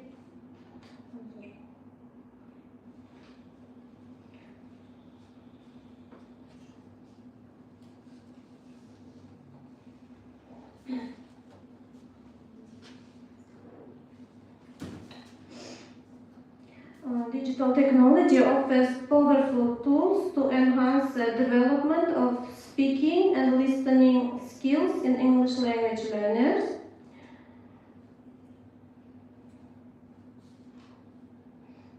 If speaking, which digital resource, for example, includes? Speaking. Qanaqa resource speaking masalan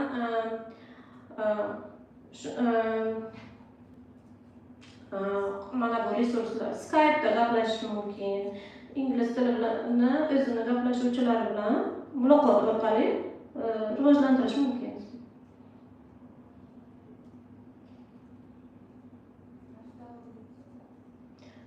Dars davomida ham mana shunday o'yinlar orqali mana shunday ularni ham darsda masalan qisqacha foydalanish mumkin shu resurslardan. juda ko'p resurslardan foydalanish mumkin. Masalan, Duolingo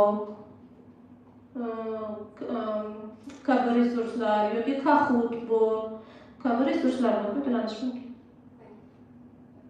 Any other questions? Okay, I have one question. So you talked about like effectiveness of computer-based teaching. What about disadvantages? Bad sides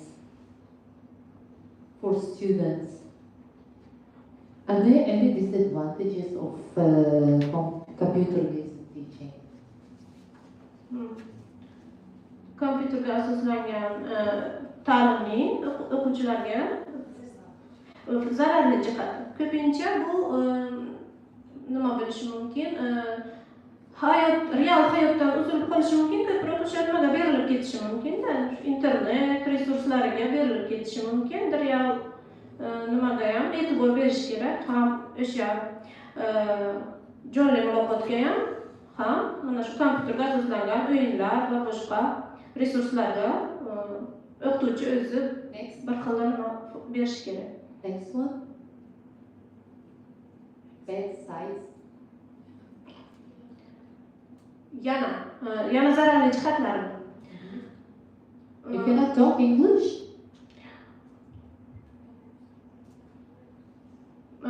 Yeah. Just don't make sentence in English. Make it as a word combination. First, second, third. And then word combination, please. Gapni zo'rmasligingizni bilyapman. Hech bo'lmasa so'z birikmasi tuzib ingliz tilida gapiring deyapman. Masalan, birinchisi mana bu, ikkinchisi bu, uchinchisi bu. Gap kerak emas bu yerda. Mana aytdim, demak, birinchisi ingliz tilida. In English. Masalan, o'quvchilar o'sha bir narsani bilmasligi mumkin, kompyuterda ishlashni bilmasligi mumkin. Okay, thank you. You can take your seat. And now it's for reviewing part Abdullah ibn Abi Idrisovna and Jalilova Zanigor Bakhodirovna.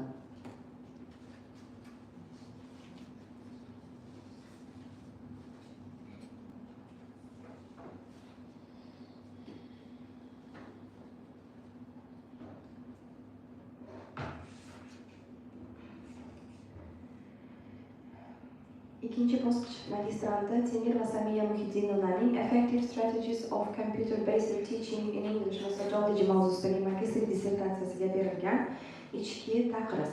Dissertatsiyaning yangilik jihati shundaki, muallif CALL tizimini, ya'ni CALL tizimini keng qamrovli yondashuv asosida ko'rib chiqib, ularni ta'lim amaliyotiga tatbiq etish yo'llarini aniq misollar bilan ko'rsatgan. Kompyuterda asoslangan o'qitishning ustunliklari, o'quvchining mustaqilligini ta'minlash, individual o'quv yo'nalishini belgilash hamda multimodal resurslar orqali darslarni boyitish imkoniyatlari sifatida ko'rsatilgan. Mazkur dissertatsiyaning ilmiy asoslanganligi, dolzarbligi, amaliy ahamiyati bilan ajralib turadi. Ba'zi boblarda metodik tafsilotlar kengroq yo'naltirilsa, tadqiqotning didaktik foydasi yanada oshgan bo'ladi. Biroq bunday holatlar ishning umumiy ilmiy darajasiga salbiy ta'sir ko'rsatmaydi. Xulosa o'rnida aytish mumkinki, Temir va Samiya Muhiddinovnaning Effective Strategies of Computer-Based Teaching in English Methodology mavzusidagi magistrik dissertatsiyasi puxta tayyorlangan, dolzarb muammoni ilmiy asosda yo'ritgan tadqiqot hisoblanadi. Uni himoyaga tavsiya qilaman va muallifga xorijiy til va adabiyot mutaxassisligi bo'yicha magistr ilmiy darajasini berishda maqsadga muvofiq deb hisoblayman. Filologiya bo'yicha falsafa fanlari doktori Abdullayeva Nabiya Idrisovna. Ruxsatlaringiz bilan tashqi taqrizni ham o'qib bersam. Dissertatsiya an'anaviy ilmiy struktura asosida tuzilgan bo'lib, kirish, 3 ta asosiy bob, xulosa, adabiyotlar ro'yxati, ilovalardan iborat. Har bir bobda mavzuga oid masalalar izchil va asosli tarzda yoritilgan, sifat va miqdoriy metodlarning uyg'unligi, tadqiqotning ilmiy ahamiyatini yanada oshirgan, muallif tomonidan Quizlet, Duolingo, Kahoot, Google Classroom kabi zamonaviy platformalar tahlil qilinib, ularning ta'lim jarayonidagi roli va ta'siri ilmiy jihatdan asoslab berilgan. Dissertatsiya ilmiylik, dolzarblilik, amaliylik talablari darajasida bajarilgan. 2, 3, 3.2 va 3.3 boblar hajm jihatdan qisqaroq berilgan. Bu qismlarga metodik tafsilotlar yanada kengroq bayon etilganida ishning didaktik qiymati oshgan bo'lardi. Biroq bu kamchiliklar umumiy ilmiy darajaga jiddiy ta'sir qilmaydi. Xulosa qilib aytganda, Temirova Samiya Muhiddinovnaning mazkur ilmiy ishi puxta, ilmiy asoslangan va dolzarb mavzuni qamrab oladi. U barcha ilmiy me'yoriy talablarni qanoatlantiradi. Shu sababli dissertatsiyani himoyada tavsiya qilaman va muallifga xorijiy til va adabiyoti mutaxassisligi bo'yicha magistrlik ilmiy darajasini berish maqsadga muvofiq deb hisoblayman. Buxoro davlat universiteti xorijiy tillar fakulteti ingliz tilshunosligi kafedrasi dotsenti Jalilova Zarnigor Bahadirovna. Rahmat. Okay, thank you. It's a finish of your dissertation themes. And now you will have 5-minute break. This is only for students, okay? Till we decide how to mark you. 5 minutlik tanaffus e'lon qilamiz faqat talabalar uchun, chunki biz baholarimizni e'lon qilish uchun tayyorlanishimiz kerak. Rahmat.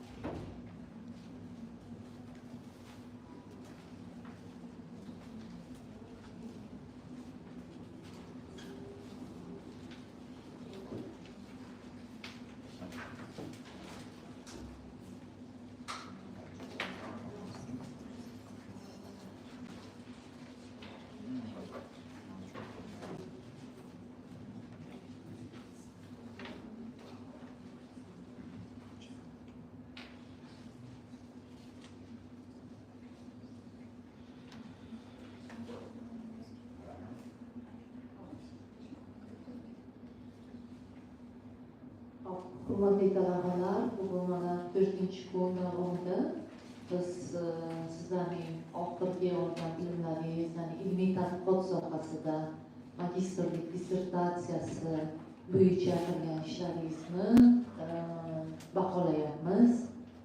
To'g'risini tan olishimiz kerak. Mana 3 kun davomida Ra'no Rahmatullayevna komissiya raisi doim ta'kidlab keladi gumanist haqida, ya'ni insonparvarlik va insoniy yordam masalasida shu 3 kun davomida qo'yilayotgan hamma baholarimizni baribir insoniy jihatdan o'ylab ko'rib yordam beraylik degan maqsadda agar baholaringiz 3 bo'lsa 4, 4 bo'lsa 5 qilib qo'ydik deb kelardilar. Bugun to'g'risi mana 3 kun davomida men xursand edim. Osiyo xalqaro universitetini bitiruvchi talabalari bilimli va o'z sohasini yetuk bir kadrlar bo'lib yetishadi degan umid qilardik. Ancha bir yaxshi natijalar ko'rsatgandi. Bugun nimagadir shu talabalar orasidan chiqqan sizlar aynan nimagadir bizni ishonchimizni, balki universitetni ishonchini oqlamaydigan darajada tayyor bo'lib kelgansiz. Endi men bir narsani sizga ta'kidlamoqchiman. Siz magistr akademik darajasini olyapsiz. Mana shu akademik degan so'zga har qanday holatda loyiq bo'lishimiz kerak. Ya'ni mana shu oxirgi dissertatsiya sizni akademik darajangizni ko'rsatib beruvchi oxirgi bosqich edi. Shu bosqichda qanchalik darajada akademik darajaga mos ekanligimizni ko'rsatdik yoki ko'rsatmadik, o'zlaringizga ayon bo'lib turibdi. Endi ko'pchiliklaringiz mana bir xil nima bilan kelgansizlar. Biz fransuz tili, o'zbek tili, nemis tili o'qituvchilarimiz deb. Qachon inson o'z yo'nalishini o'zgartiradi bilasizmi? Qachonki o'sha boshqa o'zgartiradigan sohasida undan ko'ra oldingi sohasidan ko'ra yetukroq bo'lsa va o'sha sohada o'zini ko'rayotgan bo'lsa. Agar siz o'zingizni ingliz tili o'qituvchisi sifatida ko'rayotgan bo'lsangizgina o'zgartiring. Bo'lmasa o'sha sohangizda yaxshi bo'lishga harakat qiling. Fransuz tili, nemis tili, o'zbek tili, bular ham filologiya sohasi. Bularni ham o'rganuvchilari bor. Bularni ham qiziquvchilari bor. Sizni hurmat qiladigan, sizni shu sohada bo'lishcha qabul qiladigan insonlar bo'ladi. Ingliz tili jahon tili, lingva franca sifatida butun dunyoda tan olingan. Savol berilganda kimsiz desa, men ingliz tili sohasi bo'yicha, ya'ni xorijiy til va adabiyot sohasi bo'yicha magistr akademik darajasiga egaman deyish paytimizda o'ylab ko'rishimiz kerak. Qanchalik men arziyman shu yo'nalishda aytishda. Sizlar bugun ham shunday qildik. Bugun biz gumanistni, ya'ni insoniylikni eng yuqori cho'qqisiga chiqishga majbur bo'ldik. Ya'ni harakat qildik, mayli magistrlik akademik darajasini siz oling, lekin ustingizda ishlang. Chunki kelajak avlod, ya'ni bizni farzandlarimiz sizni qo'lingizda maktabda o'qiydi, sizni qo'lingizda universitetda o'qiydi. Men farzandlarimni kimni qo'liga topshiryapman desam, ishonchli insonlar qo'liga topshiryapman deb aytaylik. Men nabiralarimni kimga topshiryapman desam, aynan sizni ishonchli qo'llarni qo'liga topshirib, ingliz tilini chiroyli o'rganib, kelajakda men bilan birga sayohat qiladi. Chunki ular ingliz tilini biladi deb aytaylik. Ishonaman va umid qilaman, sizda hali vaqt bor. Ish boshlangunicha yangi yo'nalishni, yangi sohani boshlaydiganlarimiz bor. Men magistrlik diplomini oldim va endi ingliz tili o'qituvchi bo'lishga loyiqman deb boradiganlar albatta ustida ishlaydi. Akademik ilmiy darajaga loyiq bo'lgan holda ishlarini boshlaydi deb umid qilamiz. Va bugungi natijalarni e'lon qilishdan oldin yana bir marta ta'kidlayman, insoniylikning eng yuqori cho'qqisi mana bu natijalarda ko'rinadi.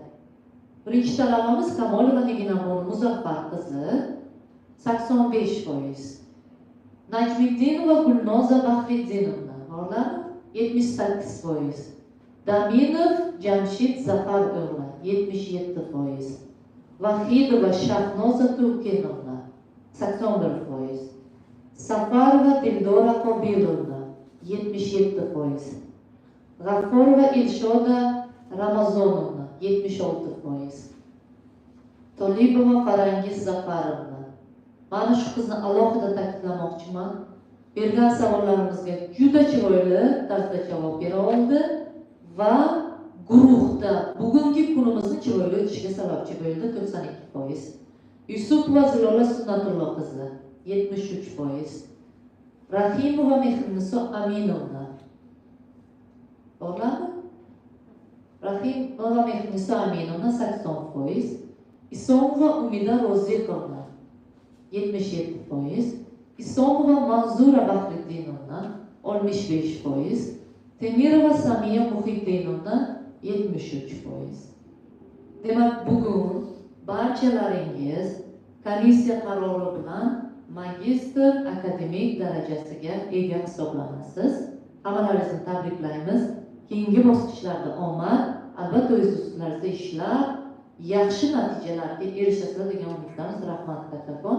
Endi apellyatsiya komissiyasi haqida ham aytib o'tishimiz kerak. Endi bilmadim qanchalik darajada apellyatsiyaga berib bilasizlar, chunki bu sizni bilimingizni 2 barobar ko'paytirilgan shakli edi. Bilmasa yarim, men o'ylaganim 6 kishini yetamiz, keyin xo'p dedik. Umuman olganda apellyatsiya komissiyasi ishlayapti. Hozir fikrlaringiz bo'lsa, agar qo'yilgan baholardan norozi bo'lsangiz va albatta shu holatda hozir komissiya ishini tugatmasini aytishlaringiz mumkin, fikrlaringizni. Yana qanday fikr mulohazalaringiz bor, bemalol fikrlaringizni bildirishlaringiz mumkin. Agar masalan baholaringizdan norozi bo'lsangiz, mana bilimim aslida 5 edi, siz 4 qo'ydingiz, aslida 5 edi, 3 qo'ydingiz deb aytmoqchi bo'lsangiz, bemalol fikrlaringizni aytishlaringiz mumkin. Apellyatsiya ishlaydi. Bizdan keyin faoliyat olib boradi va sizni fikr mulohazalaringizni ko'rib chiqadi. Ya'ni komissiya a'zolarining fikr mulohazalari qanchalik to'g'ri yoki noto'g'ri ekanligini to'g'ridan-to'g'ri translyatsiya bo'lyapti YouTube'da ham va albatta kameralar ham nazorat qilyapti. Bu holatni, hozirgi holatni marhamat fikrlaringiz bo'lsa bemalol bildirishlaringiz mumkin. Norozi bo'lganlar, taklif, fikrlar bermoqchi bo'lganlar bemalol.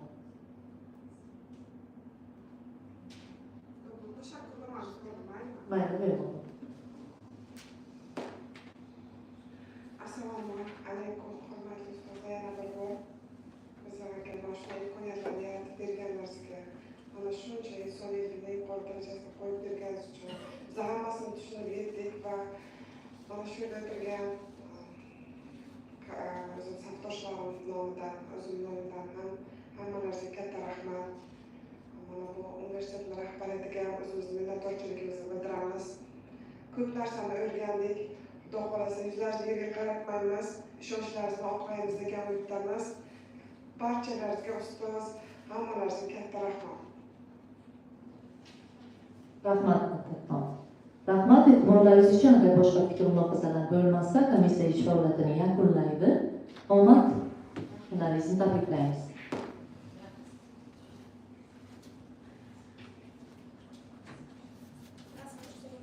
Yana bir narsani qo'shimcha qilmoqchiman. Osiyo xalqaro universiteti tomonidan taqdim qilinadigan xalqaro darajadagi diplomga loyiq bo'linglar. Eng asosiysi